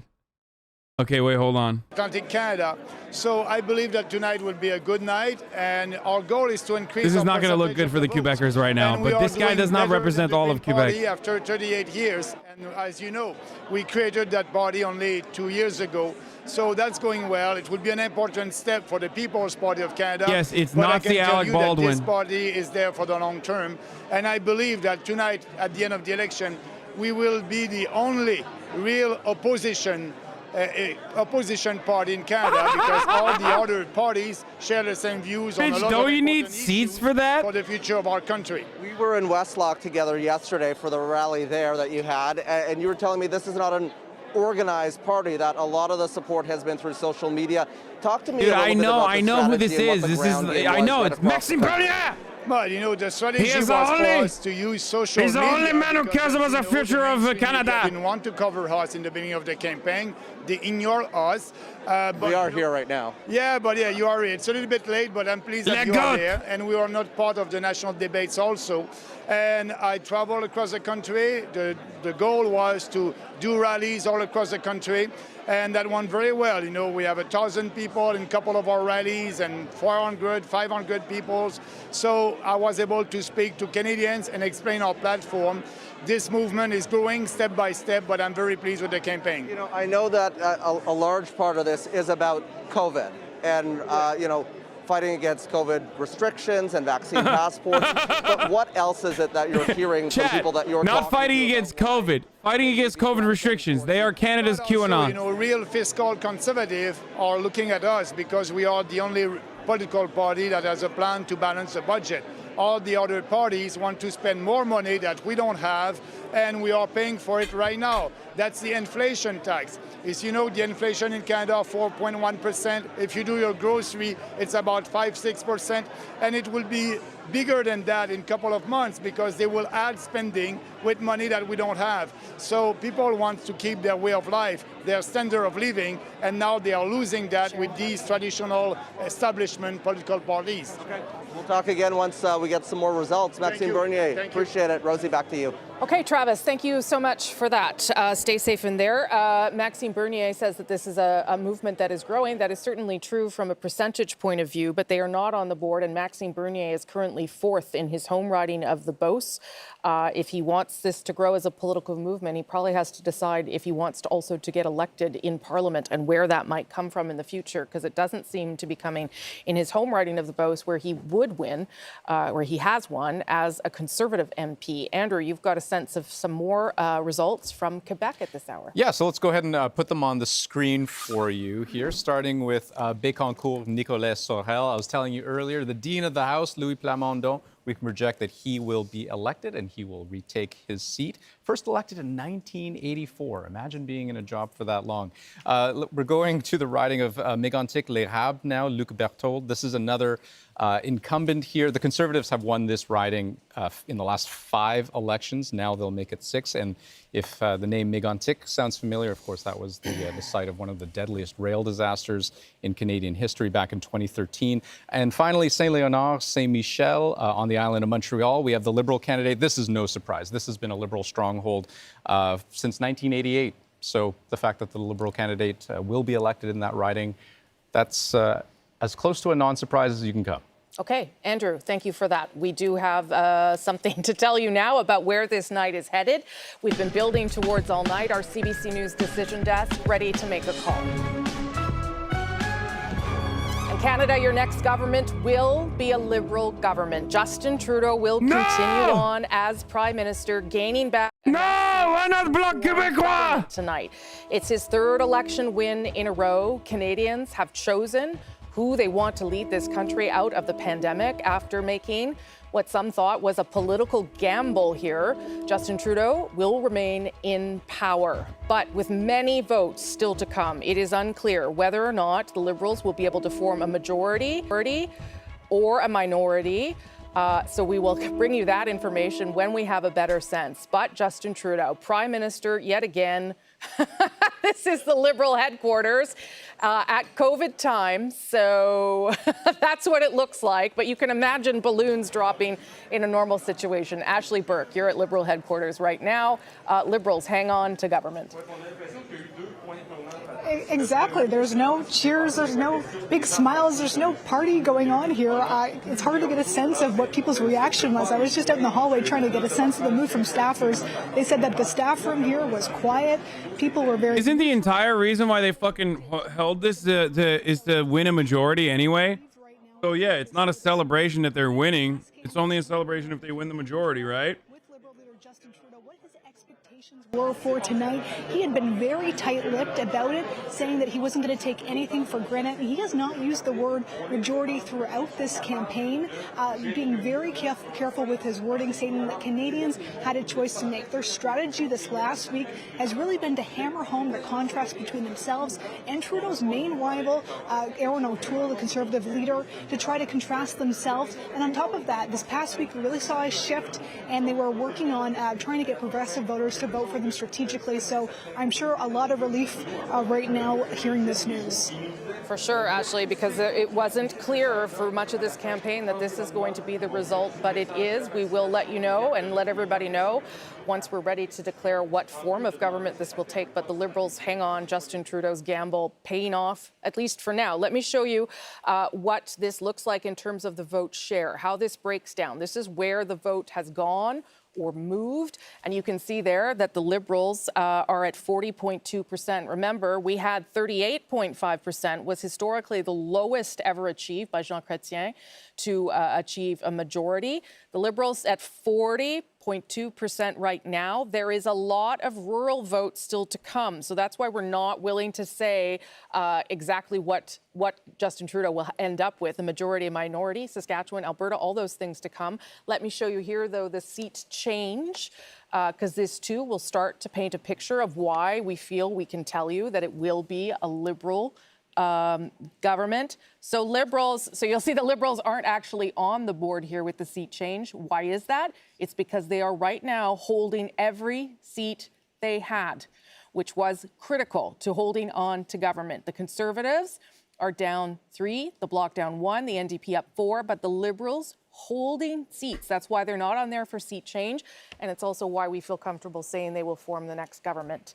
Jerry, what do you think? It's a great moment for the Prime Minister, and it's a great moment for the The Liberal great Party. parts are all the further west you go in Canada. And lots of people will debate whether this is really a win. As The I said more at the outset NDP it of the become. show, Rosie, I'm very old-fashioned about this stuff. When you're Prime Minister after an election, you won the election. Thank you, Kashap, And we'll for see the where we end up, 69. too, right? I mean, if the goal was a majority, we'll see. If it's a stable minority that it goes back to, good enough as well. Yeah, and you have to hand it to the Prime Minister unless you'd expect me to say That's this. not of true. course. Yes, I would. But look, the guy has won every election he's ever Well, not stood in Alberta, but aren't there from fucking the big, nomination aren't there back big in fucking 2006, NDP 2007, strongholds? all the way further up to west? tonight, and it's a pretty remarkable British Columbia? decade and a bit in politics. Okay, I'll get Lisa's reaction in just a moment, but first I want to go to David Cochran to show us how some of this has unfolded and what we're still waiting for in some ways, David. Yeah, Rosie, we're still waiting for a lot. Now, the projection has been made, but I'm going to tell you that right now the most certainty we have is in Atlantic Canada, where it's a 23-9 split, but there's still some ping-ponging back and forth in the Atlantic provinces. And in Quebec, we're still waiting for results from 7 ridings. But I'm going to go into the greater Montreal area. You can see the Liberals holding on to their base of strength in Quebec here in the island of Montreal, and it looks very much like it looked in 2019. We've got a few blanks to fill in yet. We don't know what color those are going to be, but there's a stability emerging there. I'm going to just have a poke up at the Quebec City region. We still haven't even heard from the Quebec Liberal incumbents right here, in Joël Lightbound and Jean-Yves Duclos, but right now they're up in Beauport-Limoilou, which we know is a Conservative target. Now, here's where there's a lot of Liberal votes left to come. We haven't got the results from them. We're going to go into the greater Toronto area eventually when I start using the map properly, Rosie. There's still a series of seats here to get some details on, and in the 905 as well. But look at all of this. This was a target for the Conservatives. This is where Erin O'Toole made his closing argument in the final days of the campaign. It looks a lot like 2019 with those 2 blue right now being red here in the suburbs north of Toronto. The concern was that you'd see some loss up here for the Liberals, and down here in the Oakville-Burlington area, we're still waiting on results from Milton and Oakville-Burlington North, so not a lot of information to give you Drake there. was Even running out through in the smaller 6, areas in the Kitchens. trying to get These are seats people to that the vote for Conservatives are Trudeau. hoping to pick up. We're still waiting on numbers there, but by far the biggest blanks to fill in are in rural Alberta and in British Columbia. And just zooming in on the lower mainland, the greater Vancouver area, these suburbs are a big battleground where the Liberals, the New Democrats, and the Conservatives are expecting to be in play. So still a lot of numbers to come in. We are short results from 48 ridings at this point, which just goes to show you what's happening in places across the country, or even in Ontario. Rosie, people are still in line voting potentially. Yeah, but a lot of those ridings, and this is why we've made the call for Liberal government, are in places where we know Conservatives are going to pick up, but it's still enough. There's still enough of a gap here. Just a reminder, as we hear more about the results that have led us to make this projection, the Liberals left the BC House. is so NDP that I've had multiple convos with random girls about they're you. Still tracking Wait, really? below that. It's a win. We'll I'm see whether moving it to was a fucking win that British gets them Columbia, any dude. higher Let's than where they go. left off 5 weeks ago.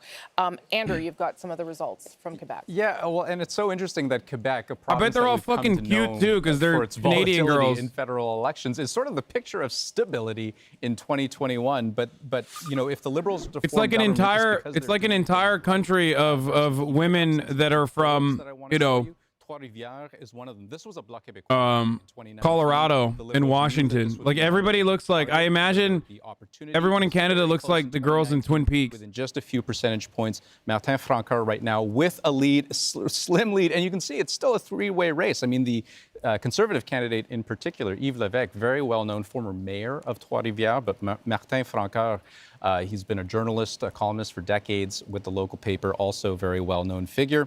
In Beauport, Limoilou, this was another riding that was a Liberal Stay target. away from our women! Lead, right? So slim.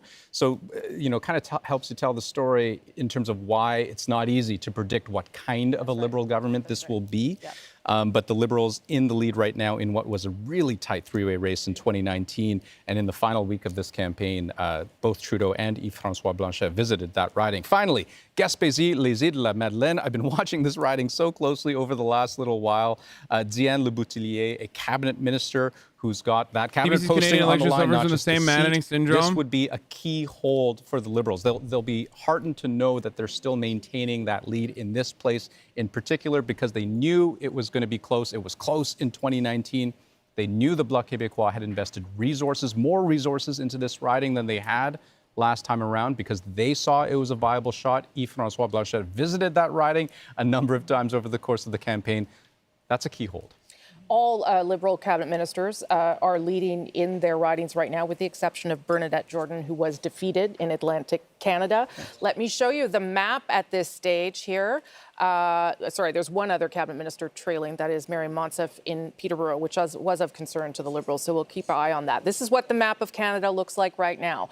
So you can see that the Liberals have picked up. The reason you can't see Does a lot anyone of care red about the here Canadian is elections? because the I do. support is largely in I was, some of these you know, I was urban watching to centers. see how much momentum Bloc Québécois was going to have because it's my favorite party in the American continent. Be a Liberal government. I'm a little disappointed with their that is the fact. That is with their performance. I mean, two French debates, one English debate. That Liberal leader Justin Trudeau, where Prime Minister, who will continue to be Prime Minister, forgetting his fucking name.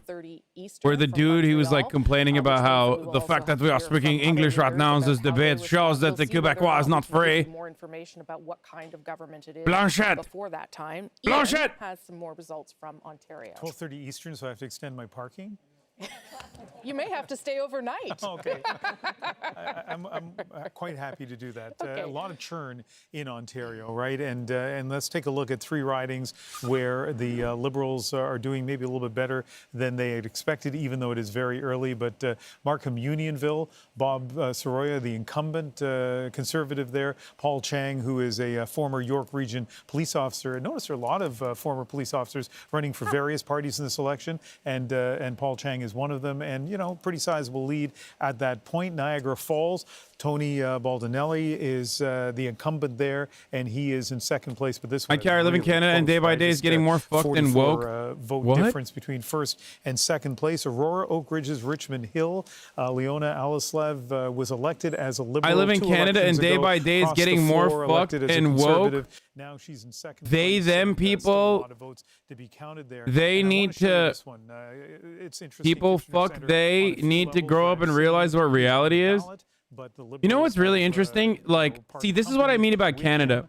Even the transphobic person is still like not misgendering them. To the Conservatives, it looks like they may lose it to the Greens. Mike Morris placed second last time around. Nice of him not to misgender the transphobic people. riding that we see at the bottom of the screen. Yeah, I had thought it was in Quebec. It is not. It is in Kitchener Center. We have a Respecting pronouns of trans people while shitting on trans people. A new pickup for the Greens. It is a place where they thought they would have a chance. Okay, Liberals right now, as we say, they are going to form government. The Prime Minister gets to keep his job. It's because it's illegal here. Yeah, he'll go to jail alongside Jordan Peterson. But you can see the Conservatives now starting to track back up because when they left, of course, when the House was dissolved, they had 121 ridings. So they are hoping that they can at least get back up to where Andrew Scheer left them in 2019, which was a bigger overall popular vote and 121 seats. Let's see if they can get there. I don't know, my friend. It looks like if land could vote. NDP is winning.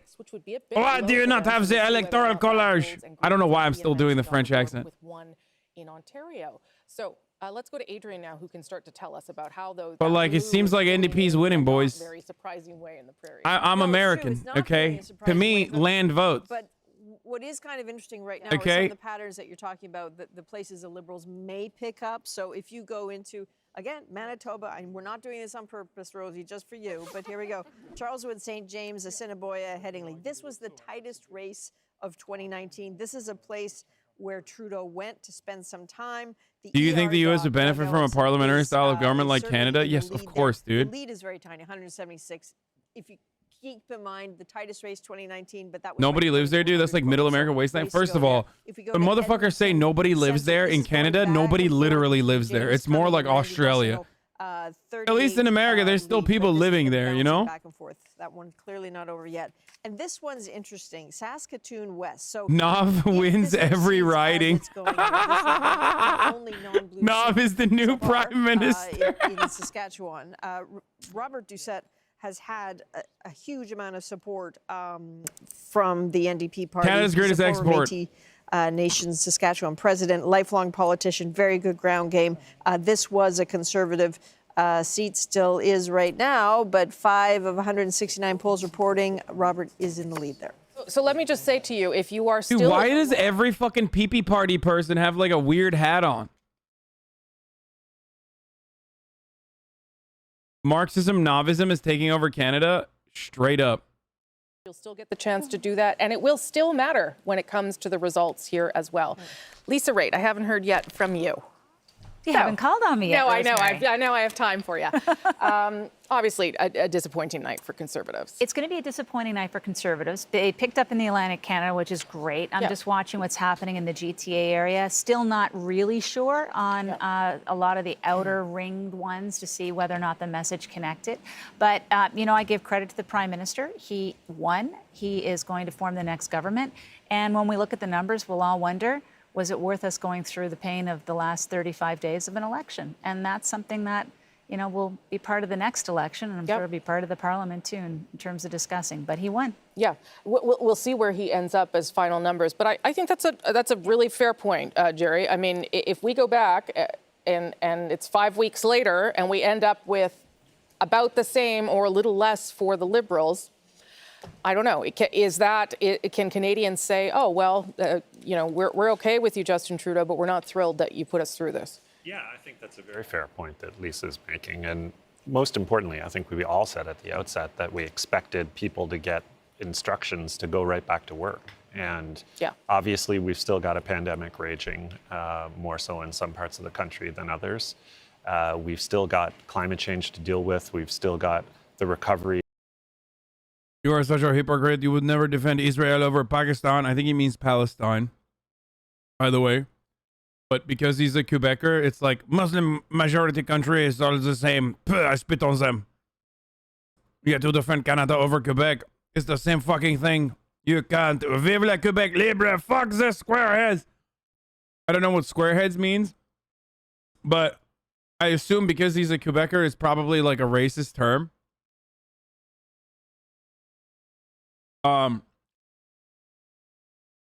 Comparing what Palestinians, who are the indigenous population in an area, and like the apartheid state that they have to live under when they have no water, like no clean water, living in the largest open air prison, to just speaking French, but still having like equal rights now as to the Anglophones in Canada is peak Quebec argumentation.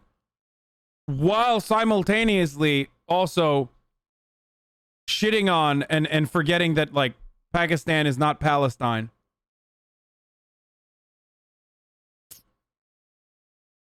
Side of the city of Vancouver, kind of Metro Vancouver riding, where it's a three-way race, and so lots of potential for change there. Let's move on to Steveston, Richmond East, and we have Parm Baines, who's a university instructor, who's in the lead, but again, small leads, but interesting to see the incumbent Conservative in second place. Kootenay, Columbia, this has been a very strong Conservative riding, whether it's Reform Alliance or the Conservative banner. Right of centre parties have won here for years and still doing well there, but in second place and second green. As soon as I saw that, the number 2 at the bottom there, I was pretty sure that it was Saanich Gulf Islands, Elizabeth May. Big lead there, no surprise, and all she does is keep winning that riding for the Greens. Okay, so that's what gets them to 2. That's Kitchener Centre and Elizabeth May out in British Columbia. No sign of the Green Party leader herself in Toronto Centre. Maybe we can come back to that. We do, though, know that the Liberals will form the government. Let's go now to a number of reporters that we have. 2 in British Columbia, I believe, and 1 up north. I'm not sure who you want me to go to first. I'll go to Tanya Fletcher. Can I do that? I'll go to Tanya Fletcher, and she can tell us what she's hearing. Tanya, hello. Hi, Rosie. Yeah, we're just here at the de facto Green campaign headquarters behind me. We've got the contingency gathered. You can see them here watching the results on CBC behind us. And on Vancouver Island, there are 7 ridings, and about half of the candidates for the Greens are here tonight, including Elizabeth May. So she's just arrived. Polls have just closed here in BC. And as you mentioned, Elizabeth May, no surprise, leading in her riding here. The big question will be whether BC can maintain its only 2 seats. Their entire caucus is here on Vancouver Island. Elizabeth May and Paul Manly up in Nanaimo. Bro, what are they celebrating? They won 2. And Paul Manly will be in for a bit more of a struggle here.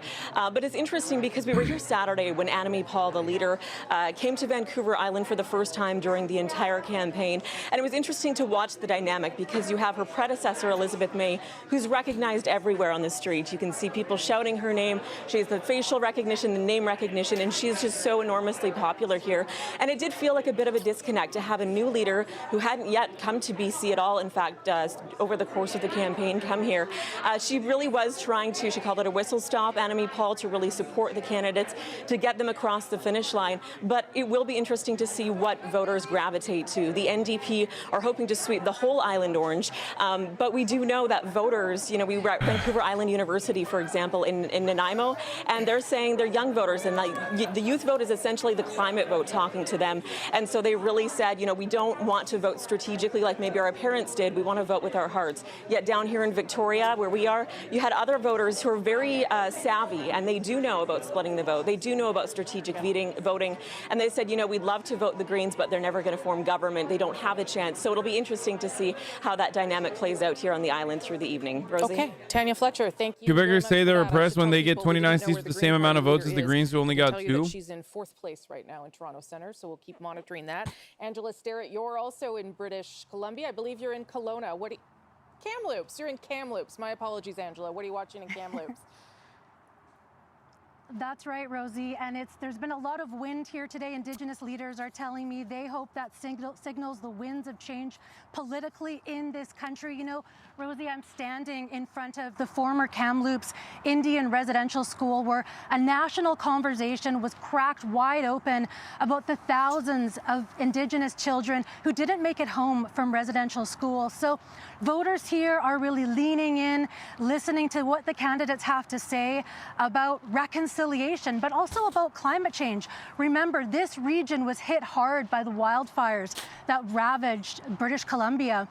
But there's not likely to be an upset here. The Conservatives have dominated this territory, this riding, for about 17 years. So the Conservative candidate, Frank Caputo, is likely to get in and not be edged out by Indigenous people's favorite, the NDP candidate, Bill Sandhu. So tonight we'll be looking at the losses and the wins, and we'll be back here tonight with Cookpee Roseanne Casimir, the chief of the Tk'emlúps Nation. Okay, Angela Starrett, thanks so much for that. I appreciate it. Juanita Taylor, you are in Yellowknife tonight. Bro, she said that like she has said that a lot. Hi, Rosie. Well, definitely. I mean, respect, Liberal honestly. Supporters across the north are cheering this hour, That given the prediction that Justin Trudeau will once again take office. Now, what we don't know yet is just who will be representing the north in the House of Commons. Interestingly, so only one seat is occupied in the House of Commons by a member of Parliament from each territory. So Northerners only have a select few to choose from on the ballot. And there's some really interesting races that we're watching tonight. In Nunavut, it's all women in the running. In the Yukon, it's Chief Medical Officer of Health has put his name forward. And in the Northwest Territories, a parachute candidate from Ontario is hoping to get the seat, yet has never stepped foot in the Northwest Territories. But the main issues that we've been hearing throughout this campaign include climate change, housing shortages, the economy, the pandemic, and of course, reconciliation. Rosie? Okay, Juanita, Angela, and Tanya, thank you all so much for giving us a taste of what is happening in your regions of the country. Appreciate it very much. We'll continue to monitor all of that. I'm in charge of telling you which leaders have been elected or defeated. I'm in charge of a few other things, but that's one of them in terms of riding results. Yves-François Blanchet, the Bloc Québécois leader, handily wins the riding. Of course, now we'll have to see what's going on there, but the Bloc right now is trailing where they were, so we will watch to see whether he performs as well as he did in 2019. But he has won in his own riding, and here the Bro, Schadenfreude is such a fucking weirdo. You should also be aware of NDP support for the Khalistan movement, which is basically a Sikh Kona movement, and have done a couple terrorist attacks too. Are you a fucking BJP supporter? How long have you been in here, dude? Like, are you actually a fucking... I can't believe Bernier lost, dude. That's fucked up. How did you lose? The election was fake. Of the Beauce. Right now, our results at 150 for the Liberals, 151, leading or elected, Conservatives at 120. Keep your eye on that number of 120. When we dissolved the House of Commons, the Conservatives had 119 seats. I love that there's a fucking chatter. Like, some of you motherfuckers really are lucky that, like, we don't cover international politics too much. You honestly get away with the fuck. I'm not a BJP supporter. You get away with a lot of fucking shit, dude. Khalistanis are Kekonas. Isn't Khalistan like the fucking the Sikh movement that is like? Isn't Khalistan the fucking Sikh movement that was like being oppressed and being fucking murdered by the BJP party's like horrible policies? Isn't that literally where it's like the Sikh liberation movement, dude? You're fucking ridiculous. They're Kekonas. They're like communist farmers, motherfucker. How are you... Sikh separatist movement? I don't support it as a Sikh, but it's definitely not a terrorist movement.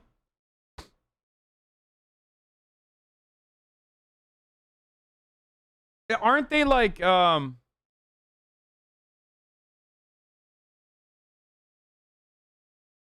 they literally like the fucking communist... the Sikh communist farmers? Am I wrong?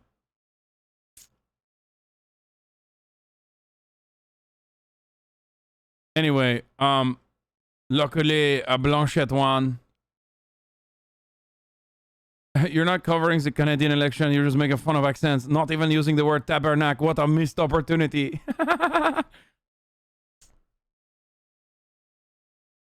Not BJP. Not BJP equals terrorist.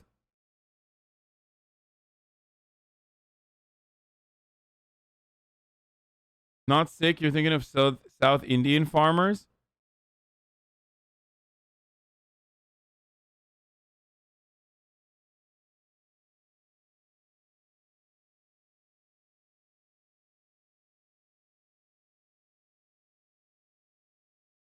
Glad my cost of groceries going up after turd face spending $600 million to end up with the same results.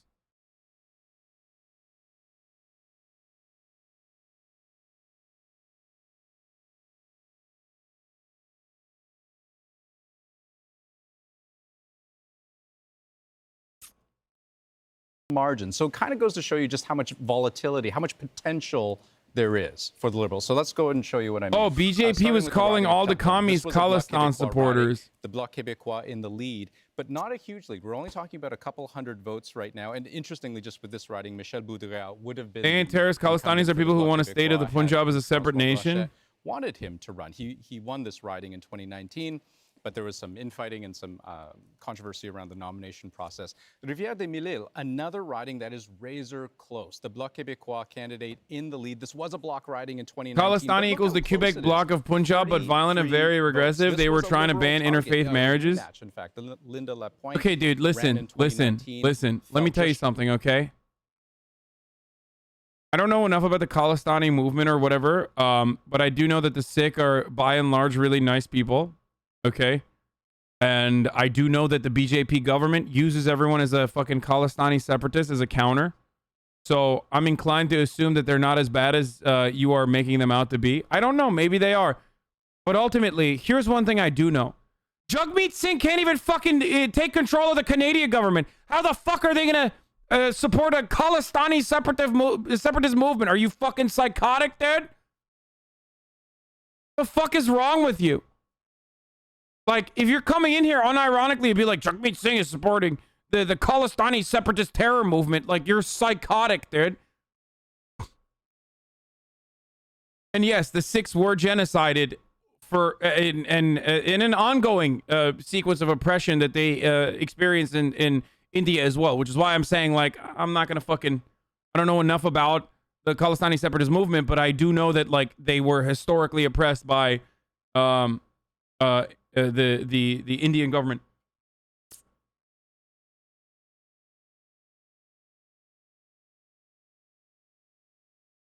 It's not pronounced Sikh. It's Sikh. Sikh. You can say Sikh too. I think the British say Sikh.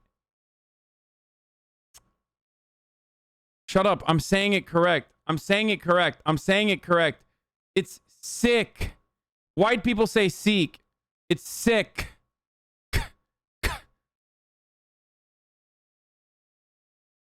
Why are we having this argument about dumb shit? Home province. The big reason for why we've been able to project a Liberal majority is the strength in Ontario. Yeah, and you're white. Was the floor we set for them. I'm Turkish, motherfucker. When it comes to that, at least. Well, right now, they're at 70. Wow. Oh, my finger's running out of ink, Rosie. They're not at 713. They're at 73. Take it from me. The Sikh discourse is almost as annoying as fucking GIF, okay? I don't care. I literally don't care. Just shut the fuck up. Just shut up. Just shut up. Okay? Shut your stupid mouth. All of you. And with 2 in the north.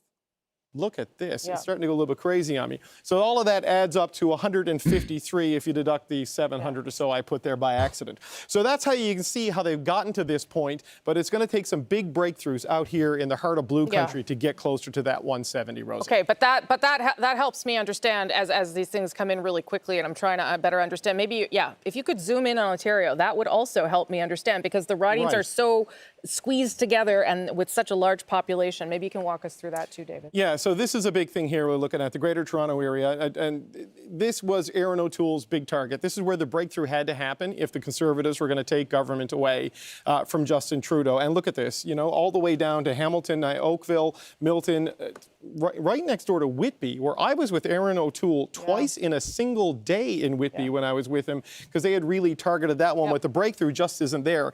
And I want to take a look at another area that we were talking about earlier, the smaller urban centers. You know, the Kitchener region, for example. So what happens if you can't win your own fucking riding? But look right there, Kitchener Center. This was a Liberal. Are you no longer eligible to be party leader? I don't know. I like literally don't know. You're out, right? You're like out.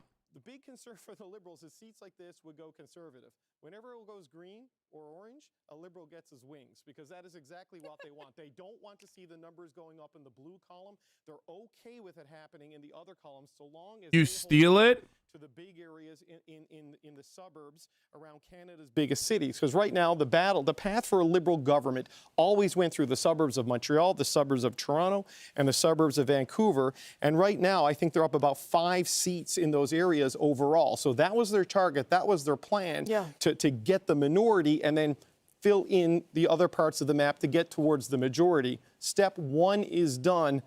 Step 2 is still possible, but that's for the big brains on the decision desk, not for me, Rosie.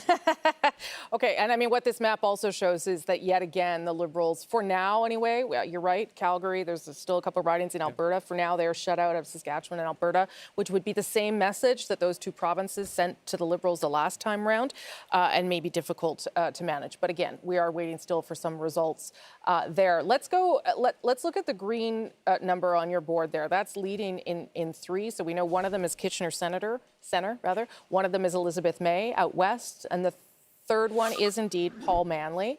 Oh, this is not what I'm talking about, but I'll take a minute since it's up there. Kevin Vuong is no longer not allowed to be a Liberal, essentially, but it was too late when he was told that that wouldn't happen. He is still a Liberal on the ballot, and he is leading in the riding of Spadina for York. Wait, what happened? If he wins that, he will quickly be made into an independent. And I don't know, maybe some of that is advanced polls before people heard some of the reports around sexual misconduct made against Kevin Vuong. Okay, let's go back to the Green story. So the two out on the West Coast that these dumb motherfuckers voted for a guy that was like accused of sexual assault?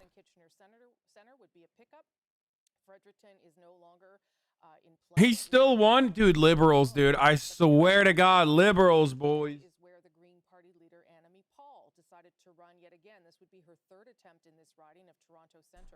From what I understand, she is in 4th place. So let's go to David Thurton. Charges were dropped? I don't know, David. That's going to be that's a rough night then for ASYLUM Paul personally. Yeah, you know, it's a kind of an awkward vibe here right now. The block leader is a full-on rapist, you fuckhead. Wait, why am I supposed to know that, man? I'm sorry, like, I know we're, like, entertaining this. I know we're covering Canadian politics, but, like, bitch, I didn't even offer the fucking California recall this much coverage, and it's arguably more significant than what we're watching right now, okay? I'm sorry that I don't know the fucking minutia of your, like, random fucking separatist parties leaders' rape charges, dude. What are you, crazy? Get the fuck out of here, dude. This guy is, like, actually mad. Concerned with the long lines that we're seeing in Toronto. And she's especially concerned about her own riding because in the last election, they had 91 poll sites. This time, they're down to 15. So that is a significant drop. I think the greatest drop in poll sites compared to 2019 in all of Canada. She said in the past that calling an election during a pandemic is akin to voter suppression. So she's very Look, I love my Canadian chatters, and that's why I'm covering it. But, like, come on, dude.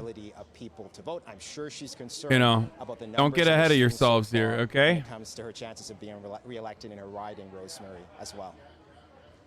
Okay, David Thurton, you're in Toronto tonight, where it doesn't look at this stage like ASYLUM Paul's going to win that seat. It's her 3rd time trying. It's a tough one. Perhaps she'd have to try another riding if she wants to stay on. But given the conversations I've had with her and David Thurton has had with her, it doesn't seem like that is where things are headed. Okay, we are looking now at the Liberals leading at 152, the Conservatives at 120. That's pretty close to where we were 5 weeks ago, which, as we've all pointed out, begs the question, why did we do this? I hate that question because I do think it's good to weigh in on things and have a debate about issues. But I do love covering Canadian politics because, like, it's just fun, though. For you, Jerry Butts.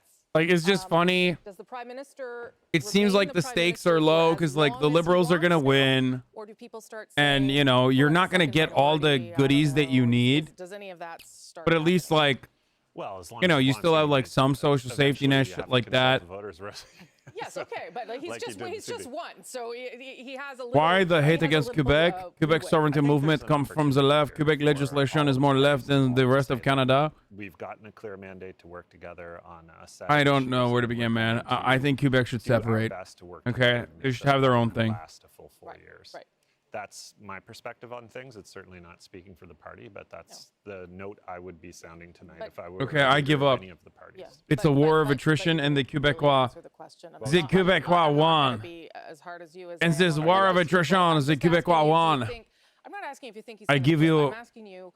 At some point, does it become a question of how long he wants to be the Liberal leader? Well, I think that's always a question for any leader, but I don't think I think retiring from politics would be the farthest thing from Justin Trudeau's mind tonight. He just got a fresh mandate. Say what you will about the circumstances of it, but to me, it's a 4-year mandate, and it will stand unless the government is brought down for some reason. Okay, so then same question to you, Lisa Ray. If we look at that, we're back up to 121, which is where Andrew Scheer left the party, and he was pushed out. How does Aaron O'Toole make the case that he gets to stick around for another election? Well, he goes to caucus, and he's got a couple of new members. Even Chomsky a few years ago was support Quebec Solidaire. Isn't Quebec Solidaire the Socialist Party, though? Not fucking Bloc Québécois? That's entirely separate than fucking... Dealt with under Michael Chong's old bill that was introduced that they have to decide whether or not they're going to accept it first. So there's lots of procedure to go through between now and then. But let's see what the last of the numbers show us, and then he'll have to make a decision. Would he want to stay with that? Would he say to himself, well, that, I'm okay with that? I love how you're teaching 30K people that speaking English with a French accent is the same as the Quebecois accent, lol. I mean, we already know. I mean, it is, dude. We've also listened to fucking Blanchette talk, and he talks like this. It's like not, of course, as French as you would think, but still very French, especially because it's more so like about. It's more so about how. It's basically like it's about how stubborn you are. If I could just add one more. And that is where it comes from. I think most observers would say that the first couple of weeks of the campaign went well for the Conservative campaign. One thing that is super clear tonight, in particular in Ontario and Quebec, is that the gun lobby was thoroughly rejected by mainstream voters in Canada. And what gun lobby? Like, what are you guys talking about, dude? The fuck do you mean the gun lobby? There is no gun lobby, dude. What gun? What lobby? There's like 8 people. The Canadian gun rights activists literally advocate for gun regulation, okay? And gun control. That's your fucking gun lobby. There's like 8 people. And they unironically advocate for more gun control.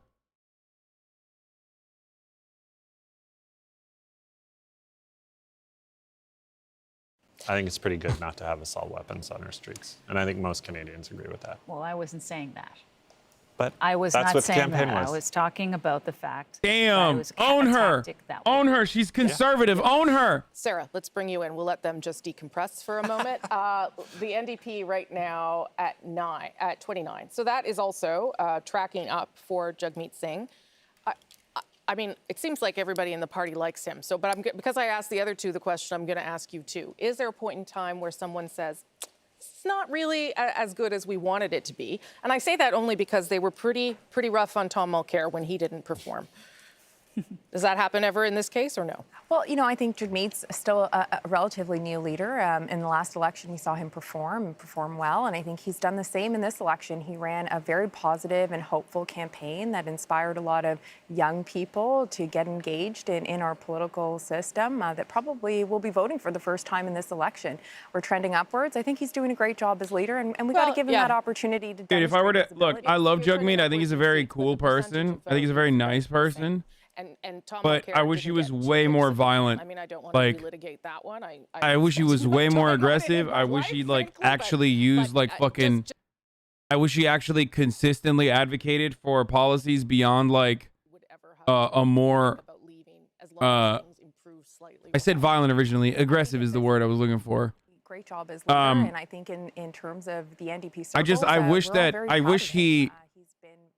I wish he was a vector for the anger that the working class in Canada feels, rather than trying to tailor fucking tailor his message to a wealthier audience, and that at the bottom of your screen there, you can still tries to get liberals on board as well. Off and before this election was called, Maxime Bernier is in Saskatoon right now speaking to supporters. He has not won any seats and he lost his seat, but let's listen to his message to his supporters and those who did vote for him. Thank you, Purple Army. Stay strong and free. Et à bientôt. Merci. Bro, you lost your own seat, dog. Thank you. right. Well, clearly, Maxime Bernier probably had more to say than that, but we just caught the tail end. We'll bring you some more of his response to the outcome for Maxime Bernier tonight. There has been an increase in support for him, just not a significant one, and certainly nothing that would translate into any seats. I would say that is not, Maxime Bernier doesn't seem to be walking away, though, from this political movement. He believes he's on to something. I think a good question for at issue would be whether that movement is deeply attached to some of the response around the pandemic, or whether there's something else that they can work off going forward. Okay.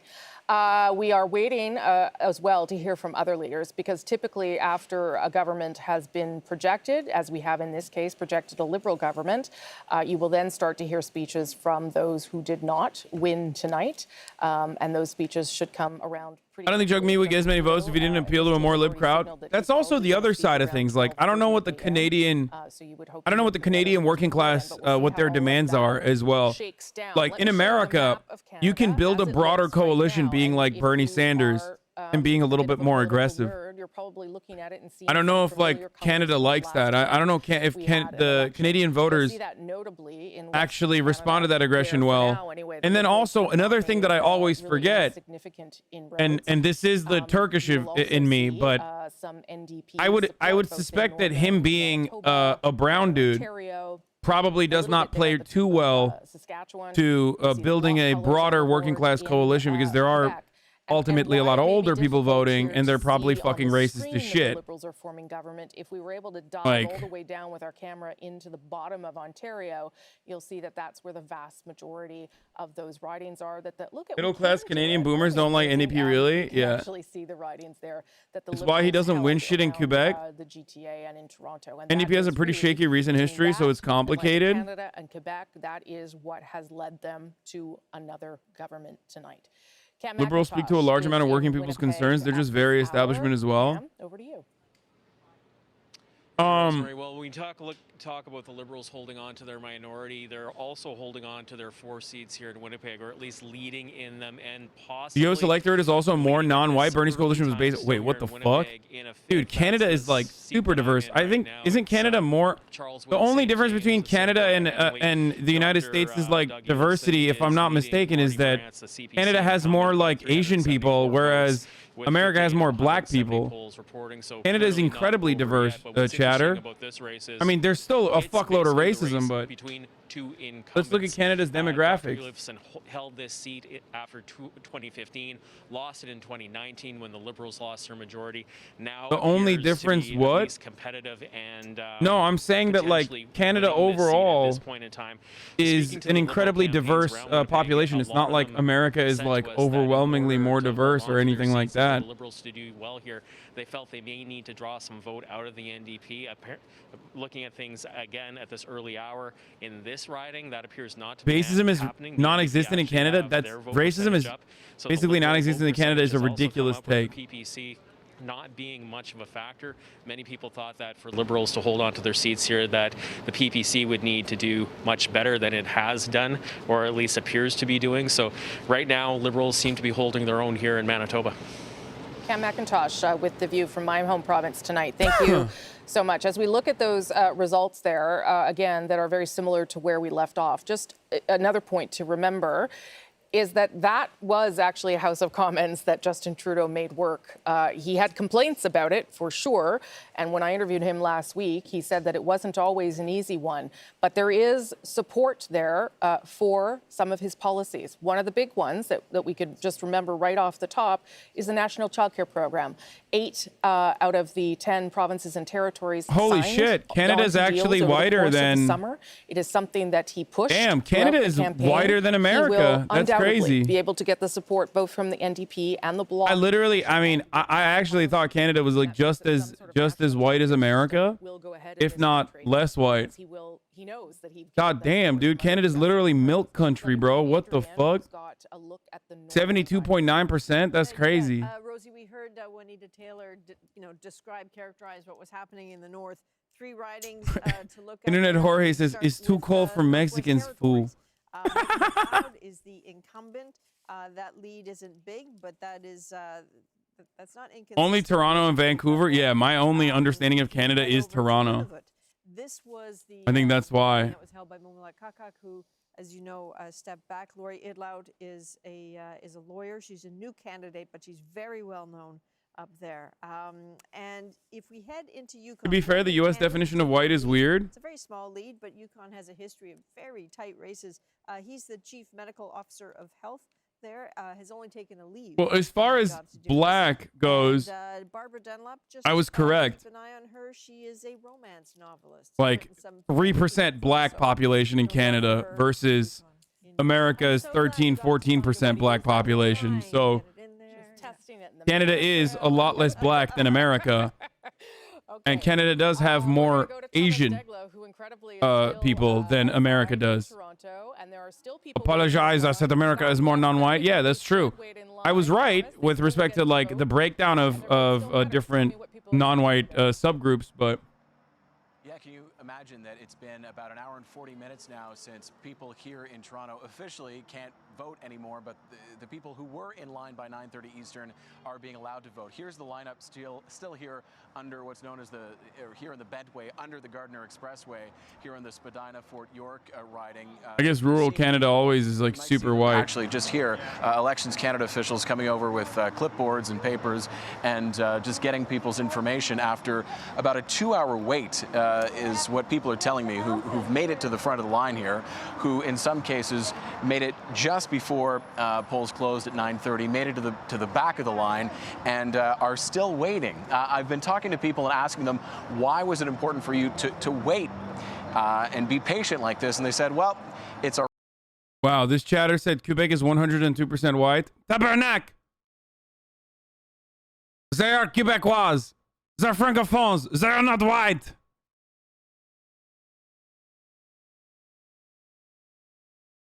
I'm not going to say the next thing. Dozen people behind me here, and so I would say there's still at least 45 minutes of waiting for the people in the back of the line. Very late here. Rosemary. Okay, Thomas. Well, I applaud those people, and I applaud you for sticking out there with them as well. This obviously a clear sign of how a pandemic affects an election. We'll see whether the voter turnout yeah, has America's more Latino. Well. Thanks, Thomas. Appreciate Canada it. is more Asian. And now we are ready to bring you some more news right now. Our CBC News Decision Desk ready to make another call tonight. Canada, your next government will be a Liberal minority government. Justin Trudeau, as we already told you, will hang on as Prime Minister tonight. The Liberals remain in government. Bro, this literally turned out to be the California recall. Like, this literally turned out to be the California recall. Just nothing changed.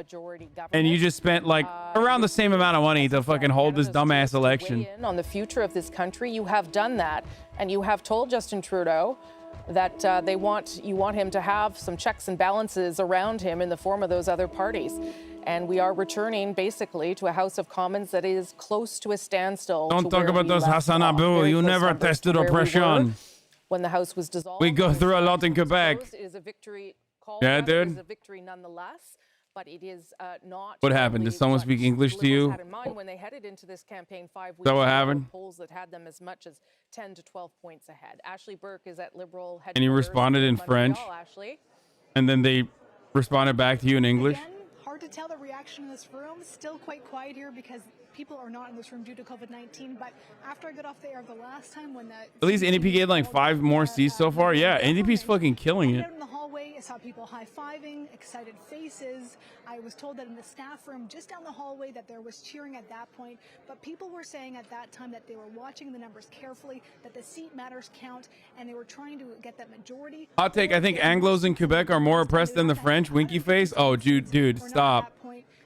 Stop. You're going to fucking make the Quebecois lose their minds, what the dude. reaction is from the Liberals tonight. Of course, staying in government with a minority is still a success for them, but it's not what they were aiming for when they called this election. Throughout the campaign, You are Muslim home in post 9/11 America has endured less on me, a There was only Quebecois. one minister, Dominic LeBlanc, who was the only one who came out and said that. And so, you know, interesting to see what the reaction will be tonight. We're waiting for Justin Trudeau to head out on the stage tonight. We're hearing could be about an hour and a half or so. His son In was Quebec, down they make us pay here earlier, taxes his that go to oldest English son, speakers. Checking out the Yeah, hey, I don't know if you know this, but they're your countrymen, dude. Like, this is what I'm saying. Like, what kind of fucking psychotic take is this, bro? Literally Texas. Like, actually Texas, dude. It's a troll, right?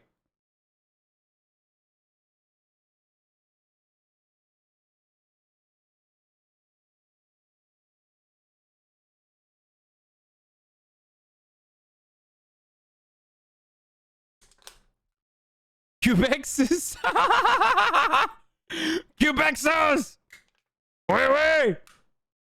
Not unlike what we saw in the last Oh election, my right? God, conservatives won more. Vote, but Are you fucking kidding me? Wait, what? Seats is what brings them government. So they are just slightly trailing behind the Conservatives when it comes to share of vote. Let me show you what it looks like in terms of seat change, and it's not going to look like much.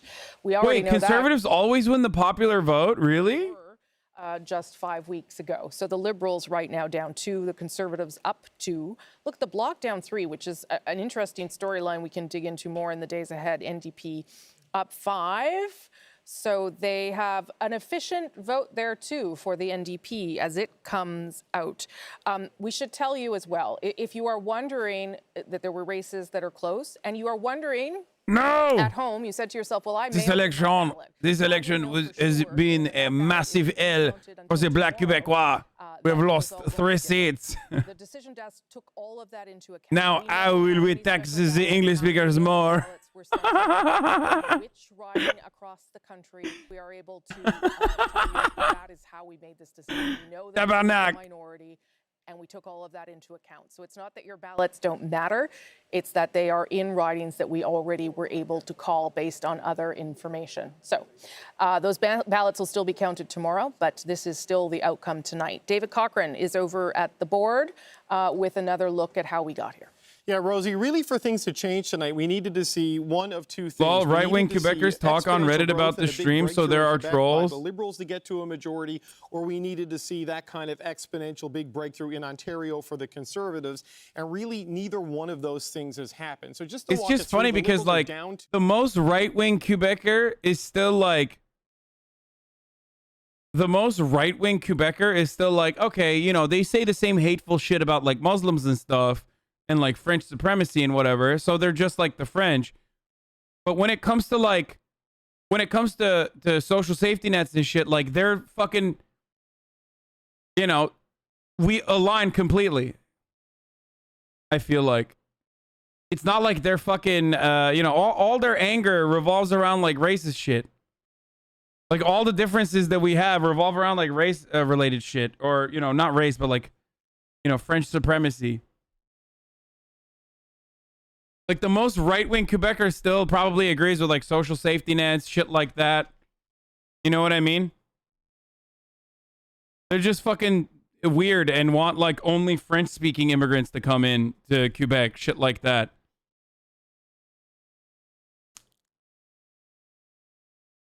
Yeah, but they complain about the entire country, then use the social safety nets. It's pretty hilarious.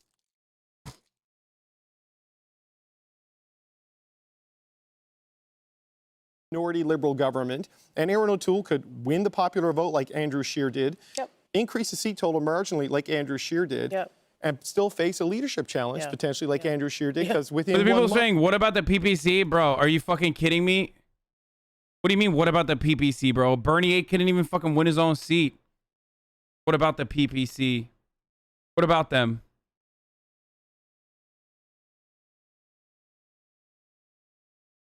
Where are you growing it and how are you growing it?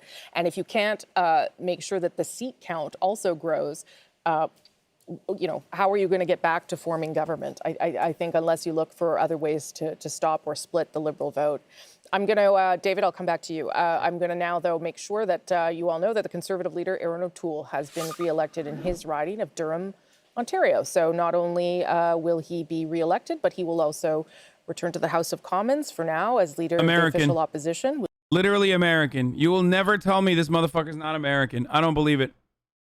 That the last time we had 2 successive minority governments was under a Conservative Prime Minister, and that was Stephen Harper. Okay, Andrew, over to you.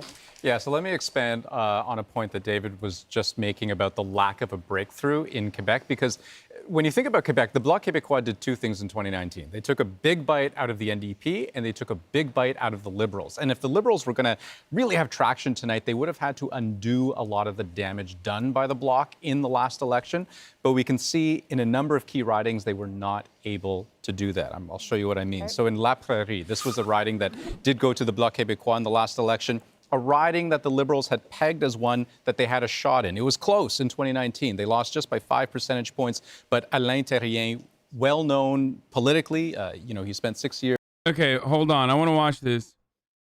So in 2011, Jack Layton reminded us why we need electoral reform. In 2015, Liberal Party repeatedly promised they would end first past the post. They did not. Now in 2021, they may lose because of that. Jack Layton, Mr. Harper's saying here, he's ready to accept that were he to get a majority, and I'm doing everything I can to stop it, because I'd like to lead this country, despite what Mr. Ignatieff says. But he could possibly do it with significantly less than 50% of Canadians supporting him. That's undemocratic. We need to change our electoral system. There's something wrong with the system that when a party, the Bloc Québécois, we'll pick that example, has 1.3 million votes and gets 50 seats in the House. And we've got the Green Party that gets 900,000 votes, not that far behind the Bloc, they get 0 seats.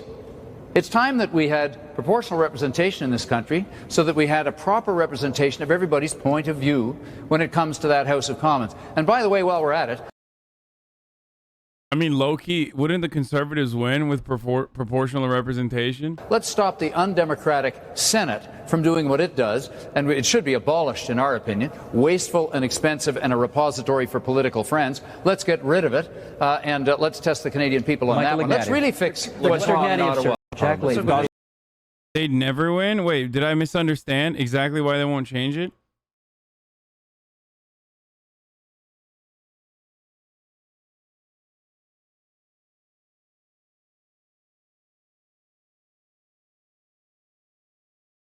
No, because the NDP and Libs. Oh, proportional representation means that people are not fear-mongered into voting for the Liberal Party because they're supposed to be the controlling interest, and that the NDP could actually win more, a much larger percentage of the voter base.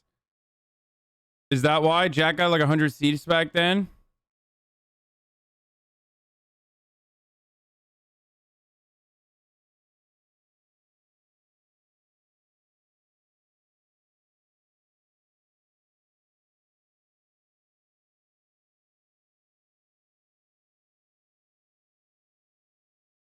But we have Drake, he's black. This guy is still thinking about how I said Canada has less black people, smaller percentage of black people than America. A lot like the one that we left with in 2019. And that's because the Liberals are leading and elected in 156. Remember, they won 157 in 2019. Conservatives at 123. They won 121.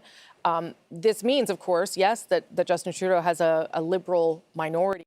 Jack got 100 seats because the Libs ran an actual American. Yeah, what's up with that, dude? Canadians, like, why do they keep running Americans? The Conservative Party's last guy was literally an American, right? Wasn't he, like, actually an American?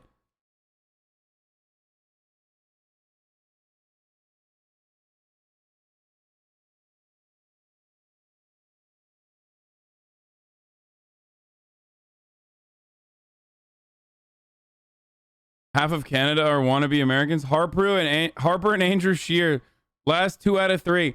I mean, O'Toole is also American. He's secret American. You can't fool me. You would have. I don't know that I would have. Anyway, that's a long wait. Conservatives run Americans, and they're like, "This is what we got, eh? This is the guy." They find like an American oil lobbyist, and then they run him. And like every conservative in Canada is like, wow, this is a good guy, good ideas. And but of course, just as soon as I say that, look at what Vancouver Granville is looking like. This, of course, is Jody Wilson-Raybould's old riding. She won it as a Liberal in 2015. She won it as an independent in 2019. And really curious to see how this would end up. I live in that riding. It was really hard to get a feel for what was going on there. Talib Nur Mohammed placed second last time around, ran into a controversy about flipping homes. Yep. Just curious, did you know that this host, Ian, is the uncle of a chatter here? Yes. I did know that. I actually did know that. Yeah. Okay, I'm curious. Did you know that I forgot to run the ad at the top of the hour? And if you'd like to no longer see the ads, you can subscribe because I'm going to run one right now. But you don't have to, but you can for $4 or like $6 Canadian, whatever the fuck it is, because it's September. Or for free with a Twitch Prime if you have a Canadian Twitch account. Or an ad block or a VPN. Yeah, here's the ads block. Like ads block Quebecois. Here's the ad now. Last time I checked, we're doing pretty well. Nanaimo Ladysmith. Paul Manley now in third place here, really close between the NDP and the Conservatives, as you can see. But potentially of those three ridings could be two pickups for the NDP. And let's wait and see what happens in Vancouver Granville. Okay, thanks for that, Ian. I'm just going to ask if we can get to at issue soon because I really want to hear their initial thoughts right now. But first, let's go to Tanya Fletcher. She is out on the island. There are two seats now for the Greens. One is in Kitchener Centre, but one is where Tanya is. So Tanya, marketing to Canadians, yeah, dude. I've given more attention to the fucking country of Canada in these past couple of hours than I have in many years, okay? The Canadian frogs are eating today. Results. And no, when I say frogs, I don't mean the Quebecois, okay? Don't get mad. Still very close in Nanaimo Ladysmith with Paul Manley, and no surprise, you are doing very well at the moment. So take us through your surprises and, to be honest, your disappointments tonight so far. Well, I still don't really know how to read it. I'm extremely, for the good of the country, I always forget that, and this is like, Beckner talks about this on Chapo a lot. But yeah, I always forget that Canada is so white and also has like Nazi monuments. That's always the weird thing to think about.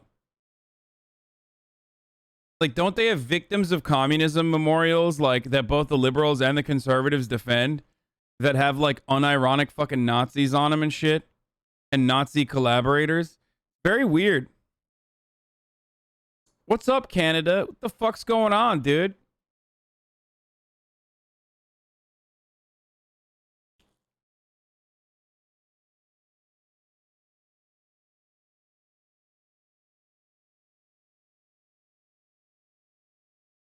Bro, I want to move to Canada. Well, you said that in the worst time possible. And like right as I'm talking about the Nazi monuments.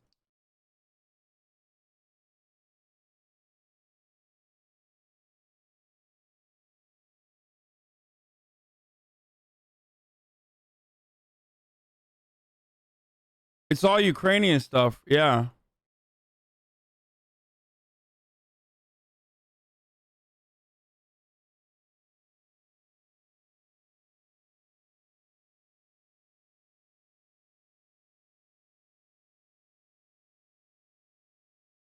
The deputy prime minister's grandpa was a literal Nazi magazine editor in Ukraine, and she defended him and called it Russia's disinformation.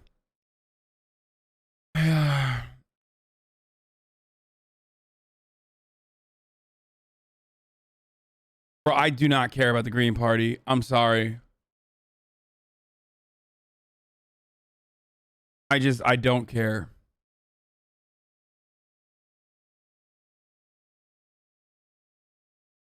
Elizabeth May is based as fuck. Is she?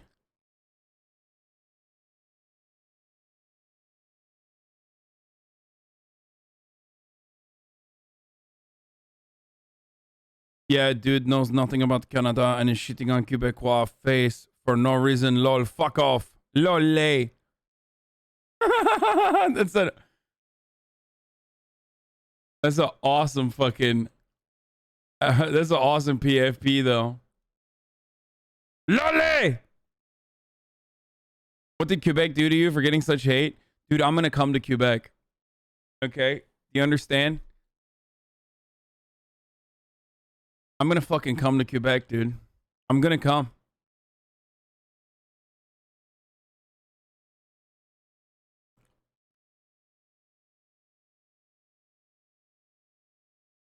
When are you gonna come visit Canada, you coward? It's too cold. Yeah, it is literally too cold. Unmute, you pussy. Andrew Yang. Political humor.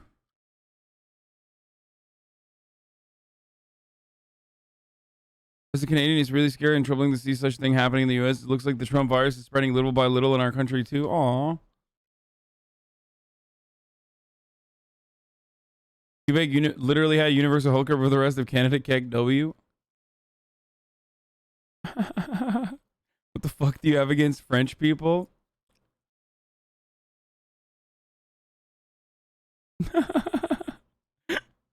The fuck is your problem with Quebec, lol, fucking bitch?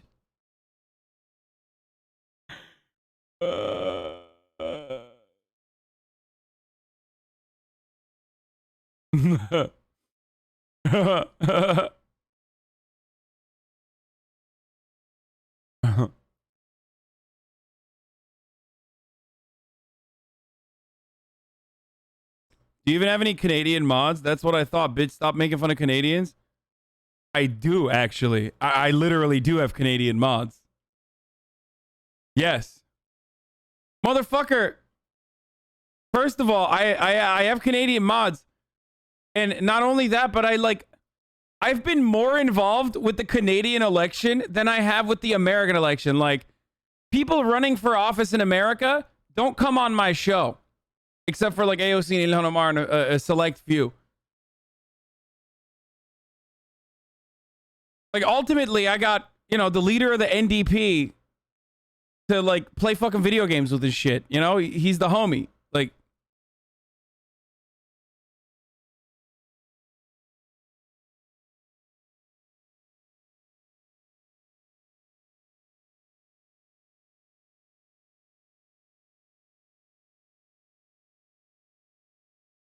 but no Quebec mods, excusez. I do have a Quebecois mod. His name is Félix Langiel. That's right. That it hoped for in the polls. HasanAbi Paul, the Green Party leader, and Maxime Bernier share the same. We didn't get what we wanted, which would have been at least a seat for Paul or a seat for his party. In the case of Bernier, I think, speaking from Montreal tonight, that François Legault probably will refrain from telling Quebecers how to vote in a future election. Well, there's like 3 columns. My accent is so far off, dude. Headline: an election that nobody wanted and nobody got what they wanted. Althea, I'll go to you in terms of what you think of the results. I'm shocked actually the ticker on the screen just went from 121 to 120, but when it was at 121, we were exactly at the same result as 2019. Nobody wanted this election. I don't have anything to add to what Chantal said. I think that's completely true. I think there's a lot of interesting local races. I think the Liberals are going to be really pleased to see Leona Alislav. This is the Liberal that walked across the aisle and became a Conservative. She has been defeated by a Liberal candidate in Aurora Oak Ridges, Richmond Hill. Miriam Monsef. It looks like she's going to be defeated in Peterborough-Kawartha, and that means the end of Peterborough-Kawartha being the bellwether riding of the country. Right. Yeah, so there's like interesting little factoids here and there. I think it's a little sad to see Scott Sims and Newfoundland lose his seat. I just spoke to him. He seems actually pretty zen about it. But I don't think that that's something the Liberals saw coming. I think the Liberals are immensely relieved. I spoke to some senior advisors over the weekend, and the numbers that they had were much worse than what we're seeing on the screen at the moment. And so they are feeling a little, thankful that the NDP vote has come their way. And so there's a big relief for them there. But this is kind of a pointless exercise, isn't it? No, I never think it's pointless. Stop saying same hair. Point, because people get to weigh in. And if the message is just keep trucking the way you're going, then that's the message. I mean, we say but they didn't need to have an election to do that. No, okay, but we had one. So, you know, here we are. And to everyone's point here, Andrew, no one wanted the election. Well, one guy wanted the election. That's Justin Trudeau. Whether he still wants it now, I don't know. But he at least ends up with what he had when he started. Yeah, so he gets to carry on governing without the majority. That was the whole point of the election. Sure. So you can always spin these things either way, as either a win or a loss, and it always depends on where you're measuring it relative. So relative to mid-campaign, when the Liberals were behind and floundering, this is a good result. Sure. Relative to just before the election, when they were ahead by 12 points, this is a pretty bad setback. But probably from the grand scheme of things, this is an accurate reflection of where the public's at. Yes. I do think, that both the Liberals and the Conservatives have to think hard about how stuck in the mud they are. They have come in 2 elections in a row where the 2 major parties, the parties that have governed Canada since Confederation, were at basically about 1/3 of the vote. And the Liberals in particular now have finished behind the Conservatives in 5 out of the last 6 elections in the popular vote. In this case, they did so having papered the country with money in the last budget, having had dominated the airways through most of the pandemic. So they've got to be wondering why they can't get further ahead. The Conservatives certainly looking at how the level of disaffection with the Prime Minister, why they were not able to capitalize on that, even with their complete makeover of their image and their policies in the platform. They've got to be asking themselves some searching questions as well. Yeah, those are excellent points. I had made the point earlier about the Conservatives sort of, re-examining who they are, but you're quite right, Andrew. Maybe it's a question that the Liberals should be asking too, given that they've ended up with the support that they had in the last one. Elamine, your thoughts? I mean, listen, we started off this campaign with the Prime Minister saying that this is going to be a historic election, an election where we sort of look at what the COVID recovery economy is going to look like. Well, that is not where Canadians' heads are at. And actually, I'm not sure that it was so much a repudiation of the idea of having this election, so much as it was, in fact, the events, right? Like the fact that schools reopening happened and the Delta variant kind of reared its head. And the parties kind of had to respond to that reality. And at the end of the day, it looks like Canadians did not want to suddenly change horses. That, in fact, the very delicate... Okay, it's over. I think we're done. I think I've, shit on people from Quebec enough, which is what was the main reason for me covering Canadian elections, was so that I could, make fun of people from Quebec. Please correct your POV on Khalistanis. Your views literally like saying Taliban might not be bad because the Republicans oppose them. That's some dumb fucking radlib shit, brother. You know what else is common between the two? Both were funded by ISI. The Khalistanis never called for freeing the Pakistan half of Punjab, only the Indian half. I'm not a BJP supporter. Check my chat history. You have said some sus shit in the past, though, Schadenfreude. Is this you? You versus the person your girl tell you not to worry about? Okay, dude. Yeah, it's over. Nothing changed in Canada. Liberals said started from the same point and now we're here. And, guess what, dude? That's very similar. From CA to CA, folks. I'm going to hit that last 3-minute ad break here. I love you all, okay? But from California to Canada these past 2 weeks, we've had we had a $300 million election.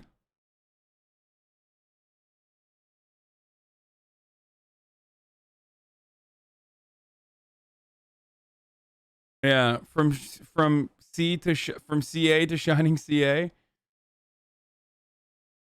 I mean, Canada's Conservative Party is more left than the Democrats. I mean, if we're judging what Aaron O'Toole's actual policies were on paper, then yes, the Canadian Conservatives were unironically more fucking leftist than the Democratic Party. That is true. That's literally true.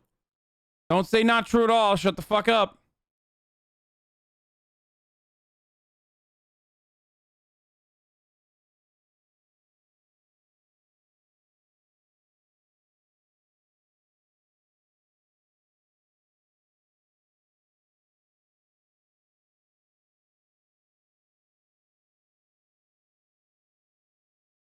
Anyway, not for oil pipelines, though. Wait. Okay, so for oil pipelines, they're exactly like the American Democratic Party. What do you mean? Not for oil pipelines, though? What's the argument there, then?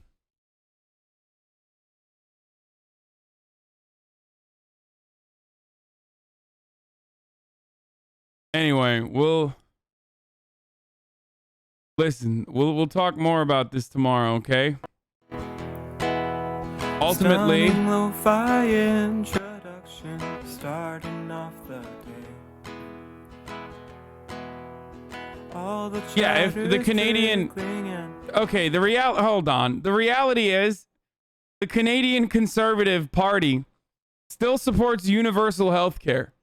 So that unironically puts them at further left in the Democratic Party, okay? Just stop.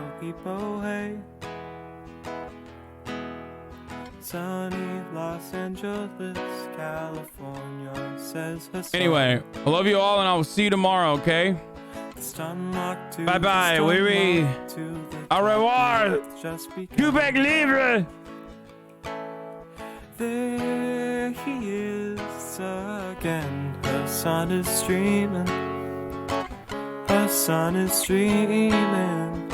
There he is again. Hasan is streaming. Hasan is streaming. Reviewing the P.O. box, Uncle Uger's face. Sudden discord agitprop, gray names take on race. Tiny Bernie Sanders, LGBTQ Air Force. The whole left at your fingertips, and Anya out your door. The H3 Crowder debate, the Young Turks online show.